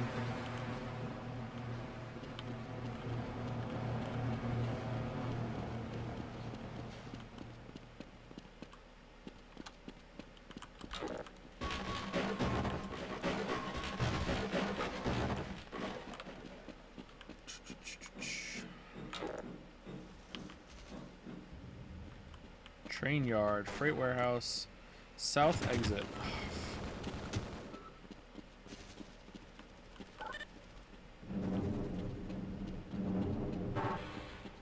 Will you be playing Hunt Down the Freeman? Probably not.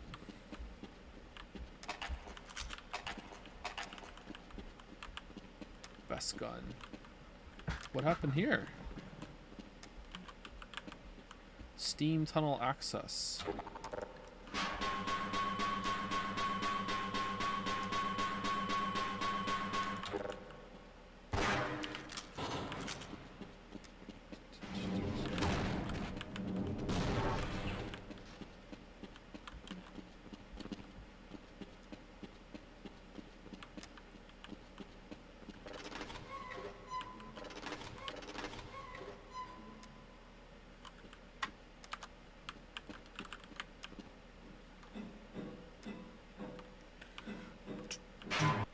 Uh-oh.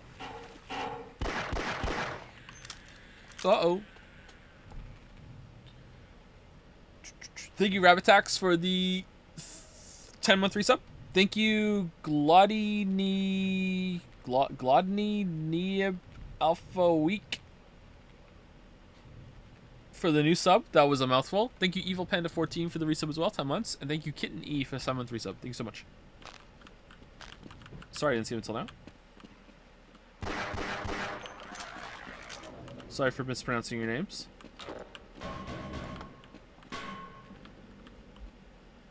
Why am I taking damage? Oh, high temperature steam pipes. Alright.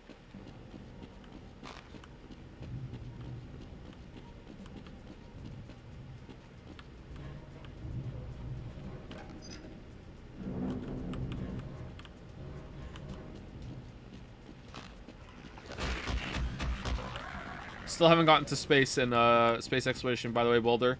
I'm finding it pretty daunting and a little confusing how to first do it. I'm guessing I'm supposed to take a capsule up to the up to the planet orbit and go to that planetary platform you find where there's a bunch of shit waiting for you and do your first round of science, but there's like no resources there, whereas I've scanned like multiple planets and asteroid belts, and those seem like a better bet to go. Like the asteroid belt seems like a good place to set up a base rather than orbit, but I don't know how to get there at first. How many hours have you been playing the mod so far? I don't know. I've capped out all the science before space science, and I'm just prepping for that now.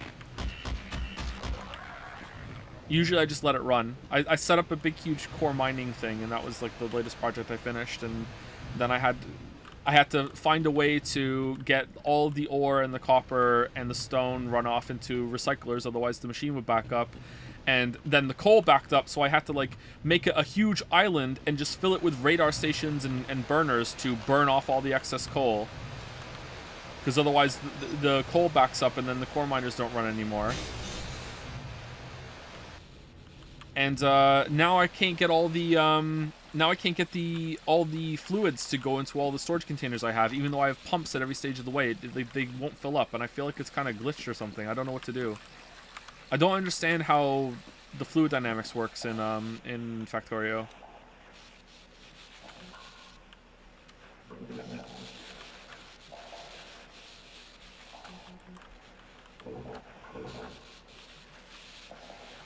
Where do I go?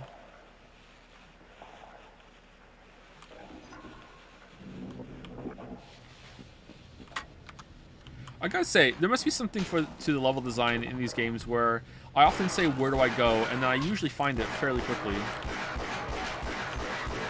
Even though it's not always that obvious.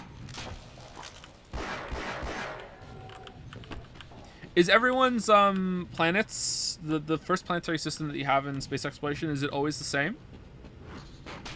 Or is it random? Like what kind of planets and shit you can get?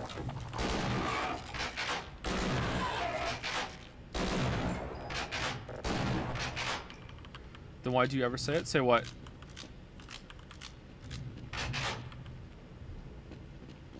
It's always an Earth-like planet? Yeah, but what about the rest of them in the solar system? Or star system, I should say.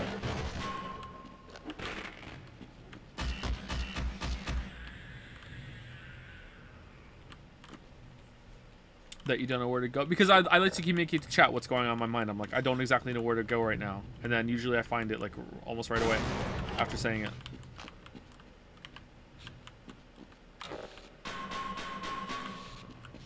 It's a mod chat. Yeah, sorry, I just assumed that most people have been here for the previous streams when we discussed it.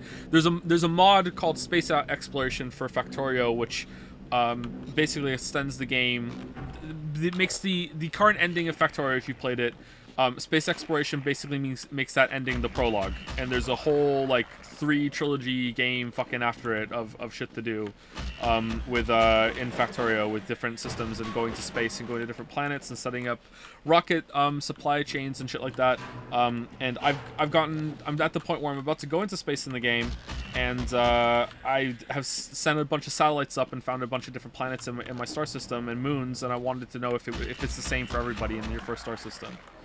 Coal liquefaction lets you turn coal into oil and oil products. I don't have that technology yet though, because you need to do some space research for that, right?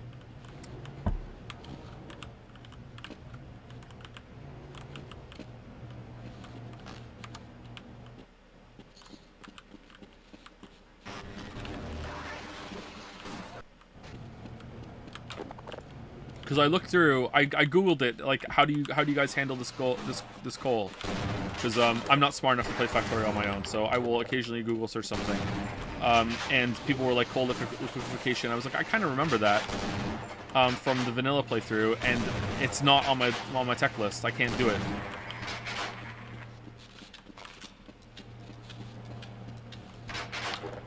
I'm also gonna have to learn how to use logic circuits because I never use them in the base game.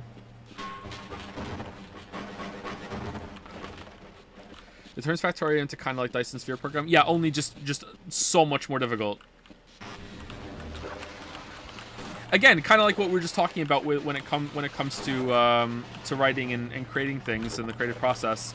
It turns into something that you might not really enjoy when you're doing it, but when you are done and you step back from your project and you're kind of like, yeah, I did this, cool. It's really satisfying to pull something off that you might not have enjoyed putting together the whole time.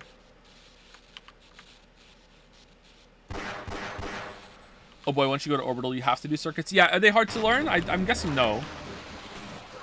Maybe a little, there's a learning curve to them, but I'm guessing it's not too bad.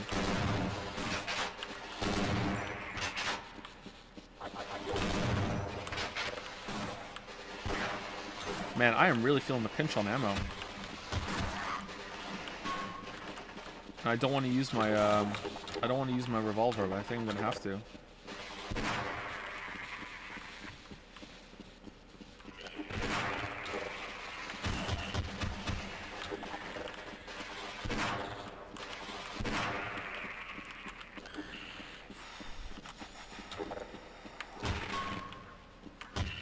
What can I do with circuits? Can I set it to a point where it's like if this container gets full, then turn power on of this machine next to it or something like that? Can I do that sort of thing or no? Yeah? Oh, that's gonna be really good for setting up like burning off excess materials and shit. Then that's good.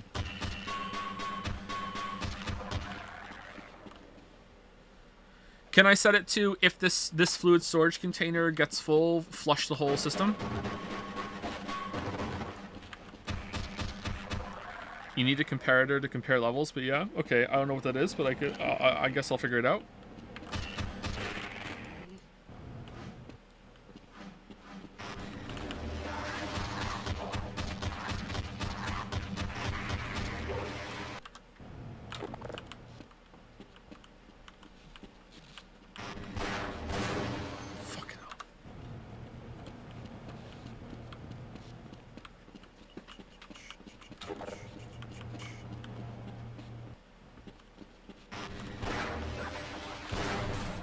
How are you not dead? Oh, it did damage to you. It just... not enough. There we go. Alright. Scumbag save.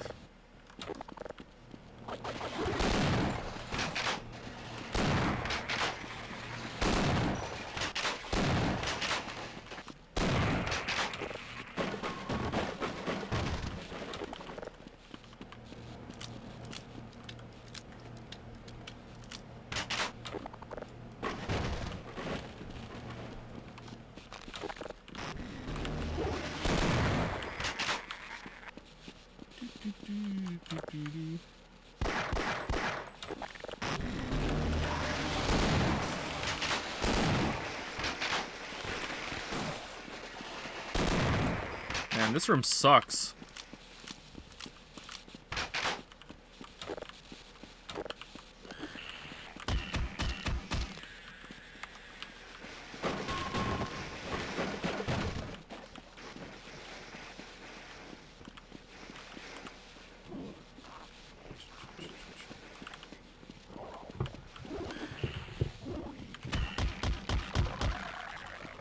So you're not building a calculator. Comparators are the only logic component you really need. They compare the state of two things and can activate something else based on it. Okay, I've legitimately never made a logic circuit in Factorio, so I have actually no idea how it even looks like. So I'm guessing it might be a little confusing at first, but after I play with it a bit, I can learn it.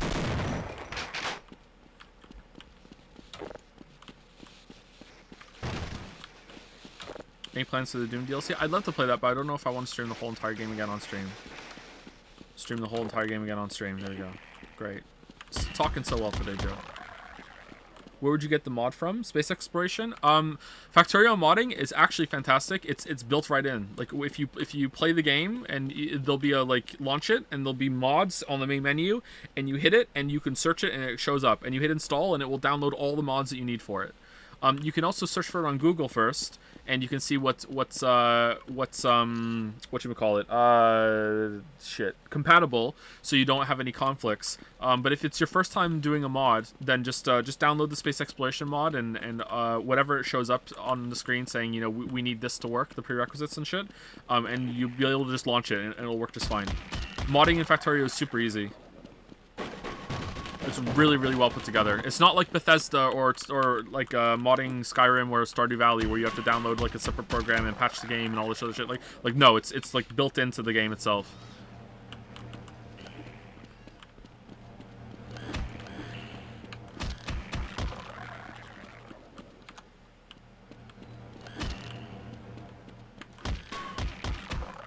Like, I highly recommend it, but I also want to give you a warning. If you were into Factorio and you really enjoyed Factorio and you didn't know about Space Exploration mod, like this is a big project, okay? Like, if you got addicted to Factorio and you might get addicted to Space Exploration, like just know what you're getting in for. Like, it is a huge, huge thing. Like, I'm having it running on the background most of the time.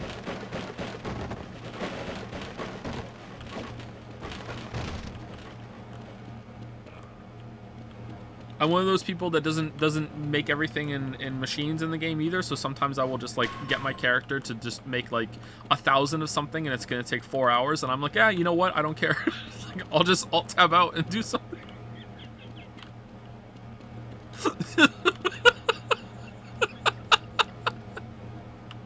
I don't give a shit.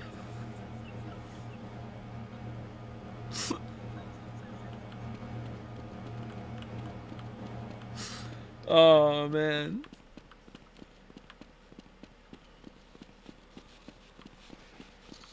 Alright, so we're going not this way, but the other way. That's like doing a dungeon without gems. Yeah, probably, but I'm playing solo, so who cares? I can be inefficient when it's just me.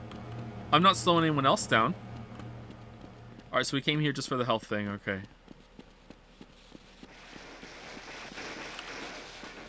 Time to craft entire nuclear setup in character inventory. You know what? I don't go in for nuclear. I like all my energy to be renewable. Like, I don't want to have to mess around with the potential of like, oh no, I ran out of fuel, or now I have to dispose of shit, or oh no, it got backed up and now I have no power running my whole entire thing. I just like have like literally, like I think I have 15,000 solar panels on my main planet.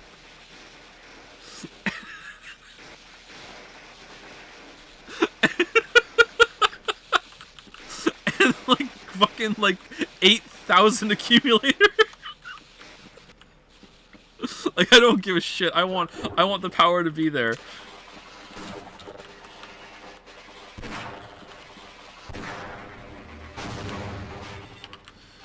Joke's on you, 15k is enough. Yeah, I'm feeling the pinch already. Yeah. I'm feeling the pinch already. I see, so that's how you're still planet bound? What do you mean? There's an even better solar panel upgrade in the future, and I'm looking forward to it. How do we get up there? With the boxes? I'm gonna upgrade all my solar panels. That's how you're still playing. Yeah, I also put a core miner on literally every single core miner opening on the planet.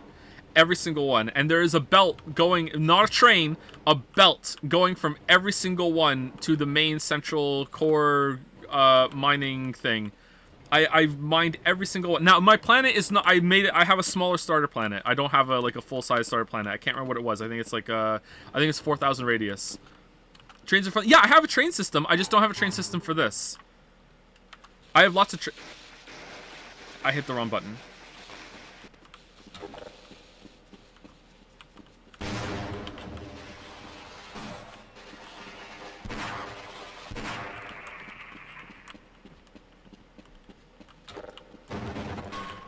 Trains just didn't seem like the right tool for the job on this one. I think, like, I'm gonna train over the whole planet because all the mining nodes were so spread out. I thought that I'm stuck. Oh, for fuck's sake. All right, you know what? Maybe we're not finishing this game. Fucking hell.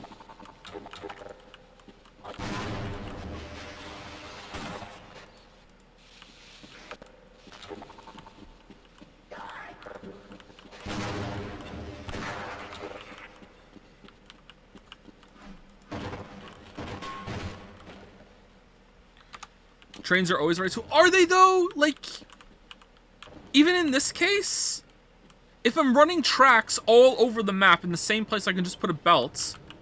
Like, it's the same rate, and I don't have to mess around with fueling the trains and having multiple fucking trains.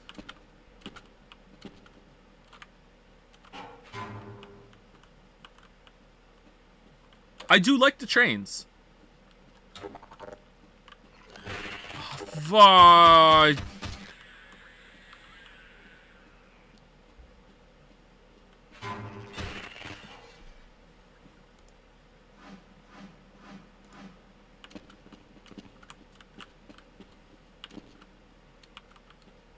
There's a lot of items just laying on the belt that can't be used then? What do you mean? Unless you have the core miner feeding into the container that feeds the train, it's the exact same rate, because no matter what, at any point in the game, all the items have to go on a belt. So you're always limited by the belt. Okay, maybe you're talking about other things. So with the core miner thing specifically, it only spits out like 2 chunks a second. 2 products a second. So like the belts are mostly empty. And once the flow is established, isn't it the same rate? Why are they slowly traveling on the belt that can't be used for anything else? But they still have to transfer on a belt to the train station. Isn't it the exact same thing? Like, the only part about this that is slower is the initial seeding of the setup, right? Once the flow is done, like, it doesn't matter, right? Like, once the flow is established.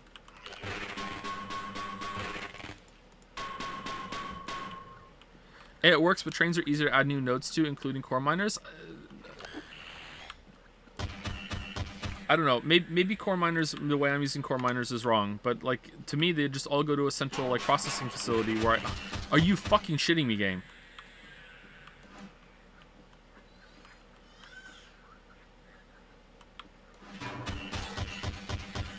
All right, we did it. We did it.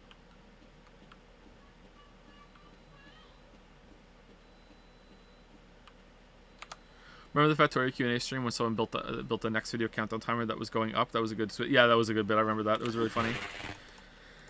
speaking of funny. Come on. Come on.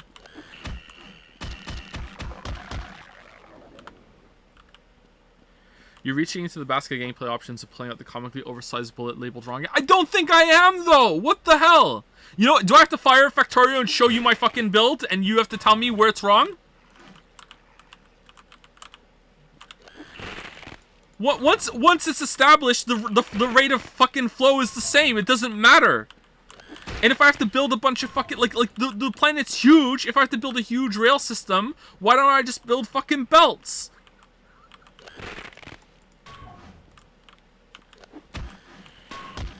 I have, like, I think 30 core miners, alright? And I have a belt going from each of them, right? And I have them split into, like, I think they're like on 10 on each belt. So each of them, 10 core miners, feeds into one central belt, and then that one central belt goes to the core facility on somewhere on the planet, and that's it.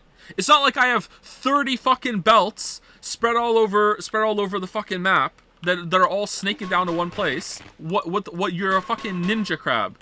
30 miners. I just wanted to do them all. I know it's not necessary, but I really wanted to do them all.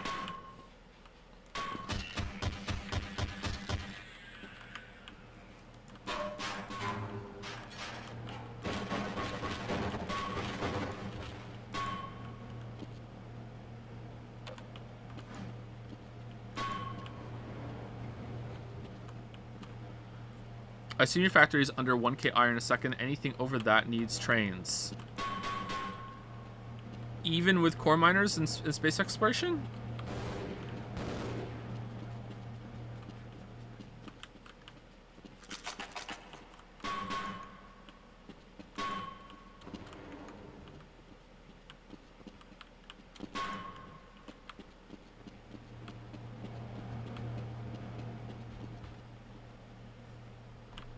Hey guys, how's it going? Oh, yeah, okay.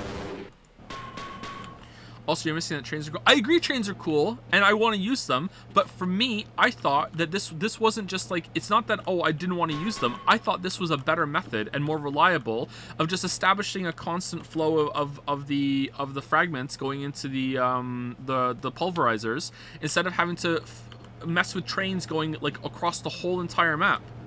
And them getting full up on, like I would have to have, like, I don't know, like 50 fucking trains. I didn't want to have to manage 50 fucking trains and fueling them all. Just do a belt.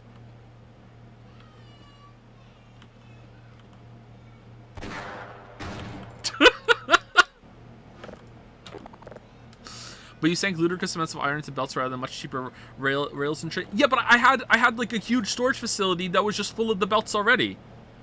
Like, I set that up a while ago, and while I'm all tabbed out, like, not paying attention to the game, like, my factory had made, like 50,000 belts for me, so I had them. Who cares? Like, it's not, like, it's free. Like, it's the core miner things are renewable. I have infinite iron.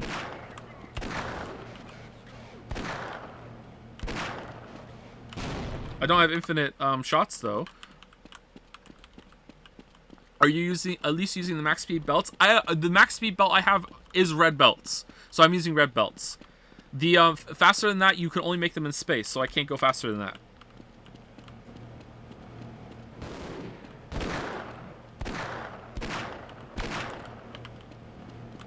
Oh no! Whoa, no!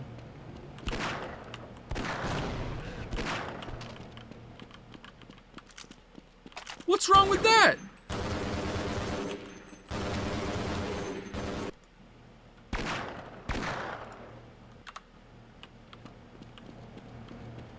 I don't have blue belts! I think a bunch of people are erroneously assuming that the same rules apply to space exploration that they do base Factorio, and they don't even realize how the core miner mechanic works.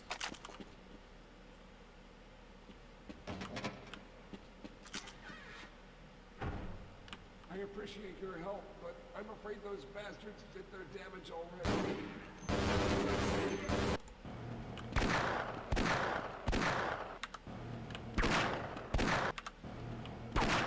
Stop fucking shooting on reload!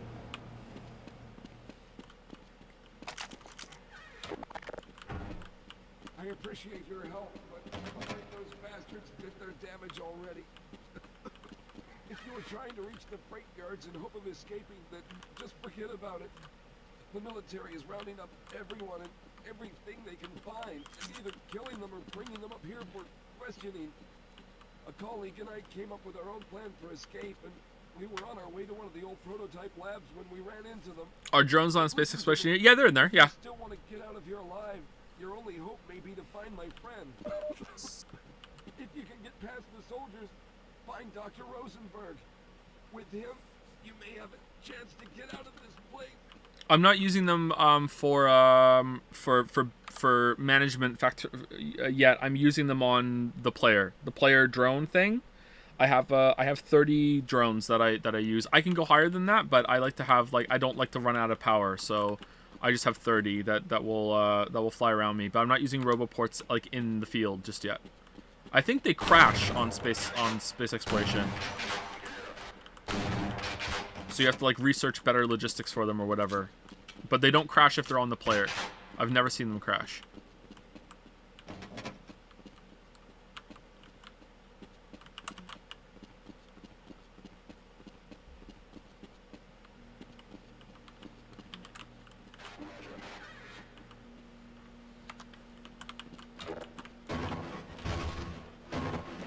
Okay, I gotta say, the last section of this game has just completely taken the wind out of my sails. I kind of don't want to finish. But, we're what? A third of the way through?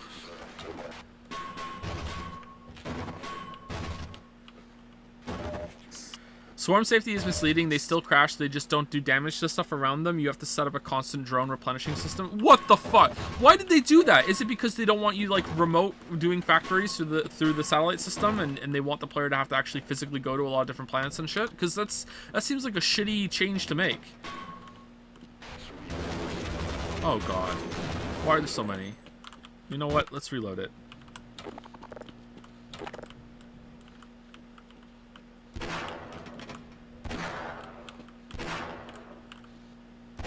Haha, right in the balls. They don't want you to idle craft for 4 hours. Whoa, what's wrong with that? How does that stop me though? How does the lack of drones stop me?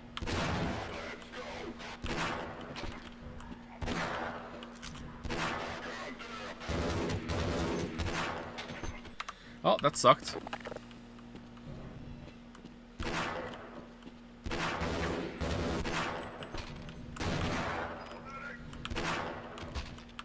God, I love how they stop on a fucking dime when you think they're gonna run into you're gonna fire.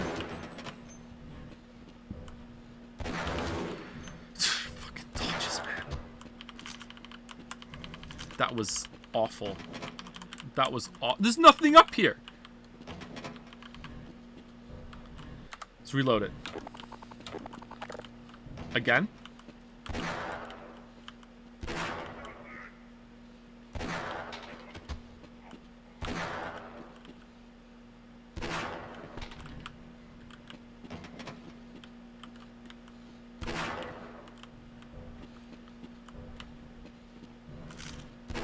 Aha!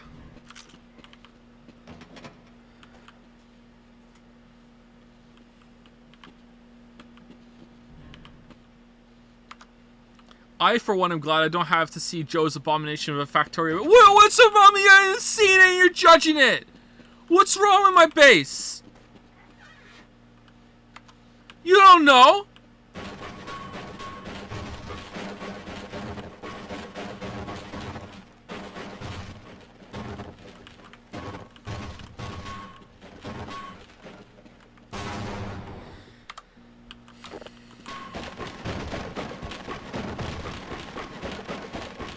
Sounds like it's too many red belts. As opposed to what?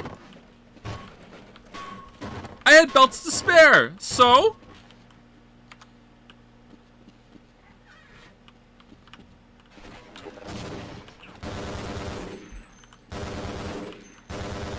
It does more damage because the HD model, right? Excuse me. Just let me reload there.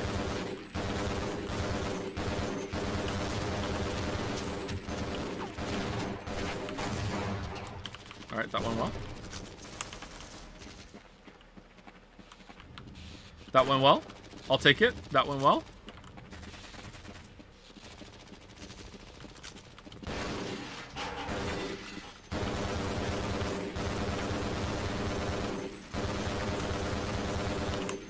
Stormtrooper aim. Me or them? What difficulty is it? It's on hard. I feel like I was on him and I was hitting the window a lot there. That was weird.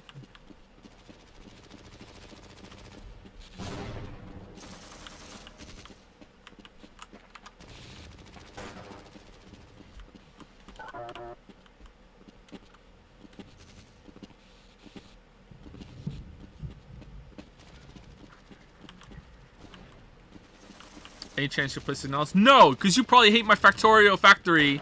Fuck you, I'm not playing your beloved indie Silent Hill 2, but it's shit game. No. No.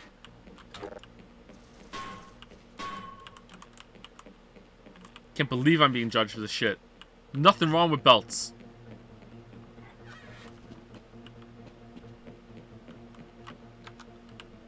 Never played Factorio, and yet you're judging.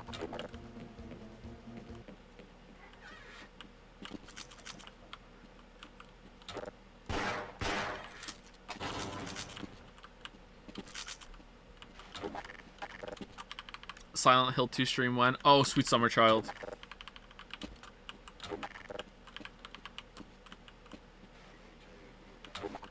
I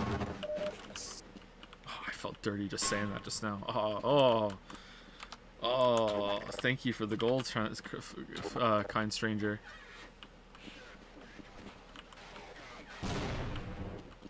Why are you guys saying like, oh god and shit? There's only one of me. Wow, that hurt.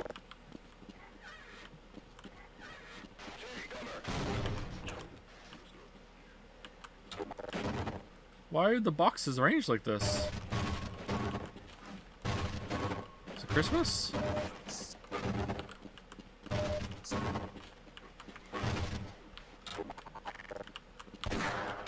Making a maze for the head crabs?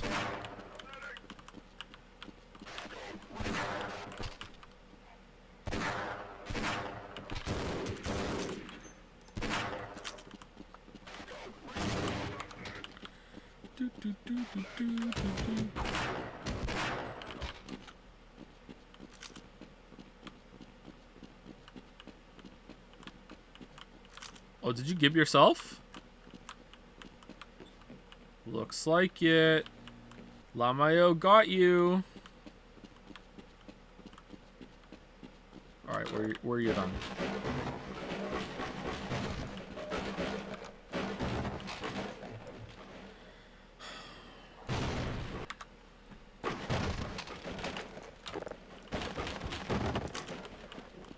Every game. Every game. Every game. Not today.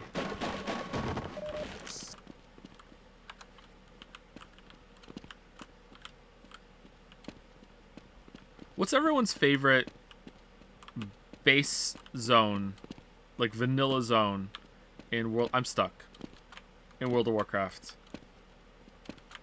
I like Desolace. Desolace was pretty good.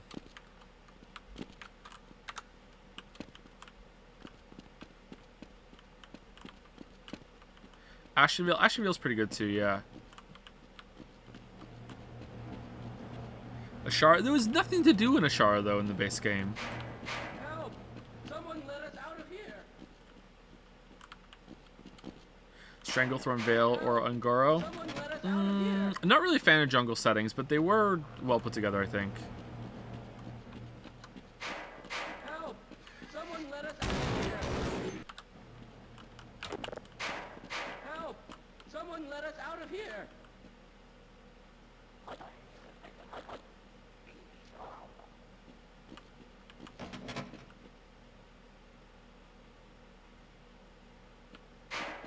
Help! Someone let us out of here! Tanaris. Tanaris was pretty good. Help! Someone let us out of here! Pre or post Cataclysm? Pre. Before the Cataclysm. Help! Someone let us out of here! How are you just a god? What the hell?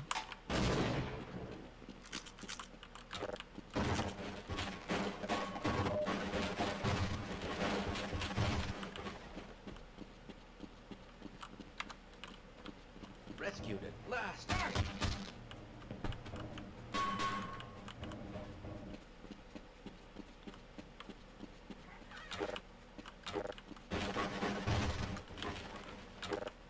They don't know I'm a soldier.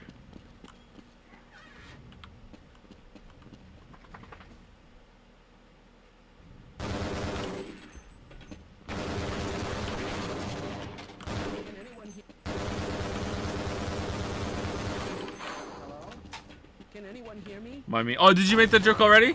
Sorry. You were the one who said they don't know I'm a scientist yesterday.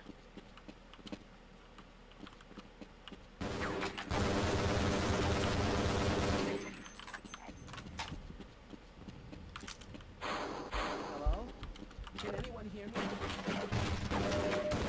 Whoa, whoa, whoa, whoa, whoa, whoa, whoa, whoa, whoa, where the fuck did you come from?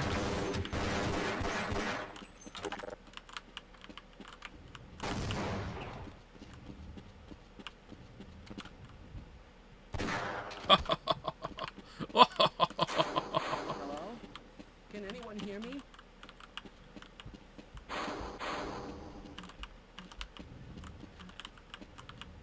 You're in there, right? Hello? Can anyone hear me? Yes, I can hear you. Let's shoot this out and it'll roll. Oh, what the hell?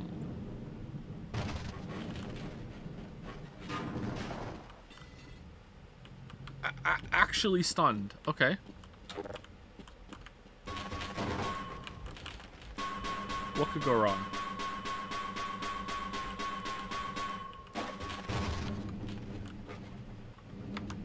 The future. This is the future.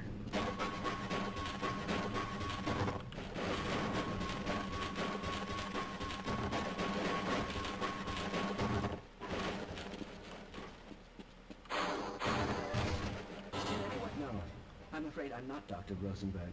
But you'll still help me, won't you?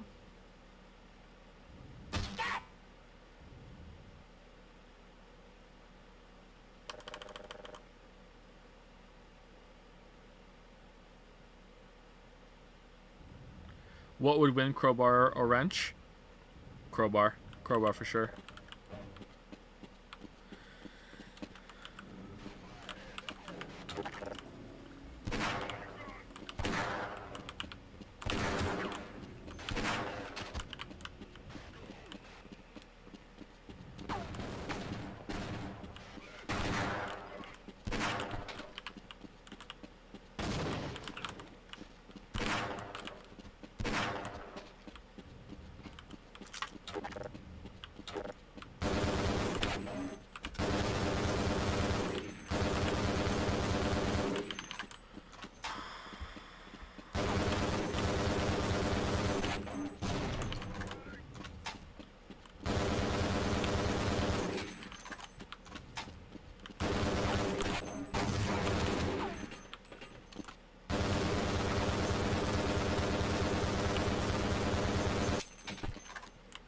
Just spawning forever, bros?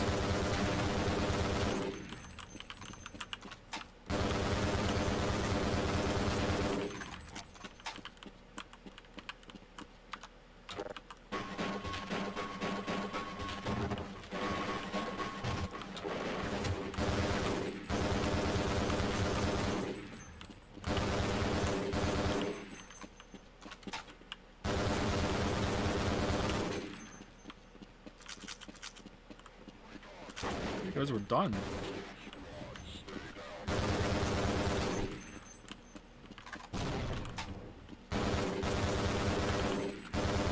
Okay, really? Are they just spawning forever?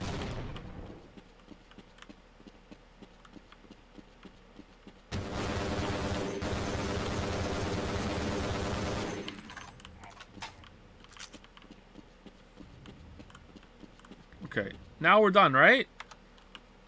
Took some damage at the end there. God damn it. All right. Oh, where'd you go?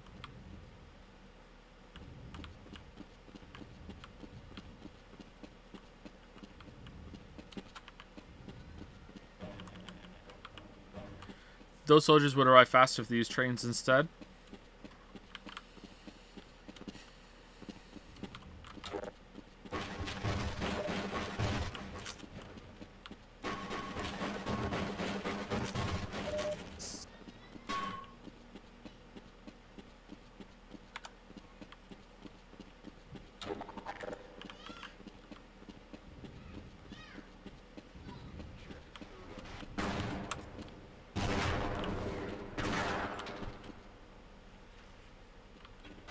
Can't wait to show my factory on stream. And people who have never played space exploration or even Factorio are just gonna light up the chat with fucking Lamayo, Lamayo, Lamayo. Oh my god, worst thing I've ever seen. With no context whatsoever.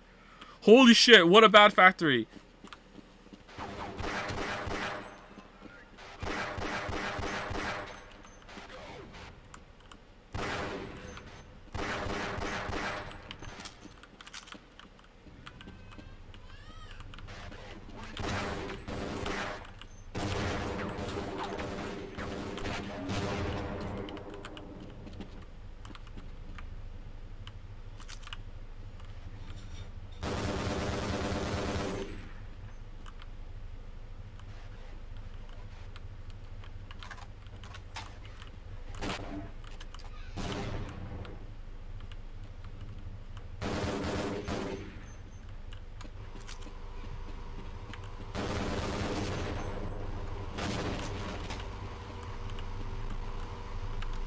For Birger? For England, James?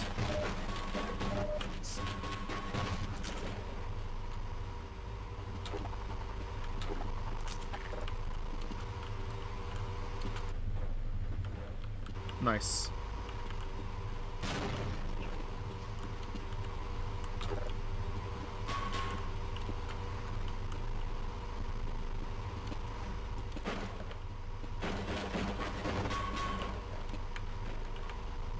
See, this tank would be able to move if it was on a belt. So true, Oomphy, but it's stuck on this shitty train instead. So true. So true. More people should be saying it. Oh, there's a missile launcher in here. Oh, crap.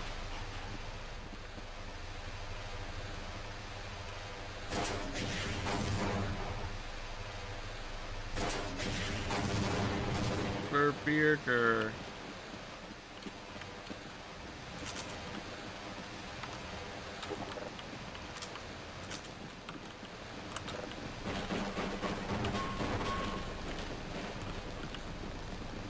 For mod names, space exploration, you don't actually do much exploring of space, it feels like. What do you mean? From what you're hearing me talk about it? I'm playing it extremely slowly. Because I'm not really playing it. It's just more like a background idle game for me. It's more of like just you know, it's on.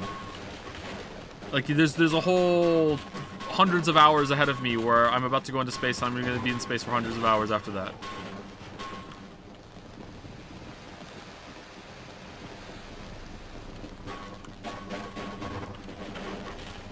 But it adds a bunch of new shit to the pre-space part too.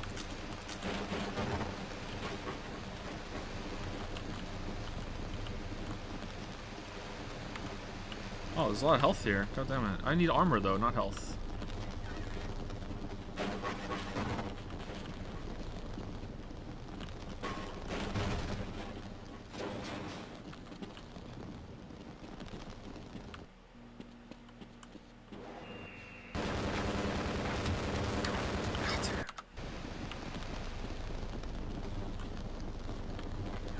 Why is it that a single belt stretching across the whole map, you know, sorry, hold on, let me do it the Reddit meme so you guys can understand. How is it like, oh, train rails stretching across the whole entire map, that's okay. Belt stretching across the whole entire map, everyone loses their fucking mind. Don't have to fuel the belt, doesn't take power.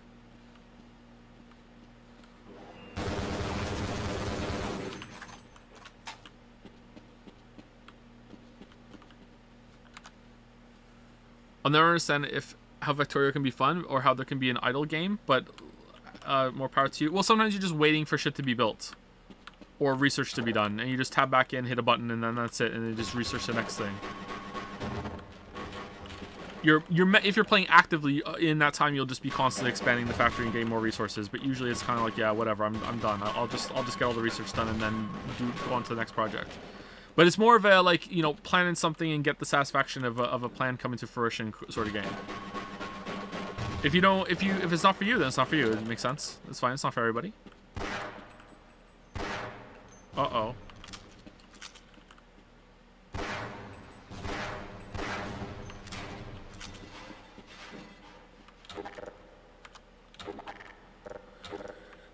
Sounds like a Q&A game. Yeah, it's a Q&A game.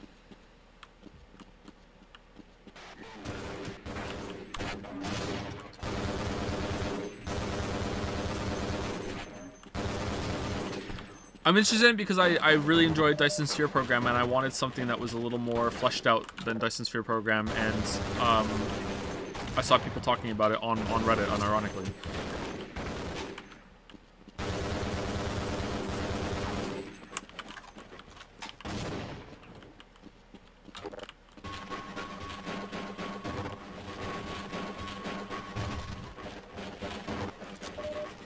Factorio looks daunting. I wouldn't know where to start.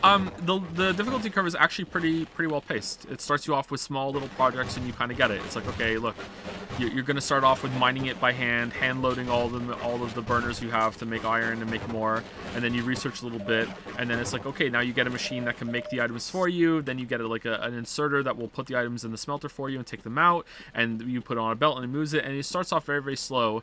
And before you know it, because I felt the same way, I looked at that, I'm like, oh my god, that looks so daunting. How the fuck do you even do that? We're talking like when the game came out, like, I don't know, like 10 years ago now, or however the fucking old Factorio is, that you can, you will scale up, and all of a sudden you will look at your factory hours later, and you'll be like, oh my god, how did I even make this? Like, it just all of a sudden it will dawn on you have this huge factory. Raider from Backseat Streams. How's it going, Raiders? Welcome. We're playing Half-Life Blue Shift. It sucks. Actually, it doesn't suck. It's alright. Woo raid. There's a goose. How's it going, Backseat? Is Backseat here, or is it just Raiders? Is he raiding like I do? I just send the Raiders and I don't go myself. Who is the MC? It's Barney from Half-Life 2 is the MC of this game. You play as a guard. One of these guys. Oh, trains! I don't know how to work these. Oh no! My weakness!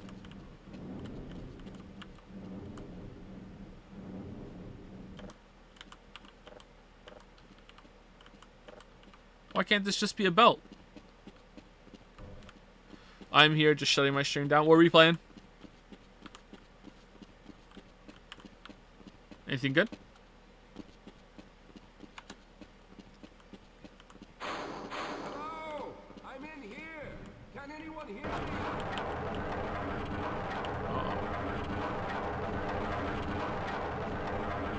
Why do we need to move him to... Okay, it won't kill us, right? It'll just push us? Yeah, I'm surprised. Security breach necklace run? Five Nights at Freddy's security... Thank you for adding the Five Nights at Freddy's, Shatter, because I don't know enough about that to know security breach. Alright.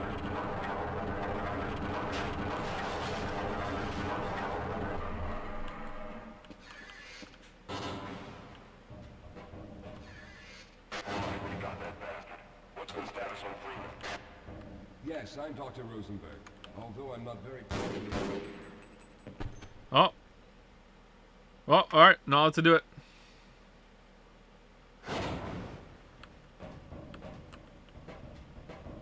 Yes, I'm Dr. Rosenberg, although I'm not very proud to admit it, seeing as though I'm partially responsible for all of this.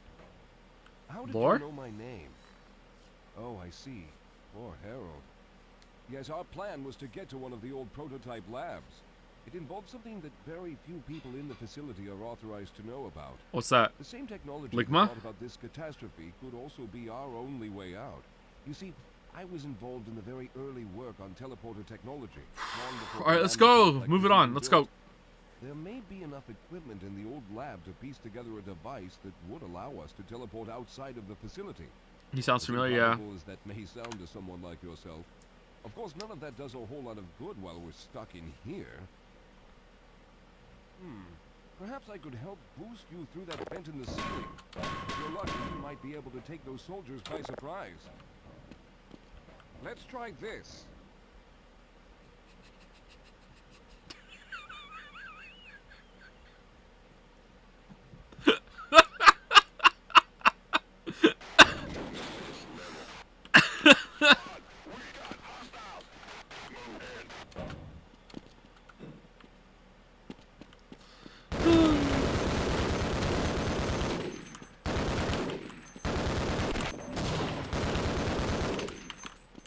now the door's open. We'll need to head back. Oh, for fuck's...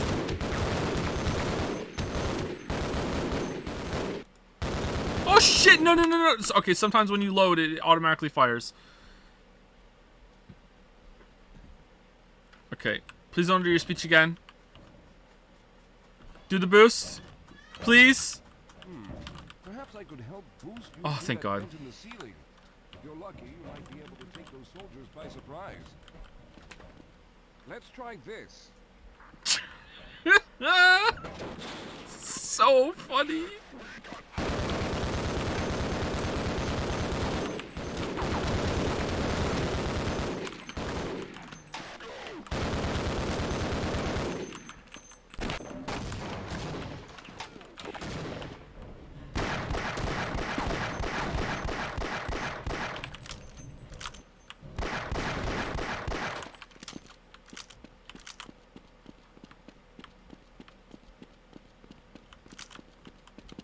Okay, now what?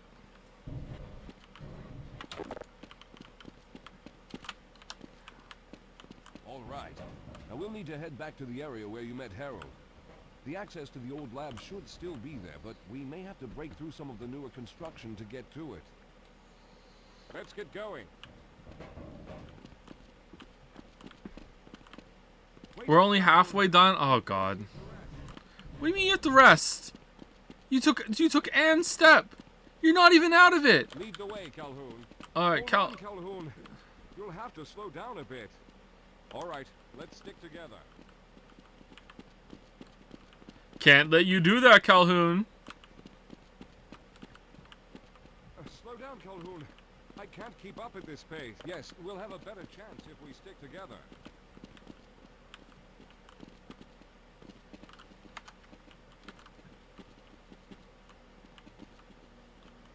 Stairwell? Oh, okay. What's so well about it? Now there's no time to waste. Shut up! Let's hurry. There's no time. No! What are you doing? Dude, you're dead. Alright, you know what? Whatever. Okay, you pull it, you tank it. You pull it, you tank it.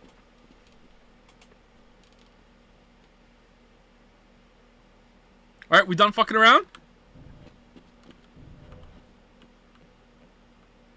Lead We the done? way, Calhoun. Yeah, I'm supposed to be.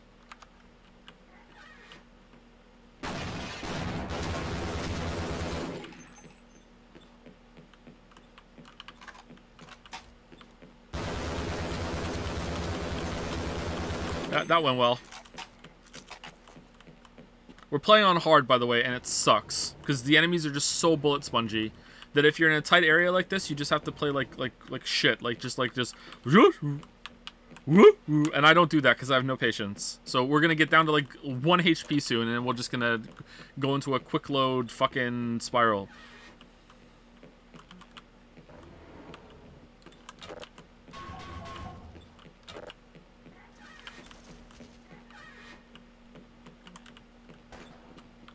Alright. Let's go, doctor. Heal with soda. Can you really?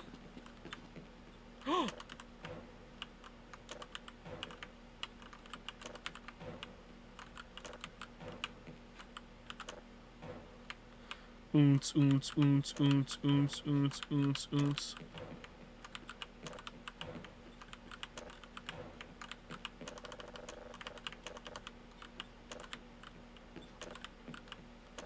Oh no! Hold on. There's gotta be another one somewhere. See, I knew soda was good for you. Where'd he go?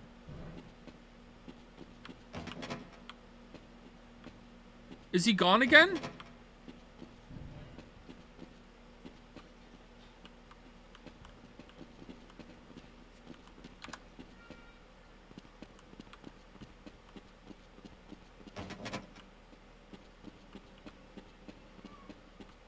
Oh, we're back here again. Oh, it's like a Metroidvania. All right, cool.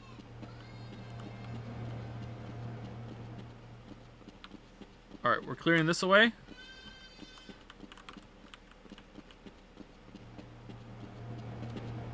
Where is this guy?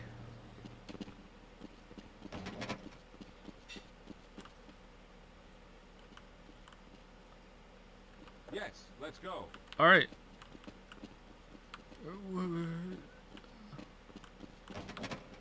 Hold on, Calhoun. I need to take a break.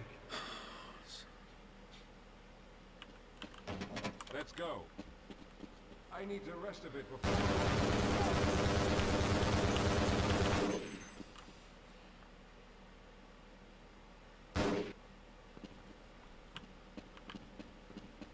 All right. You won't even know I'm here. Oh, I will. I will.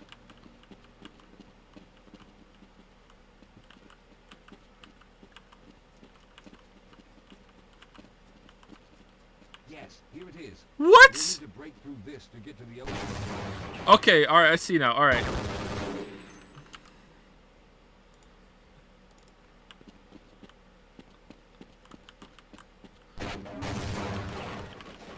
All right. Could I have done this earlier?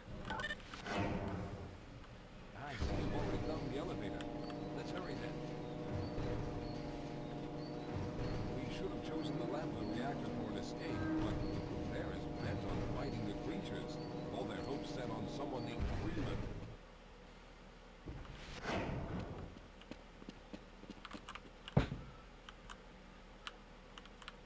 This is it. We just gotta wiggle in. Come on. Twerk in. Twerk in. Come on. Get it in. No, we're too dummy thick. All right. I don't know what to do then.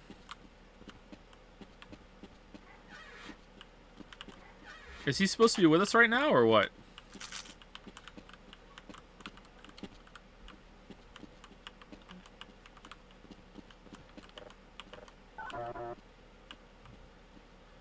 Oh no.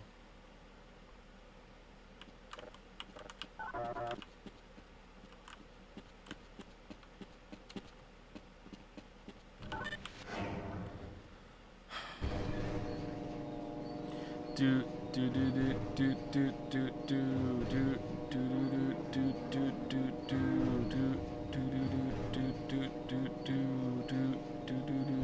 do do do. Get on the elevator. Make sure you jump at the bottom or else your feet might get stuck to the floor.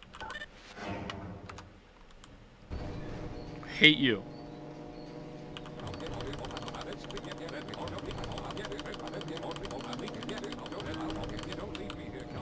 We need to stick together. Jump. Jump. Let's get going.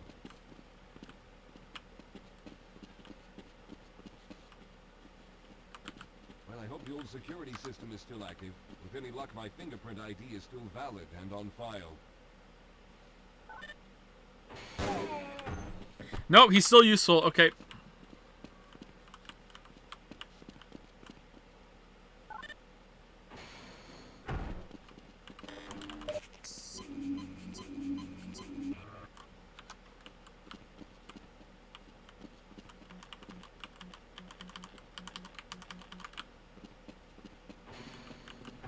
Dr. Rosenberg, thank God we made it.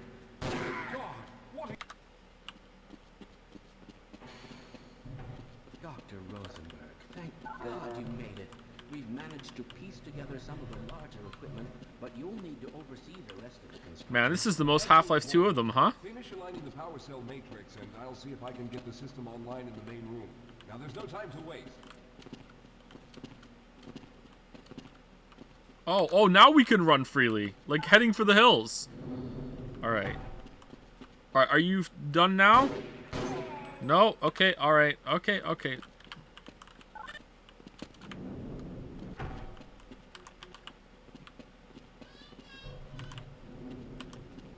looks like the equipment is in better shape than I expected. Let it be stand, weebs, that it's not just anime games I can just completely check out toward the end, alright? Like, I am so fucked up right now. Its current state.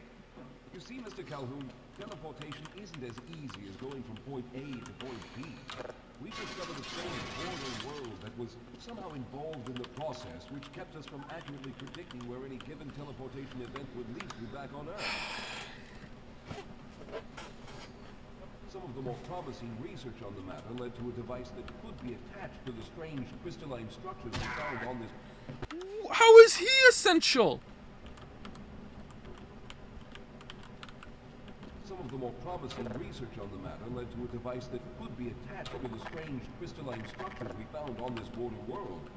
Now, this device would then be used as a focal point and a relay to aid in the teleportation. Well, in theory, that is. We lost contact with the survey group shortly after the device was in place. We later discovered other methods of aiming the field, but all of the equipment in this lab uses the older technology. In order for any of us to get out of here alive, someone will have to go to the border world and activate the device. Will we?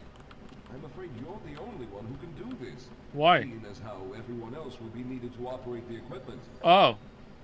We should be able to get you fairly close to where the survey team had set up, but Oh boy. the likelihood of running into alien creatures is very high. Once you find the device, simply power it on. How long will you continuing today? Until we're done. We're doing this today. I don't care. We're finishing. And then I'm going to show you my Factorio factory. But not really. We're not doing that. As we can only keep it open for a short amount of time. Uh-huh. Yeah, let's go. Come on. All right. I'm going to initiate the teleporter charging sequence now. Be ready, Mr. Calhoun. Once the field is open, it will become unstable very quickly. Simmons, can you hear me? It's ready. Oh, you're Simmons.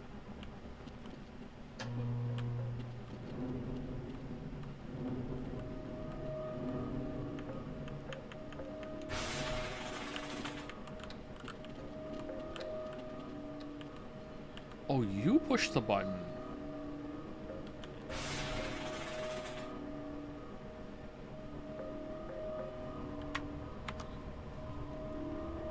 Maybe all you have to do is push the button. Yeah, okay, alright.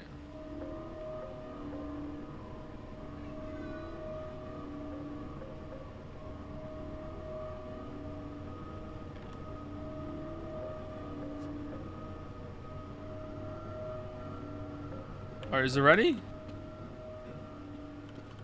We're almost there. Oh.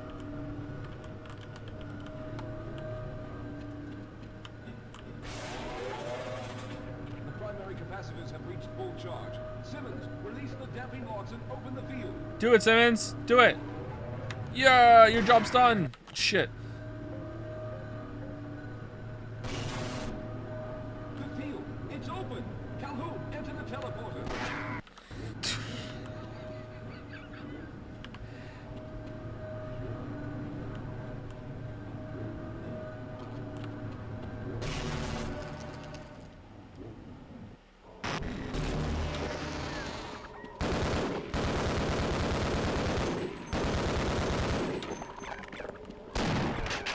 Why do I have to kill every NPC? Because sometimes when I do, something funny happens. Oh boy, here we go.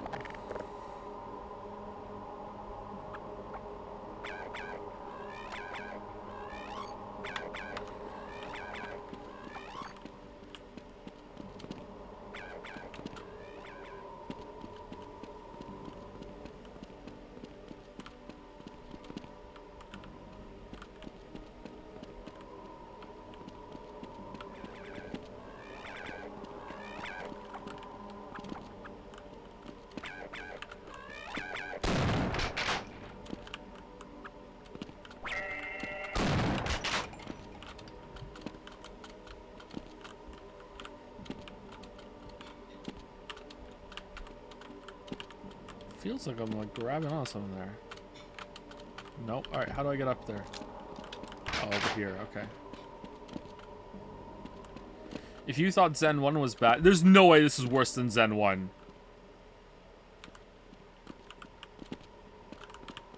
And then the chat lit up with Fido.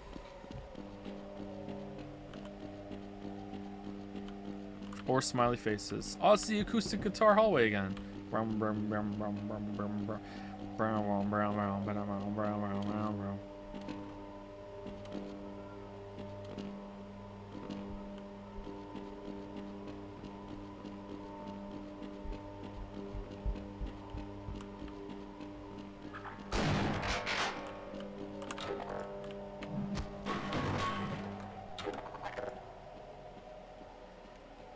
On a Belt was my favorite.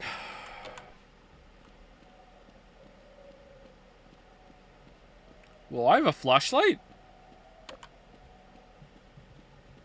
Weak bait, -2.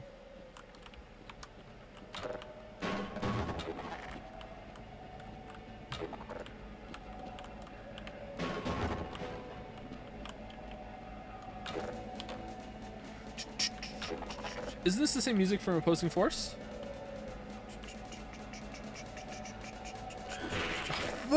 Just make a vent without a headcrab challenge. What's with all the belt mentions? I told people that I'm doing Factorio space exploration, and that instead of using a train system to do something, I do use trains. I decided that it was better to make long distance belts for the project I was doing instead. And without any information, this is apparently a really shit take, okay? That's what's going on. And now I have to show my work and prove it. And I know that there's no way I'm gonna win, come out of this looking good. It could legitimately be the best case scenario and the best plan, and people are still gonna be like, oh my god, I can't believe you didn't use trade. Like, there's nothing I can do. There's no winning here. See, talking to us who's your first play, that's true. I should be one of those, like, no camera, no talking streamers, and it's just commentary-less playthroughs.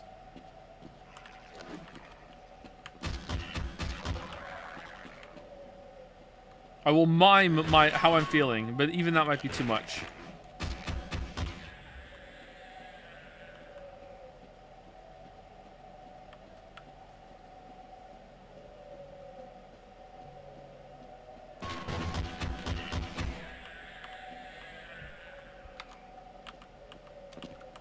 A silent let's play if you will. Yeah, I'll do a silent. Even though it's a silent let's play, my opinion will still be transposed to you, and I'll call it the silent pills. Alright, that was really bad. I'm sorry. That sounded better in my head.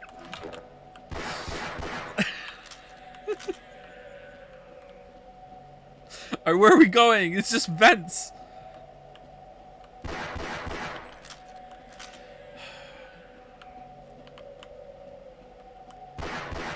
%90 of the -2s come from 10% of the shatters. Never forget. Whose idea was this? This is not fun. What even was that I just picked up? Missiles or...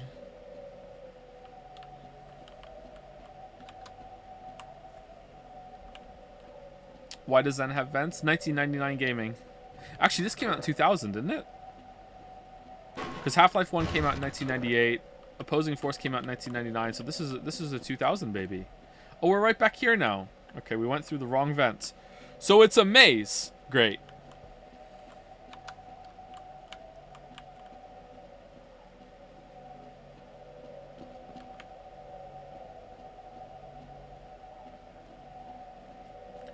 We love you, Joe, no matter your transportation choices. That's not true. That's not true. Okay, this one's empty. All right. This one's empty.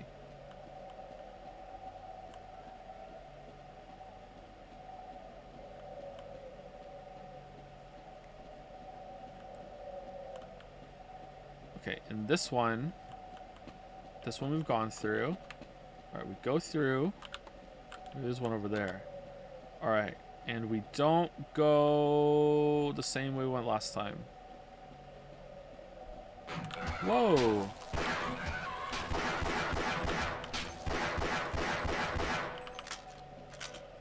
Okay, I don't remember you. You weren't here last time. All right, so last time we went in here, didn't we? Or did we go? Oh, we definitely didn't go through here, and we can't. All right, cool. All right, we definitely didn't go in one of these. All right, let's go in the upper one.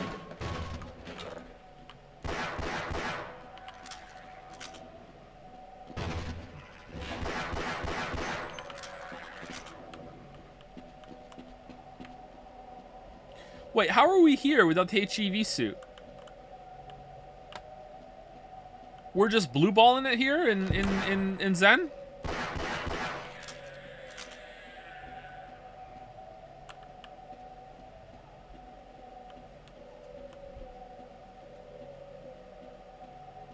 Zen has air somehow, does it? Okay. Body armor. I thought you needed like an environmental suit to survive in Zen. I thought like you needed like oxygen supply. Although I don't really know how that would be supplied to Gordon considering he didn't have a helmet, but yeah, whatever.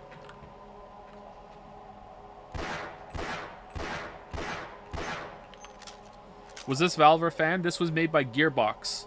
Opposing Force and Blue Shift was made by Gearbox. They are not fan campaigns, although that is something that a lot of people seem to believe for some reason, including myself before I looked it up on the Wikipedia page. So don't feel bad about thinking that. Shit, what's over there?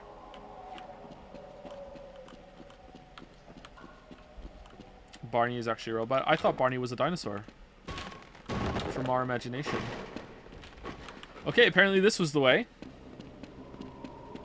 This looks like a boss room.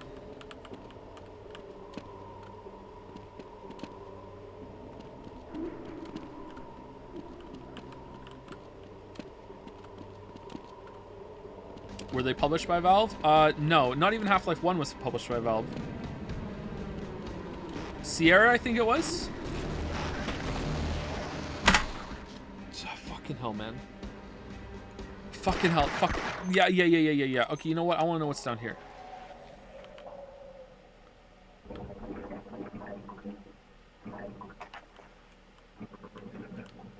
Subnautica?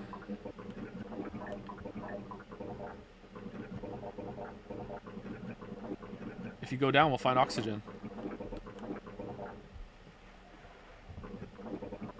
Alright, so this is not worth. Let's just leave it. Sarah and Westwood Studios, good times. Command & Conquer was so good.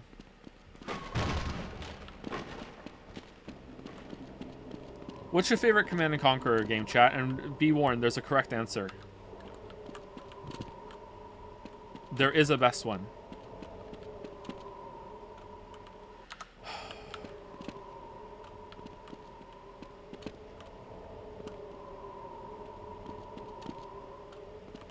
Red Alert 2, there it is. There's the right answer. Oh, they move. Really? This sucks so bad.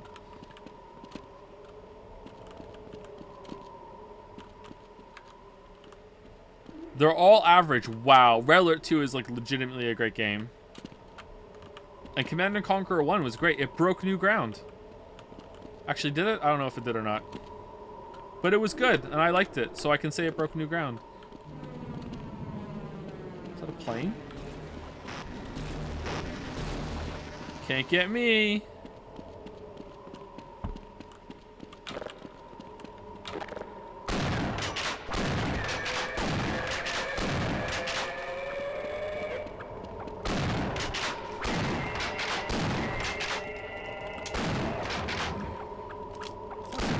Dealing damage to them made them flinch. Oh, you're dead.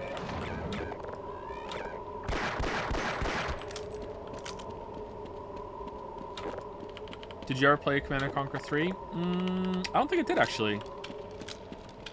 Oh, I tried. I didn't like it. It had some weird mission-based system or something where I can't remember what it was. There was something off about Command & Conquer 3, or it had too many missions where you didn't build the base or something. I can't remember. I didn't really like it all that much. I can't remember exactly what it was that I didn't like.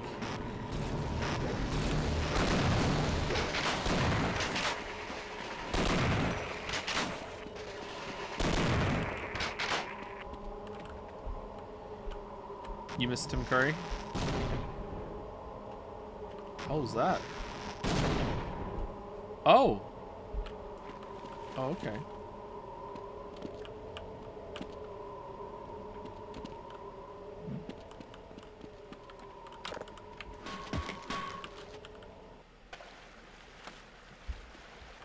Ew. Like, he's just looking at this with his bare eyes right now.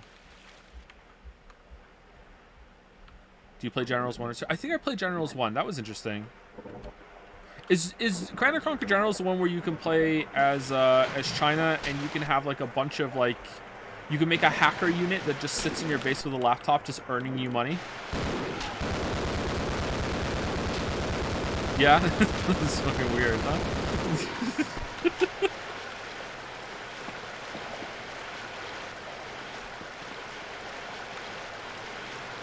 China will grow larger. Yeah, that's it, yeah.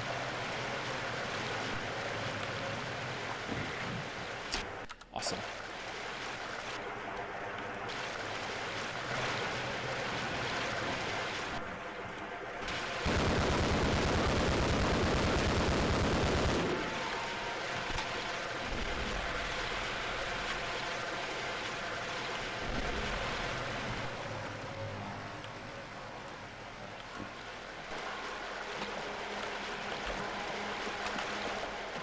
Oh, that's just like an ammo supply cache. There's like a bunch of different bullets and shit in it. Okay.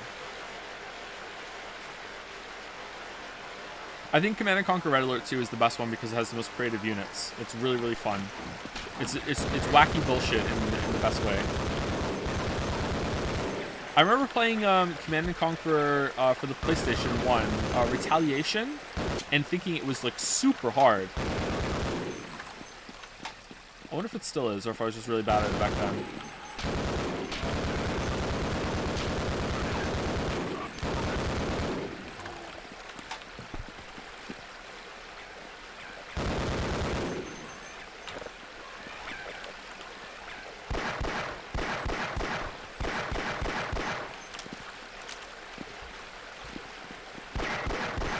Controls were probably awful. Yeah, but you could get used to it a little bit, yeah. Maybe it wasn't balanced around the controls though. Do you know there was an N64 release of Command & Conquer, and it was like pretty much a completely different game, I think. And it sucked. It was super jank.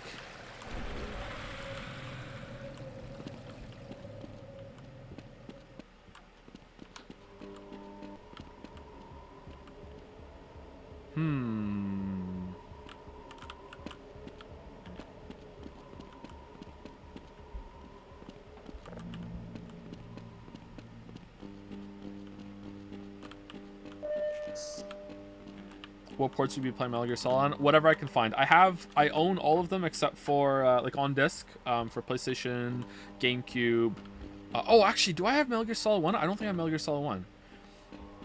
I have the rest of them, and I have Twin Snakes on GameCube. But I don't have Metal Gear Solid 5, which is probably the easiest one to find, right? So.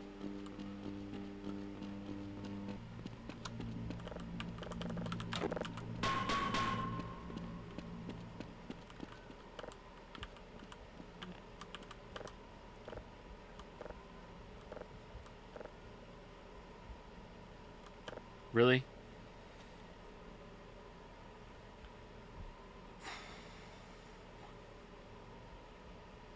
Did you stream N64 games before? No, I've never streamed an N64 game. I actually don't own an N64 anymore because when my parents got divorced, my dad took it back to Wales with him and all of my games.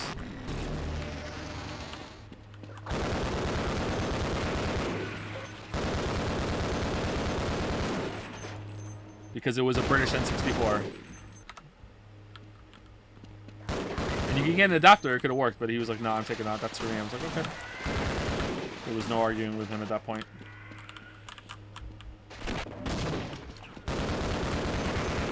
What, that sucks? Yeah, it sucks, yeah, I know.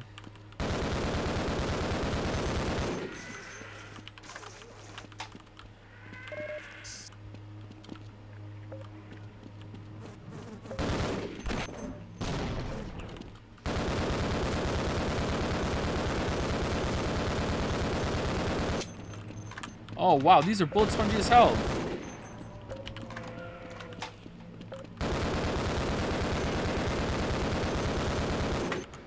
Actually, wait, what came first? You living in Canada or Joseph Anderson namesake? Living in Canada. I was born in Britain, and then I moved to Canada when I was 4 or 5. I can never remember exactly. We were here for 5 years. Then we moved back to Britain, and until I was 15 or 16, and then we came back to Canada, and within a couple of years my parents had split and my dad fucked off back to Britain. And I've never seen him since. Or my N64 games.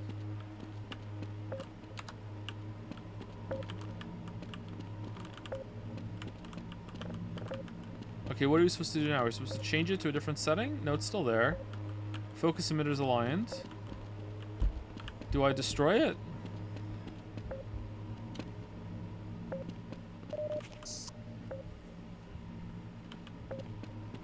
Not the game. Yeah, and to make matters worse, I had like Jet Force Gemini. Or whatever the hell that rare game was. That game was weird.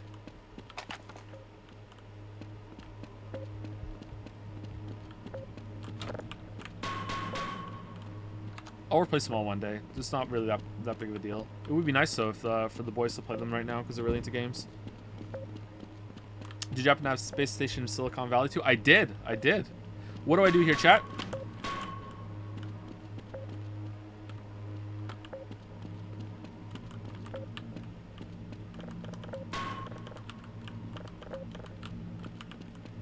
Backtrack through the... Oh, I'm done.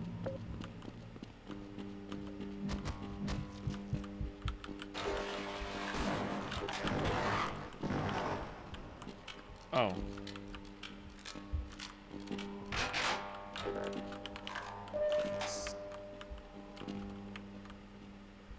Okay, I guess I do this now.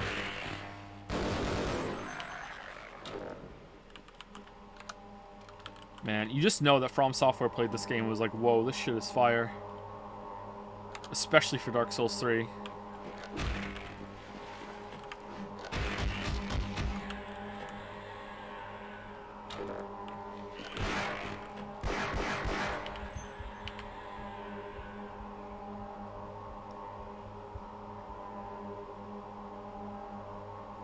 I will not tolerate Dark Souls 3 standard. Hey, I really enjoyed Dark Souls 3, but man, it's rough at some points, especially the beginning.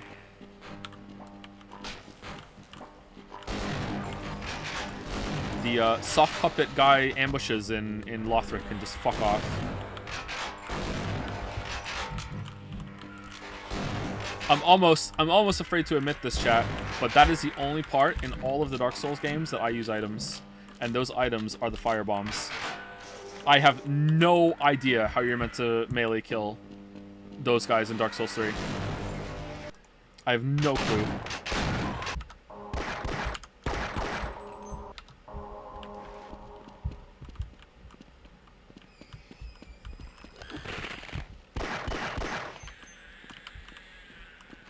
You get good, do you? Is there a way to do it? I've tried for so long and I can't do it. There's always some sort of pattern with their thrashing that gets me. Skill issue? It could very well be a skill issue, yeah. I'm not denying it. I'm not denying it.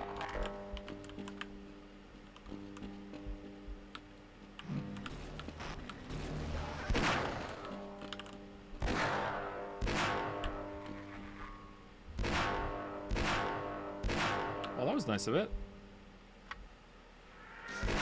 Oh, where'd you come from?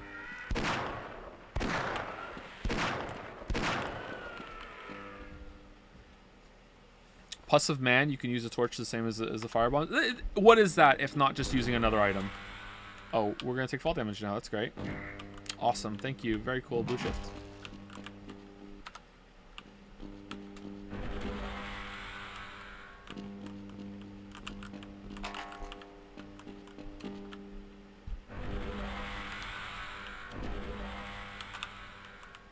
No. Okay, we're good. Yeah, the Pus of Man. Is that what they're called? I don't know what they're called. There's some hollows in that area that the big sock puppet guys burst out of, and I've never been able to kill them reliably melee without taking damage. Like they just are insane. So I just throw fire bombs at them. That's the only way I know how to kill them, and that's only if I fail at rushing them down, like just running in and hitting the guy before it spawns. But I think you get less souls from that. So I don't know how you're meant to kill them melee. Also, I don't know how you're meant to kill the ones that come out of the dragons later with melee. Although I think I did it once and I thought I just got lucky.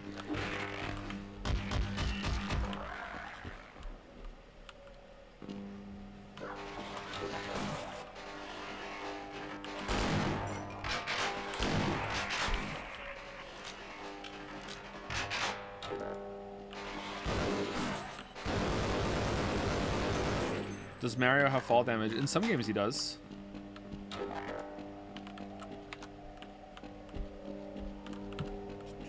You're playing Elden Ring right now with heavy weapons and your Elden Ring video keeps reverberating in my head. Like in a negative way, like you're disagreeing with it? Or... they buffed heavy weapons, so maybe it's better now. I'm sure they made some other little changes to some of the fights as well.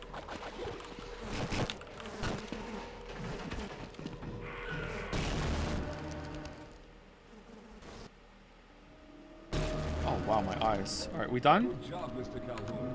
We began. Still no? What about Simmons?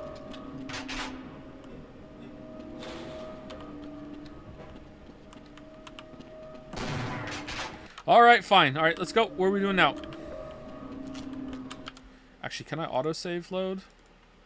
All right. Good job, Mr. Good Calhoun. job, Mr. Calhoun. We began to worry when you didn't come back for some time, but it looks as though you were able... I was watching yesterday's VOD and was curious if you did any propositional logic in the philosophy class. You talked about like if P then Q stuff. I did some of my CS courses, so I was curious if you see it in philosophy courses too. Yeah, that's exactly what I was talking about. The basic logic and argumentative thinking about what's the difference between a valid argument, a sound argument, and something else.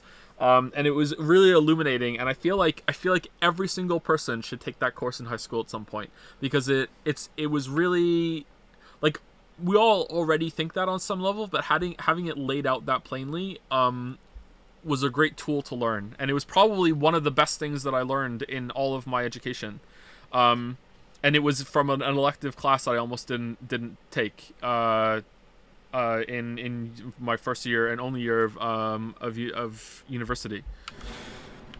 And some people, people who know philosophy are like, well, duh, of course that's what philosophy is. But people who don't know what philosophy are usually surprised at what that's a big part of it.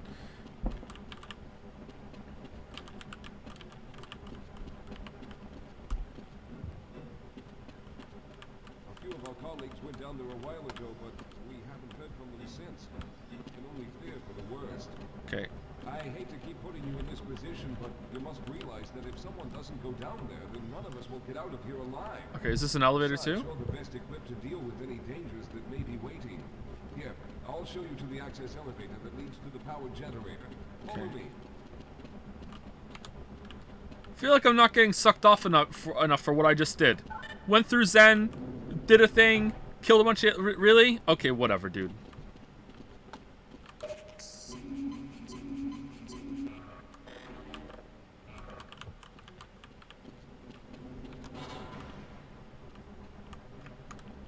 Here we are.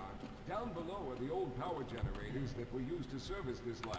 We don't go to Ravenholm. Find what we're looking for down there. Seriously, this feels very much like Half-Life 2, doesn't it? Make sure it's charged and In the set up worst the breaker. ways.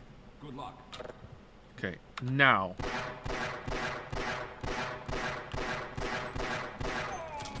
Really? Alright, well, what about one shot as a treat? Alright, there we go, we're done. One bullet. No! What the fuck?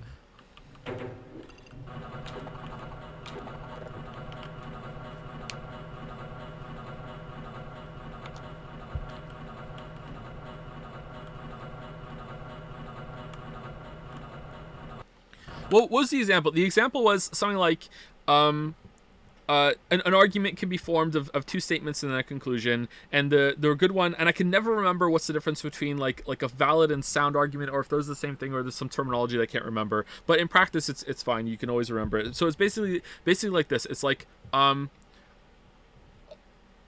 number one would be all white things are cheese. The moon is white. Therefore, the moon is cheese. And that is an argument. And that is I think that's a sound argument. That argument makes sense. And the problem is that one of the premises are faulty and wrong, and that is that all white things are cheese. So that's where you would hone in on it. And then there would be like an unsound argument, which would be all white things are cheese. Dogs are cute. Therefore, the moon is made of cheese. Like it's like something like that, and it'd be like, what the hell? Where are you getting this from? Like, you didn't even bring the moon into it. This is like, not only is one of the premises faulty, like this doesn't make sense. You know what I mean? So those are two different kinds of arguments that are wrong, and one is wrong because it doesn't make sense, but the other is wrong because you can prove it wrong. So that sort of thing, and learning that.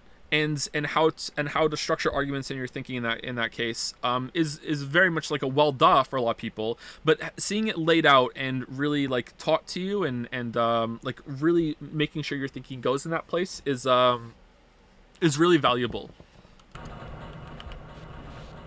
And I think most people should learn that in high school. It's really easy to not think like that. I do it all the time. Like, even though, you know, I took a class on it, it's really easy to... It's really also really basic. But you forget to think like that all the time because we're humans and we're fallible and blah, blah, blah, blah, blah.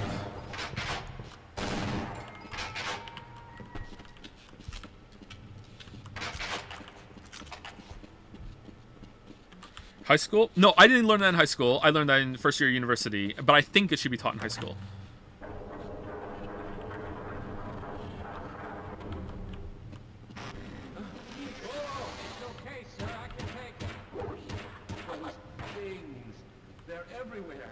We've got to get all your stuff together. If we don't get the power cell charged, we're all going to die. Oh no! Has there been any new enemies in this one? I had that in high school, fortunately. Oh, that's good.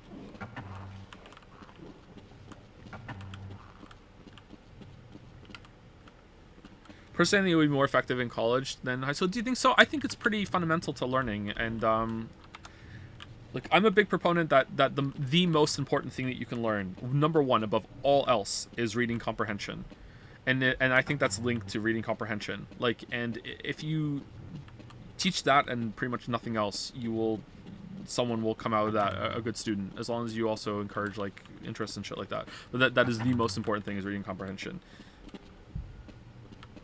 Alright, where am I supposed to go? One of the most important media literacy skills is understanding arguments. That's what I mean by reading comprehension, and it's linked to it.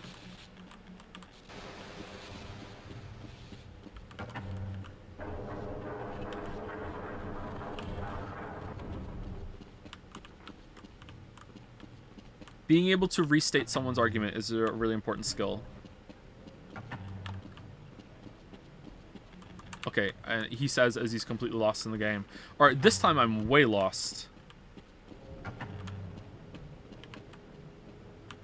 Okay, am I supposed to go up there somehow? Or oh, I just have to wait. Okay, cool.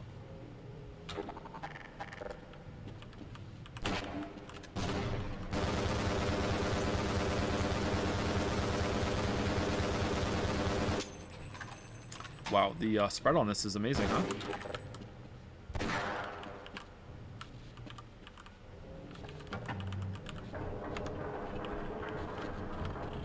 Thoughts on communication courses, as they're somewhat similar? I've never taken a communication course, so I don't know what they are.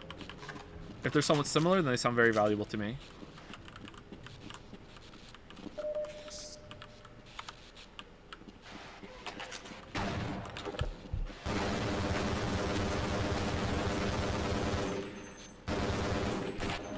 This dude just get back up again? Another thing that was that turned out to be very valuable for me in my line of work when it comes to testing games was I think this is just a scientific method, although maybe it's just a part of the scientific method, and that's a lot more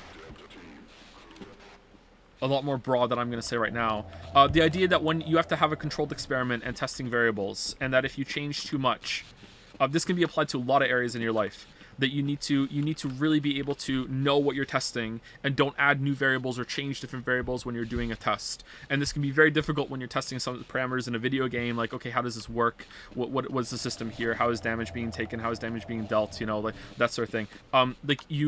It's really important to really understand how that works, and that ties into arguments a little bit, I think, too. You know, like you can't just change multiple things and think that you're doing a good experiment.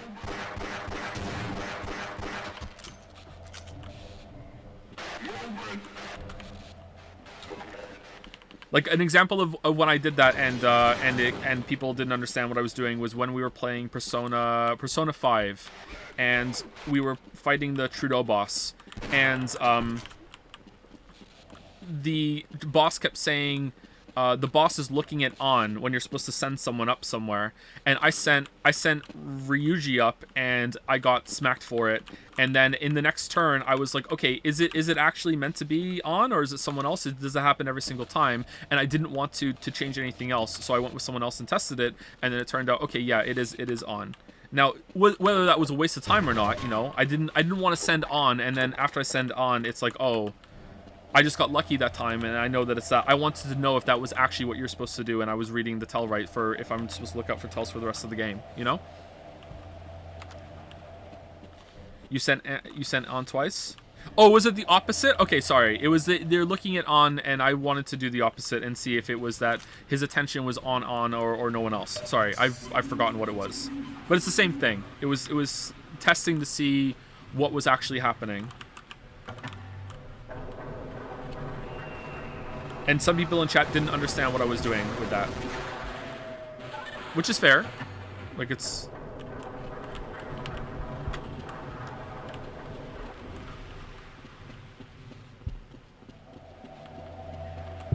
feel like we need to use this for something. Why are you so dedicated to pronouncing words wrong?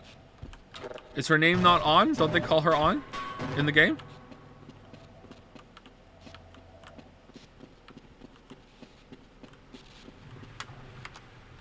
Apart from that, I like to do it as a bit. I think it's funny to pronounce some words wrong. Singers do it too.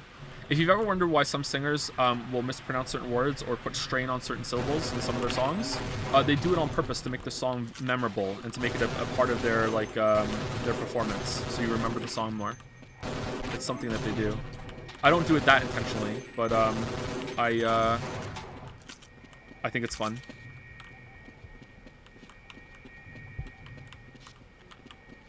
Also to make it rhyme. Yeah, sometimes they do it to make it rhyme.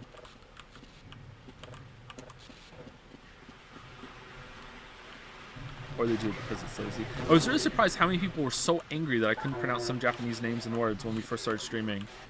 This is the simplest thing in the world. Who does you not know? I've never been exposed to this, dude. Like, how am I supposed to know something I don't know?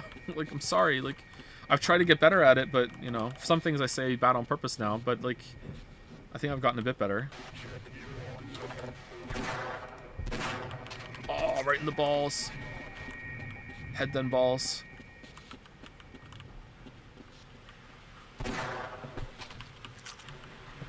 Yeah, there's an XK CD comic. You're more likely to find the correct answer by saying a wrong thing than asking for the right thing. Yeah, probably. Yeah.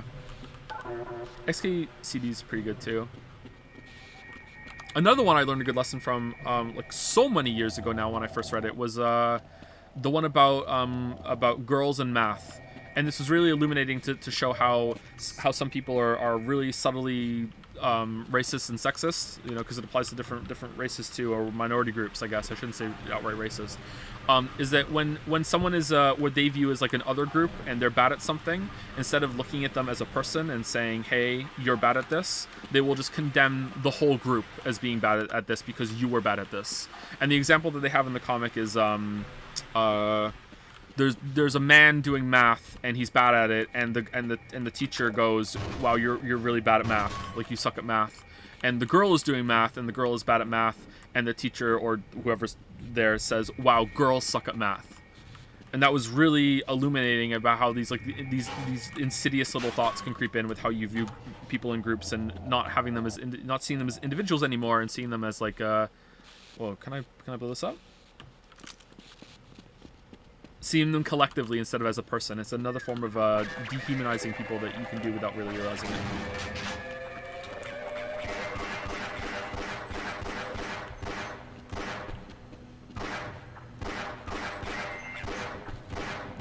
It's usually very illuminating. If you do that, then it's a good sign that you are viewing people as a group and not really as people, and you should work on that a little bit, I think. I don't know.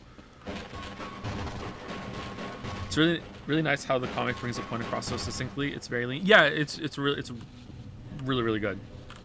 I wouldn't know anything about that, Merrick. I waffle on and on. I added a whole idea there about whether or not it was the teacher or not, which was completely unnecessary.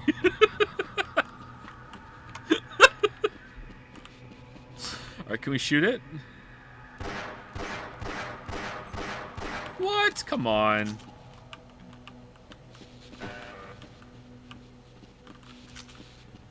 What if we blow it up with a grenade? No. What if we pour water here to complete the circuit? Because that's how water works, and then we hit it.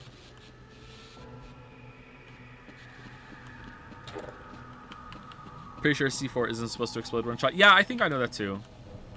Same with a nuke, right? If you shoot a nuke, it doesn't explode. It has to be armed. Okay, I don't know what to do again. Let's see. I can't jump up that. I don't think I can go in the coolant. It's gonna hurt, right? Oh, holy shit. It's really cold. It's really cold.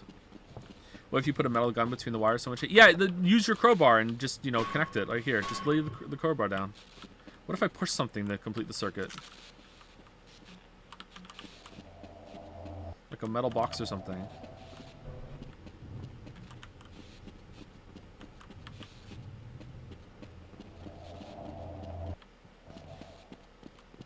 I actually don't know what to do.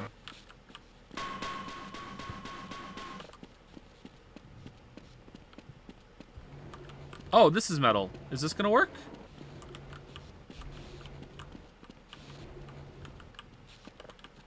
Ha!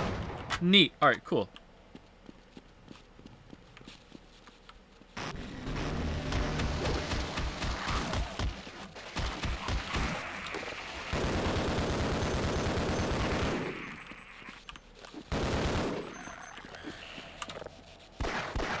Nintendo fans in shambles right now. In shambles.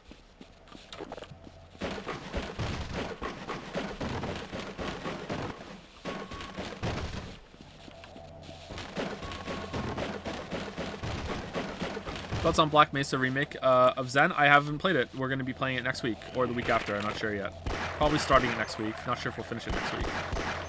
I'm very much looking forward to it, actually. Half-Life 2 in episode 1 and 2 will probably take us a whole week, I think. What are we doing after that? Is it Deadly Premonition or is it Gravity Rush?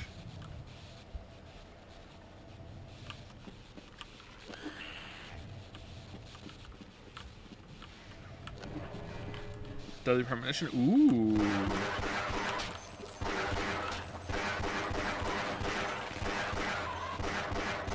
Wonder what kind of Chan we're gonna get out of Deadly Premonition.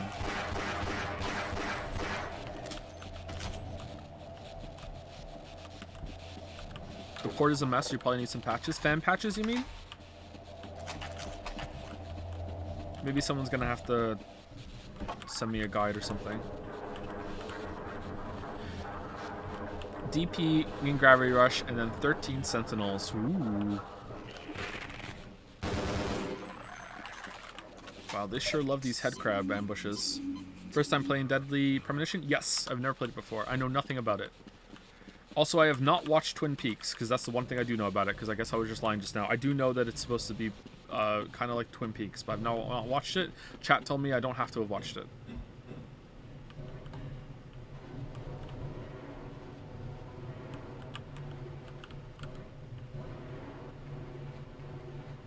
Wait, hold on. Are we really gonna move the barrels and then flood it again to make a bridge? Is that what we're doing right now? This is like so much like Half-Life 2.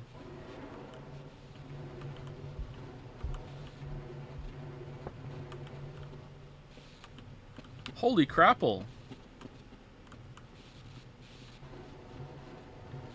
What David Lynch things have you seen? I think actually nothing. Isn't Half-Life 2 a lot like this? It is, yeah, it's very much like this. Very, very janky kind of physics-based puzzles. Someone on Jad sent me a guide for fixing the PC port so I can DM it to you too. Thank you. Also, thank you to whoever DM'd me about the air purifier the other day. I did read it. I didn't respond because I was about to go to bed. And I'm going to probably get it and see if it helps with the smells in here. Because the dogs are poopy dogs. Half-Life 2 isn't janky. It's a little janky. We do a little jank. It's a lot smoother than this, that's for sure. But it's a little jank.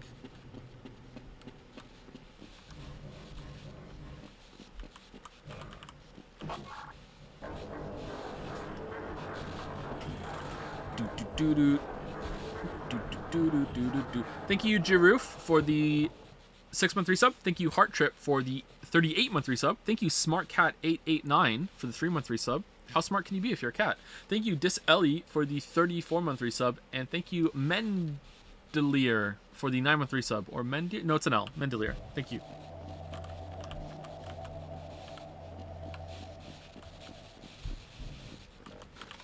Wow, that really is what you do. I'm stunned. This is so weird.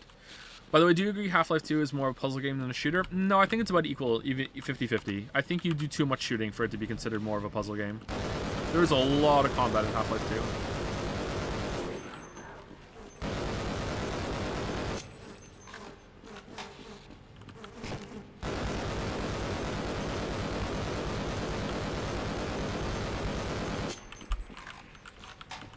This is giving me some really, really heavy Half-Life 2 live vibes, though. Oh, for fuck's sake.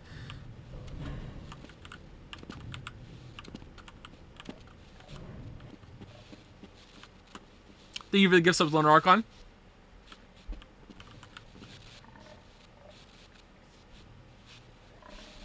$10 gift subs. Thank you so much.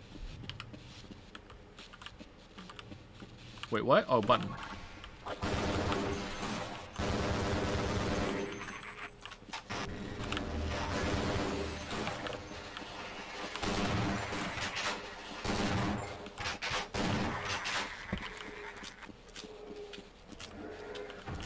Trailer related to anything, but regarding Persona 5 Royal, the recent re-release includes all the DLCs, which gives you a boatload of stuff that shatters the game's balance. You think you'd mod that out, or just say fuck it and go with it? If I remember what's there or what I shouldn't have, I'll just not use it if that's possible. But if not, I don't know if I'm gonna mod it out or not. Like I don't really need to have a good balance playthrough of that. Like I already beat that game on hard the first time, so it's fine. I've done my time, and I want out. Not the worst thing in the world, right?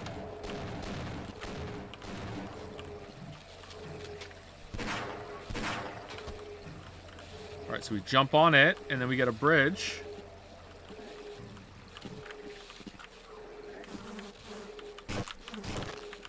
Shit. Shit. Oh, they're DLC personas. Oh, I thought it was just gonna be like cosmetic items and shit. Oh, okay, that's interesting.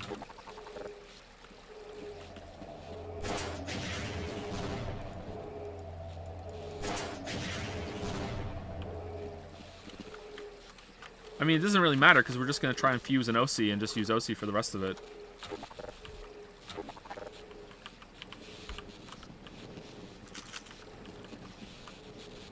Remember when you guys got Northern Lion to say OC?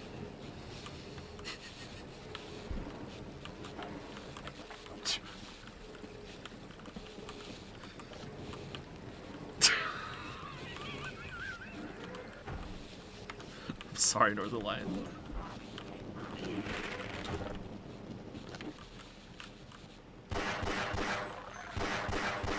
They did. Yeah, I rated him after one of the streams. I think one of the Persona 4 streams, and during the raid, he read out a comment.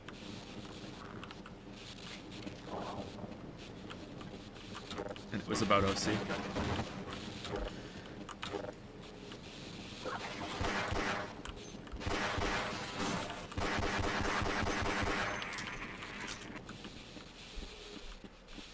We almost done, chat? We have to be close to the end right now, right?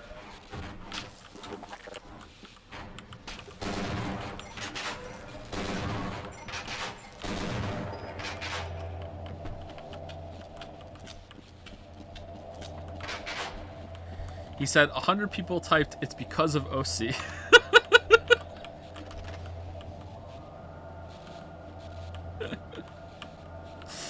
Oh, God.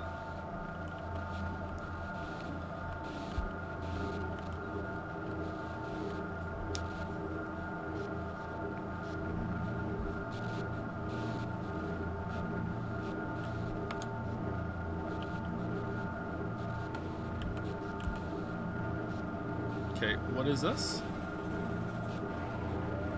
We going to Zen but nice?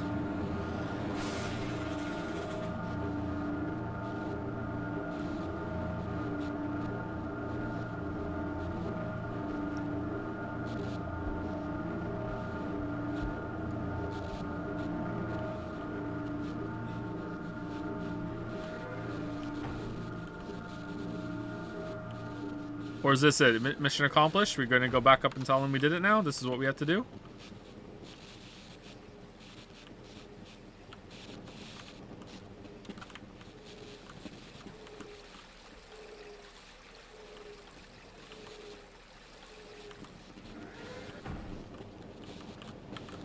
Nuclear power, but good. Why would you do that when you can just have 15,000 solar panels and 10,000 accumulators? What are you doing?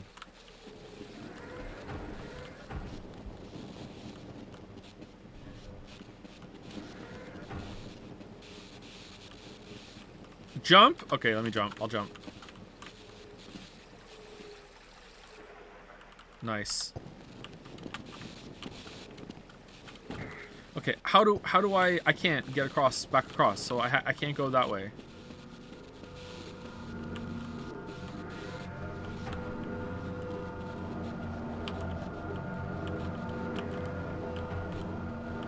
Okay, maybe do not activate generators while bridge is extended. No, that's fine. Okay. Blind? Yeah, unfortunately blind. Sorry. I don't know where to go. Do I just jump through here? Oh, okay. Now what? Do I go back the way I came, or do I... This is going to lead me back to the place I just was at. Yeah. Alright. So I guess I just go back and talk to the guy now. Alright.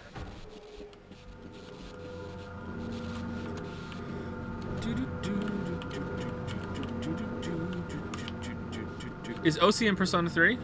Actually, you know what? Don't tell me. I want it to be a surprise.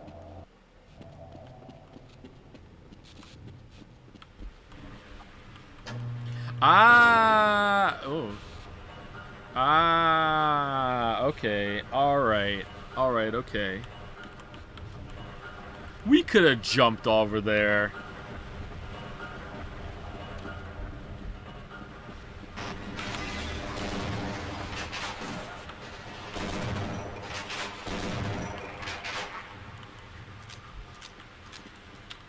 Why is this game called Blue Shift?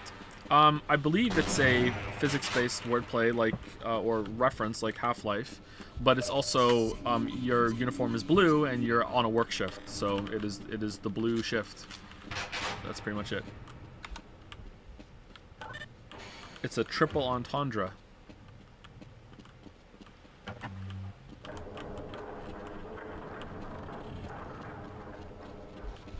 I was hoping you'd show up. You have to get this power cell.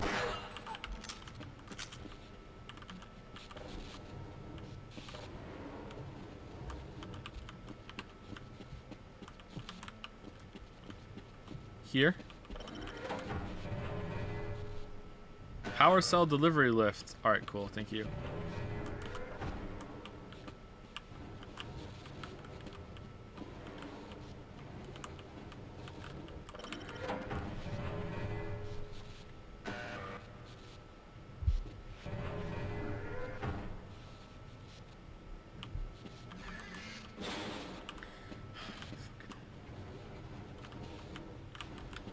What do you think you are? Ocarina of Time?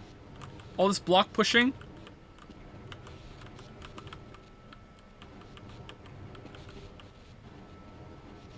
Reload? Alright, I'll reload. Alright, what am I reloading for?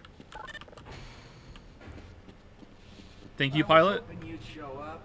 You have to get this power cell charged and back up to Dr. Rosenberg. I'd help, but I'm hurt pretty bad. You can probably push the power cell through the fence into the charging station behind me. Let me see if I can get out of the way. Oh.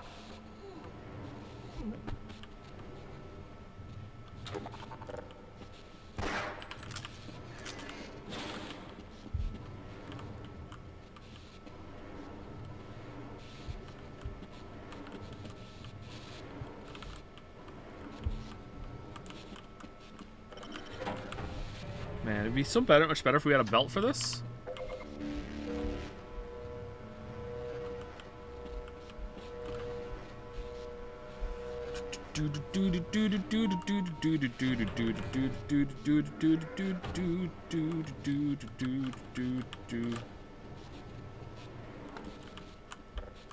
If we are close to the end, I see why people were upset when the game came out. It is pretty short, and it hasn't really got much new going on. I don't think there's been a new enemy, and level design has been a little more purposeful than Opposing Force, but some of these puzzles are pretty boring. Some of them have been good, though. Alright. Can I come too? No? No? Okay.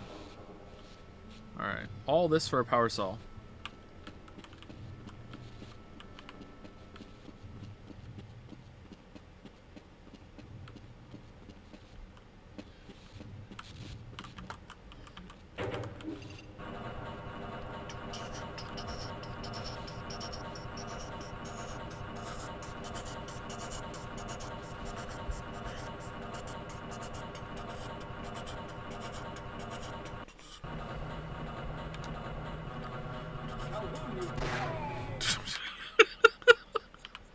Sorry, it was instinct. We've already begun preparing the device with the fresh power cell you sent up. This time, however, the process is going to be a bit more complex, so I'll need you to help me in the main room. Let's hurry. +2 chatter? Where's the +2? Where's the +2?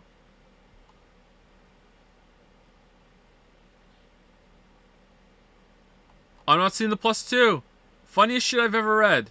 What? Belts are nice, but most of them go to weight. Alright, +2. +2.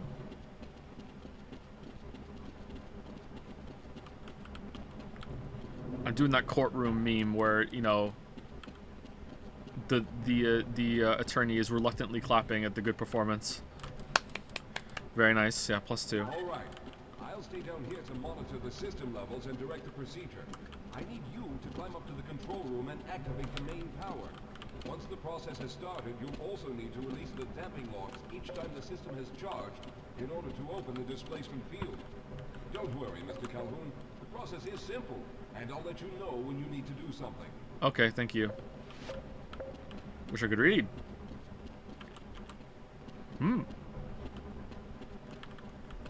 My personality for the judge in Ace Attorney is canon in my head.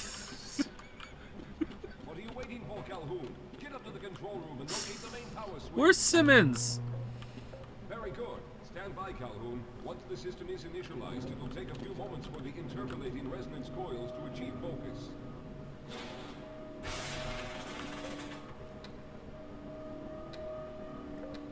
Alright, and then we get teleported out of there, but everyone gets out except for you, who gets caught up by G-Man, who's been suspiciously absent in this game. The primary coolant line has been ruptured. Calhoun, go to the valve located on the catwalk and release the pressure. Oh no! Before the system overheats. I'm going quick. I'm doing it. This is no time for games, Calhoun. I'm doing it! First, the machine will explode. You must break the valve on the catwalk now.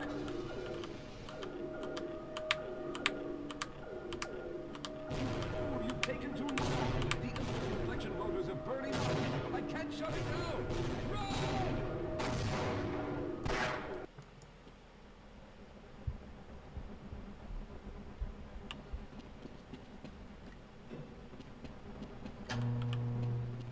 Very good. Stand by, Calhoun. Once the system is initialized, it will take a few moments for the interpolating resonance coils to achieve focus.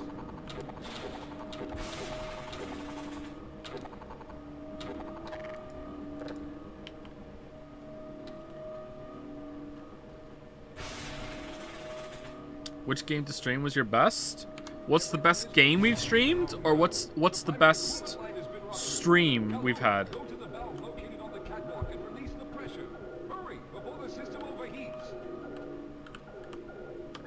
The best game we've streamed is either Undertale or Outer Wilds. The best streams that we've had, that would be up to chat, I think.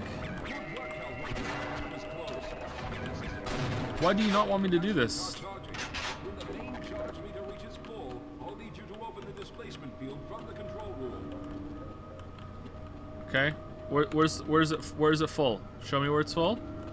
I don't see a meter. I don't see a meter. We're almost there. All right, good. All right, tell me when to hit the button.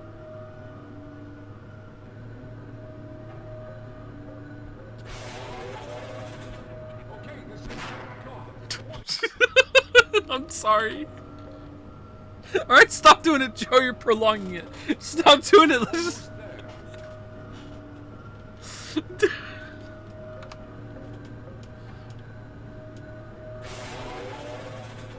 Okay, the system is fully charged. Throw the switch located at the window of the control room.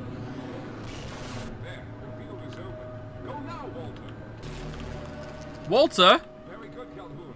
I'll begin charging the system for the next teleport event. What? We're going one by one? Oh, this sucks. The padding is real. Uh-oh. We've got hostiles.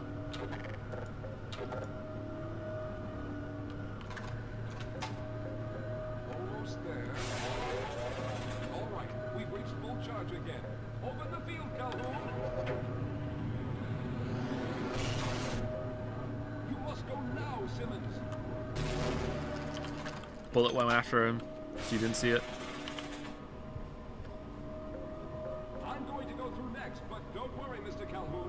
I've set the system to automatically start the charging sequence once I've made it through. Oh, okay. Just wait for the levels to reach full again and open the field like you've been doing. Or I kill you and go myself.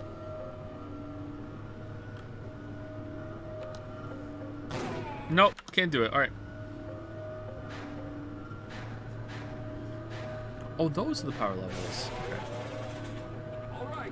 What could go wrong?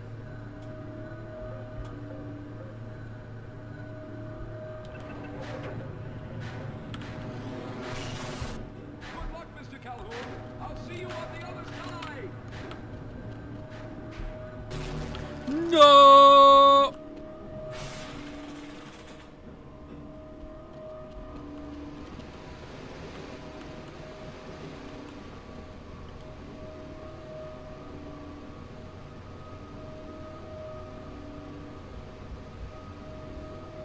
Joe, I was here an hour ago in your same room. What have you been doing? A fetch quest. We have to go get a battery. Uh-oh. Uh-oh.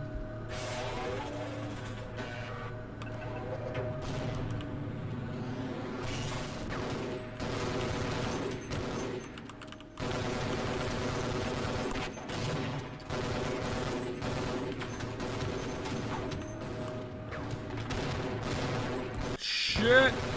I've been hit. Oh, really?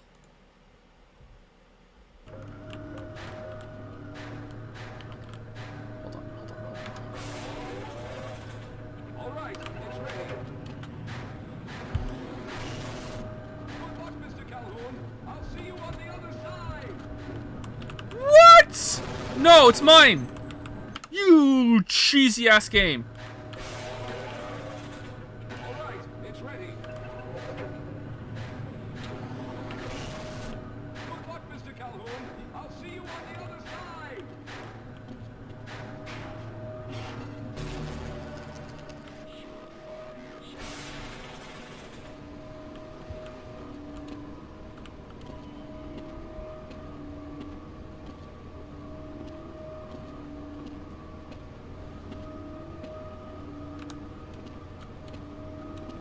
Joe, that end. Is this the end? There's no boss?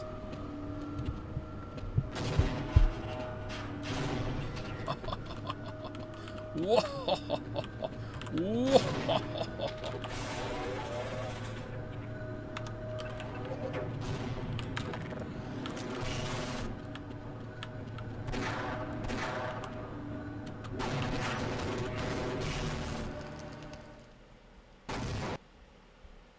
Oh man, sorry, I should have warned you about that again. Ah, there he is. Calhoun, you've arrived. When you didn't come through right away, we thought that Oh no, there's something wrong here. Simmons, come look at Calhoun.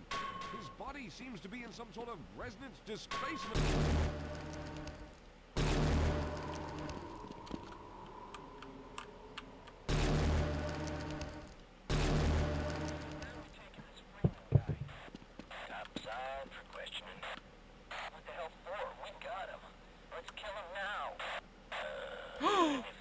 Only 6 minutes insomnium.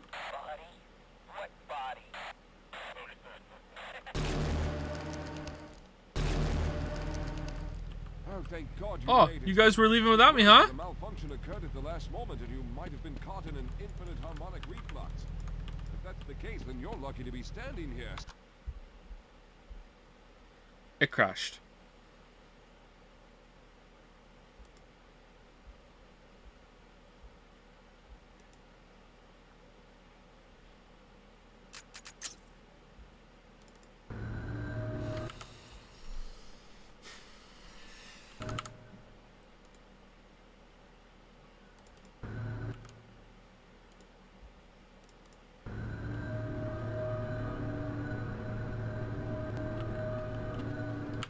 Now the mouse hardware is gone again. It reset my settings.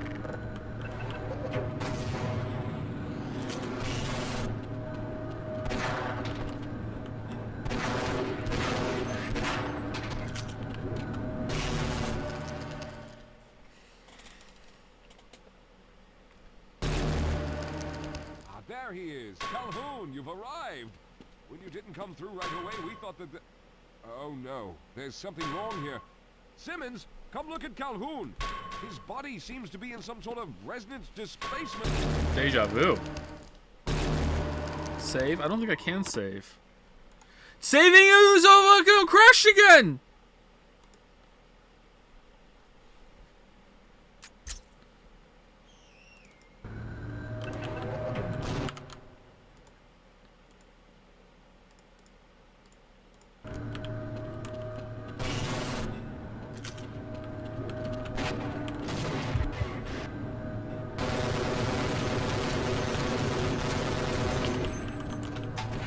Alright, save it here. What the fuck? I'm gone. I don't give a shit. I'm gone. There he is. Calhoun, you've arrived.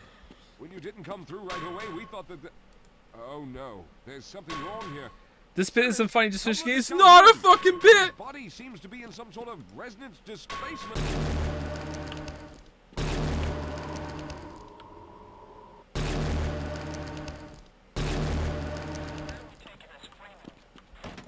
Outside for questioning. What the hell for? We got him. Let's kill him now. And if they find the body? Body? What body?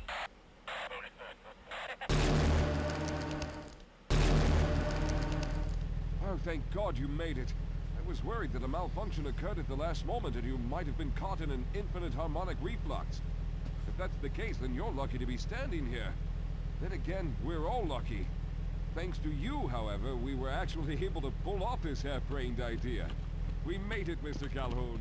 We made it. Barney will return. Half-Life 2. Subject Calhoun, status out of range. No further comment. Well, that's it? Wow. Alright. If this was bundled in with Opposing Force, it would have been good. But as its own thing, wow. That's lean.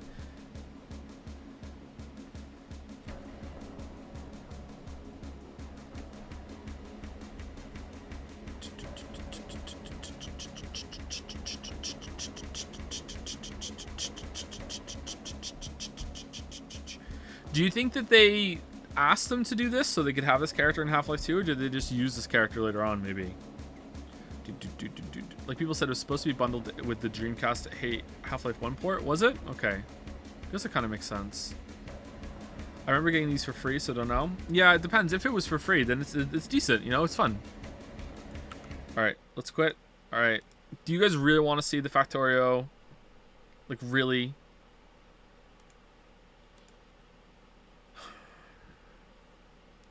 All right, before we get into that, let's talk a little bit about Half-Life 1, Opposing Force, and Blue Shift. Definitely, I think they get worse as they go along. Half-Life 1 is the best, and then Opposing Force, then Blue Shift. Although Blue Shift did have some parts that were better than Opposing Force. Opposing Force did have some parts that were better than. No, I don't think Opposing Force had any part that was. No, the last boss was better in Opposing Force than the last boss in Half-Life 1. Overall, I think they hold up pretty well. Like they're like a little bit buggy, a little bit kind of like where am I supposed to go, but in terms of just letting you play the game, I still think they're pretty good. They're decent, they're fun. If you were to like make these games today with this kind of visuals, I think there would be a little bit more put into the gameplay and some level design quirks and shit, but I think that they're pretty good. They hold up pretty well. I enjoyed my time with all of them except for Blue Shift really started to drag toward the end. But Half-Life 2 has that same problem too, so I'm really surprised at how many parallels I can draw between Half-Life 2 and Blue Shift of all of them. Like, Blue Shift is the most like Half-Life 2, and that's so odd to me. Yeah, they were good though. They were decent. Yeah, it was a good time. I'm glad I finally played Opposing Force and Blue Shift. They've been on my list for a while. Probably gonna forget them. They play better in normal difficulty, probably, but like clearly I was just out of practice and just a shitter because it got better for me as they went on. I got more into it and I was able to land better shots. I was able to play better. I don't know. I was playing a little bit cheesy with some of the soldiers in some parts of it though, so I'm not sure if that's still a good thing. Maybe it is still better played on normal. I don't know. I don't know. Have you seen an NVIDIA remix? How can it add RTX to Half-Life 1 and other old games? I remember reading an article about how that can happen, and it's weird tech. But it does make sense, obviously, because they can do it. But also, it does make sense if you do a little bit of reading, like it's something you can understand. But I don't remember it, so I can't explain it to you. Sorry. Or maybe I'm lying. Maybe maybe I have a false memory. I don't know. Yeah. Do do do do do do do do do do do do. Next stream Monday. I might stream tomorrow, but I haven't decided yet. I'm kind of worn out after the longer streams. Longer stream today and a little bit longer yesterday. I think one before that was a little bit longer too, wasn't it? So, I don't know. So what's next? Half-Life 2 is next, and then we're gonna play Episode 1, Episode 2, and then we're gonna play Black Mesa, and after that we're gonna play Deadly Premonition. Which game tomorrow? If we stream tomorrow, it will not be Half-Life 2, so don't worry about that. If you don't want to be here for the stream tomorrow, you're not gonna miss Half-Life 2. Half-Life 2 will continue on Tuesday.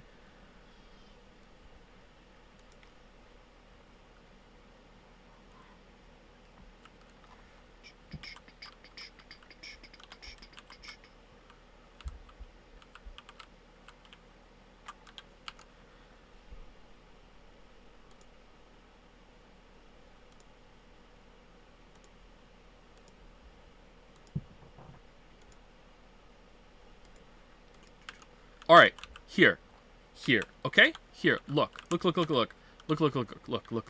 right, look. I got the beginnings of my second bus for space shit. All right, this is the bus I'm doing. All right, I do a bus where I just underbelt this part because I just make a shit ton of this stuff. I don't give a shit. I don't do the double spacing, triple spacing bus. I don't give a fuck. All right. Here's my other bus is down there somewhere. I'll show it to you in a second. I'll show it to you right now. Actually, here's my my main bus that I used for the first amount of science stuff and getting all through the tech. All right. This is my main bus here. All right. And this is using just materials that are just mined out of a couple of fields. So copper and some iron up here. They're kind of going a little bit low. All right. So here's my main bus that I'm using to make all the science stuff. And here's my rocket fuel factory. And here's where the science goes. And I'm capped out on that. Right. I'm done. Like I have nothing else to research with this. All right. So here's my second bus that I'm going to just make space capsules and shit with. And for that, I'm using core miners. All right. So core fragments that I'm doing. All right. So this, I haven't gotten very far in this yet. So here's all of my smelters here, the turning copper. I assume it's going to get backed up at some point. So I'm fine with there being too many. So it's fine. And here's my recyclers that are with the overflow. It's not really tuned all that efficient yet, but that's what I'm doing. Up here is where the coal goes at the end of the bus, and all the excess coal gets burnt off into radars that are just burning all of the shit, and it's just electric boilers to make the steam just to kill all the power. This is turned out to be overkill, but I had a lot of coal at the first point. Okay, so that's what I'm doing. All right, so this is going to turn into where I make stuff for the cargo for space capsules. This bus here is just going to be make space shit. It's just going to make space capsules, cargo rocket sections, that sort of shit. Okay, so that's what I'm doing. Now, if you go over here, like, look, I'm using trains to transport stuff from all these materials here. All right, because I like using trains. All right. I have extra. I think what's going over here. This is extra coal. Coming over here, this is a coal one that the trains are coming from here. All right. Here's what I'm doing. But single-sided trains, why? I don't care. It's just a whatever. Okay, it's whatever. I just like doing the loop-de-loop, and it looks fun. I don't like having two train cars on either side. Okay. Why are you transporting coal if you're just burning? Because this is the old bus. This is the old one. I didn't do core mining until recently. This is the new build. Pay attention, Boulder. This is the new build. This is the new core mining one. I wasn't doing that for a long time. At first, I was doing shit mined from the ground, and I needed coal for that, okay? Pay attention, all right? This is the old one that does all the science and shit. Here's my meteor defense array over here. Very proud of this, okay? And here's my acre of solar panels.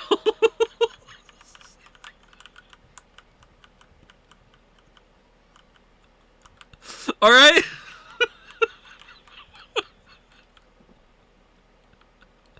And here's my accumulators. All right, let me tell you a story about what happened. All right, so in space exploration, every so often a coronal mass ejection happens, and they will go on different planets. All right, so there was it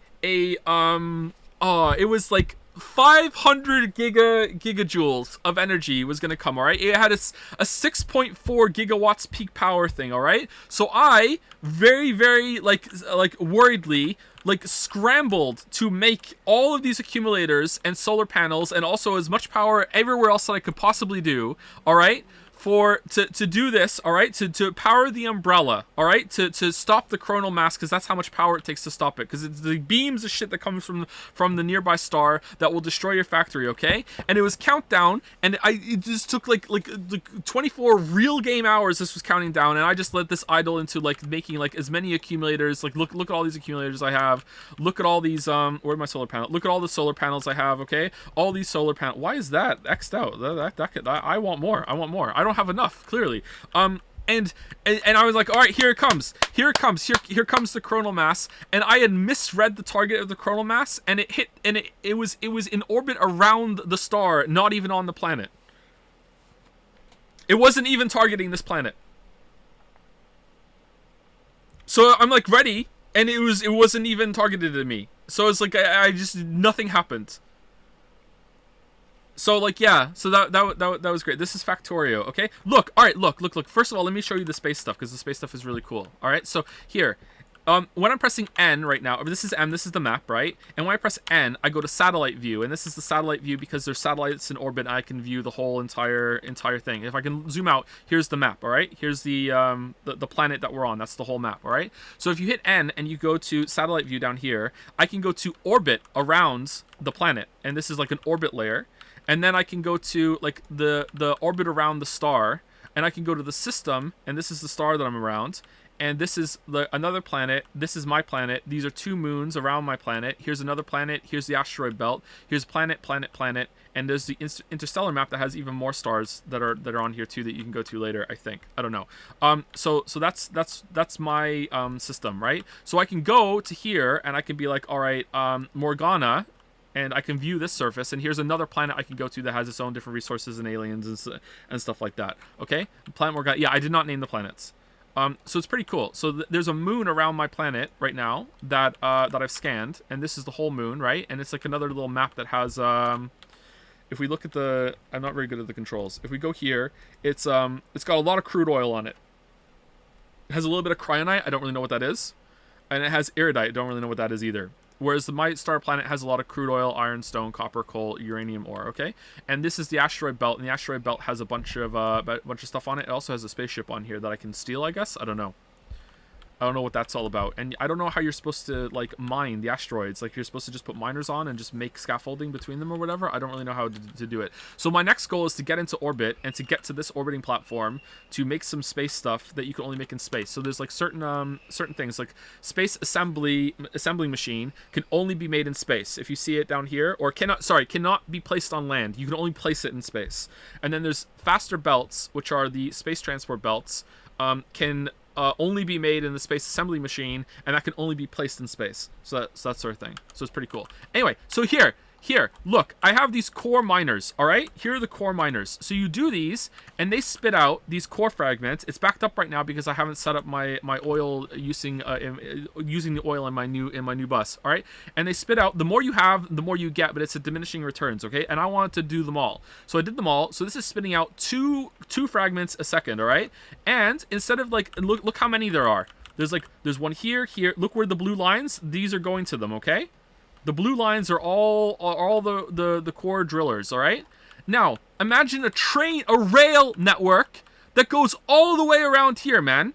That's using half the belt too. No, that's wrong, because the fucking belts feed into a central belt, and then it uses both sides of them. See? You can't fucking, like, it doesn't produce enough fucking stuff to even fill the belt. So why bother with it? Look, they all feed into one central belt. See here, look, it belt. There you go. Why not? But it's full because it's fucking backed up with the oil here. I just said that. God damn it, Boulder. God damn it. I'm not using them all over here. That's why. Or maybe I am now, but I wasn't before. Like, I need more of these, or I need to fix, like, my crude oil keeps getting backed up for some reason. I don't know why. I don't really understand it. I think I need more pipes, maybe, or one of them's not set up properly. I don't know. So what's wrong with this setup? I don't understand. I don't understand. Having so many trains that are stopping at, like, I don't God knows how many fucking core drills there are. I think it's like 30 or something, or 40. That's an insane amount of stops for trains. Just belt it. Who cares? You need one train for all this? I would need one fucking track that goes to them all, maybe, or multiple tracks, which is such a nightmare for logistics. Why not just belt it? If you peek into den, arrow is seething. Why are you seething? What's wrong with the setup? I don't understand. What's wrong with it? Here's my starter. Here's where I started right at the beginning. This is where I landed, right? Here's my starter, and then I went over here and I did this part over here for the first bus, and then I went over here and now I'm doing my core fragment one. There's literally nothing wrong with this. This is the best option for this problem. Best option. I love trains. I think trains have their place. Trains were not the best option for this problem. No fucking way. I love the random brick paths, iconic Factorio vibe. Yeah, as I'm just like clearing areas with the drones, right? Like, and I'm getting stone instead of like I don't have any stone on me right now. Like as I'm clearing, like I send out the drones to clear the shit, right? And as my inventory fills up, instead of like to get rid of it, I just plunk it down like this. So like because I don't need it. I'm just clearing the path so I can build, right? So that's what I do. What's wrong with that? What's wrong with that? We want to put all the fucking stone in the thing. I've oodles of stone. I've so much stone I don't even know what to do with it. I'm compacting it into fucking landfill down here.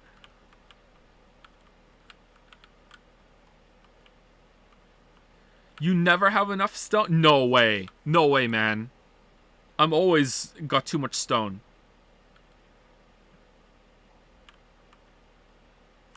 Concrete the entire map. You know what? I will. What do you think of my burn off all the coal place? This is pretty good, right? I mean, it's not working right now, but it's pretty good, right? Like, who cares? Originally, I had a bunch of boxes with claw arms that were just exchanging the same resources box to box forever, but that wasn't burning enough power, so I went with radar instead. Pollution map. I have biters turned off on the base map because they're stupid. So like I have them on, they're on the other planet, so I get to have combat, but on the base planet it's stupid. You want to see pollution map? Let's see. Yeah, it's not too bad. See. Why do you need to burn power? Okay, so here's why. So these things, right, are so hold on, let me go to the core fragment, the thing. All right. So I just did that completely wrong. I'm sorry. This thing here. So this is a core mining drill, okay? So these will drill down into the core of the planet and spit out these things called core fragments, and it will do it forever. As long as it has power, it does it forever. These are infinite use. They will never run out. They're not like the other resource fields on the planet. Forever and ever and ever that you can get these. It'll do it forever. And you use these to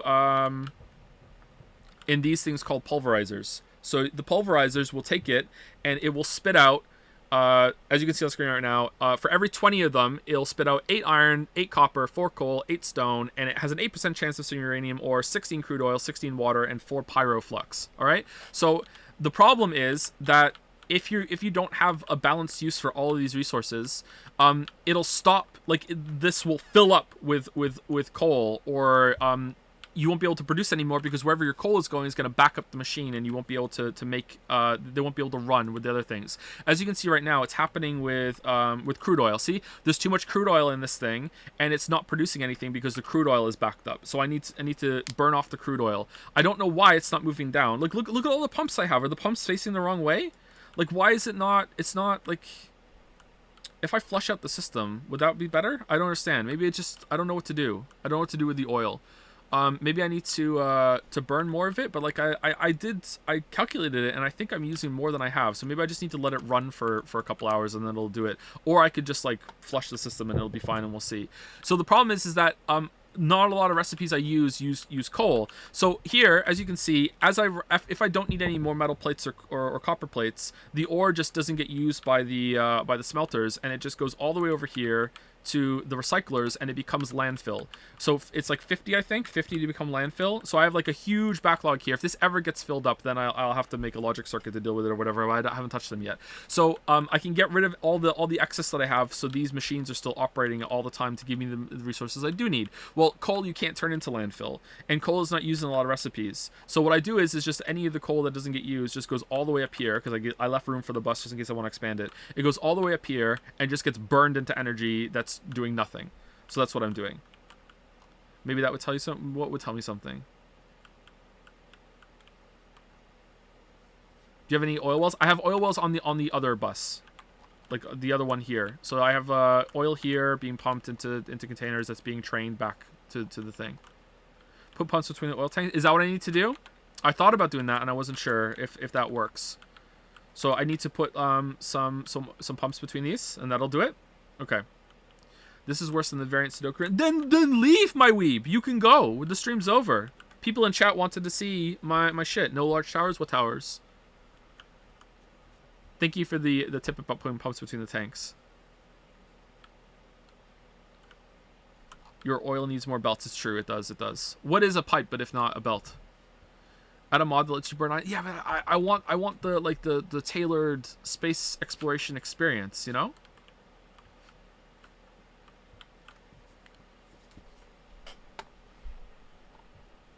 And you've been doing this instead of the Ragnarok review and the Witcher 3 video. Okay, I get it. Not at all. Like I said, I usually just leave this in idle. You're looking at this and you're not understanding the game, or you don't know it. You can easily iterate things. Like this. This took very little time for how many items are here, because you can just copy, right? And then you can just paste it wherever you want. I can't paste it there because there's shit there. So I can paste it, right? And then I can go over, and my fleet of fucking drones will just go over and just put it for me. See? It just gets placed for me. So it's not as much as you think it is. It's shit just idles, and then I go in and I just set this up, and sometimes I'll even put a belt. Because I love my belts. I'll actually just put a belt down, and so I'm moving, and I can just walk away from the computer, and I will just it'll just fucking like autocomplete while I'm gone, that sort of thing. You can even undo too. It's pretty cool.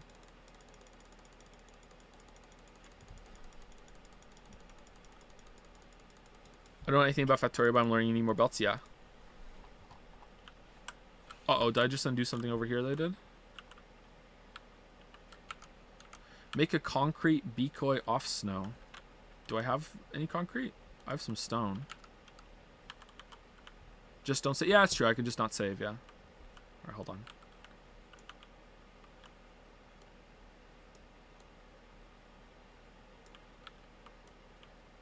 Oh no, I ran out.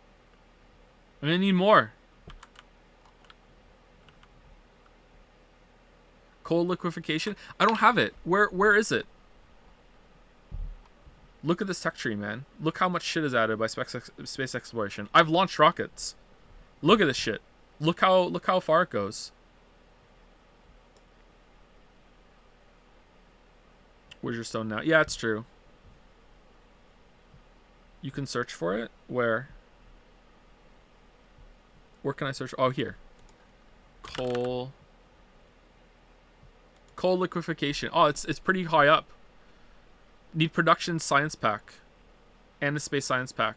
So yeah, I don't have it yet. What does it do? Coal, heavy oil, and steam turns into heavy oil, light oil, and petroleum gas. Oh, that's really good. Holy shit. That's awesome. I want that. I really want that. That's really good. I could use that for my coal excess for sure. So yeah, like I said, the next goal is to get up into space, but like setting this up with the core miners and everything, like I don't know how much time that took, but in terms of hours, but in terms of days, it took like a week because I don't play it for very much. Or I just let the game idle. So I'm really slow going. That's why I have so many, that's why I have so much shit, but I don't have much progress to show for it because I just let the game run.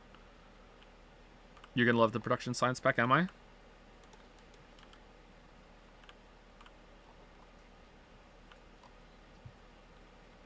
You want to scale everything up for space exploration, I think. Okay, based on this, Space X mod seems kind of bad. Why? It's not. Don't judge my shitty gameplay. What the hell? Oh man.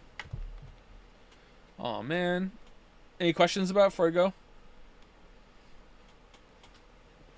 MIO pacing of Vanilla Factorio seems more fun. Well, like, I mean, at this point, it for the first part of it, it's very much like Vanilla Factorio, and it's just the same game, more or less. And then when you're done with that, you have this whole other game afterwards if you want to continue. So, in a way, it is paced the same way as Vanilla. It's just that, do you want to have more game to play afterwards?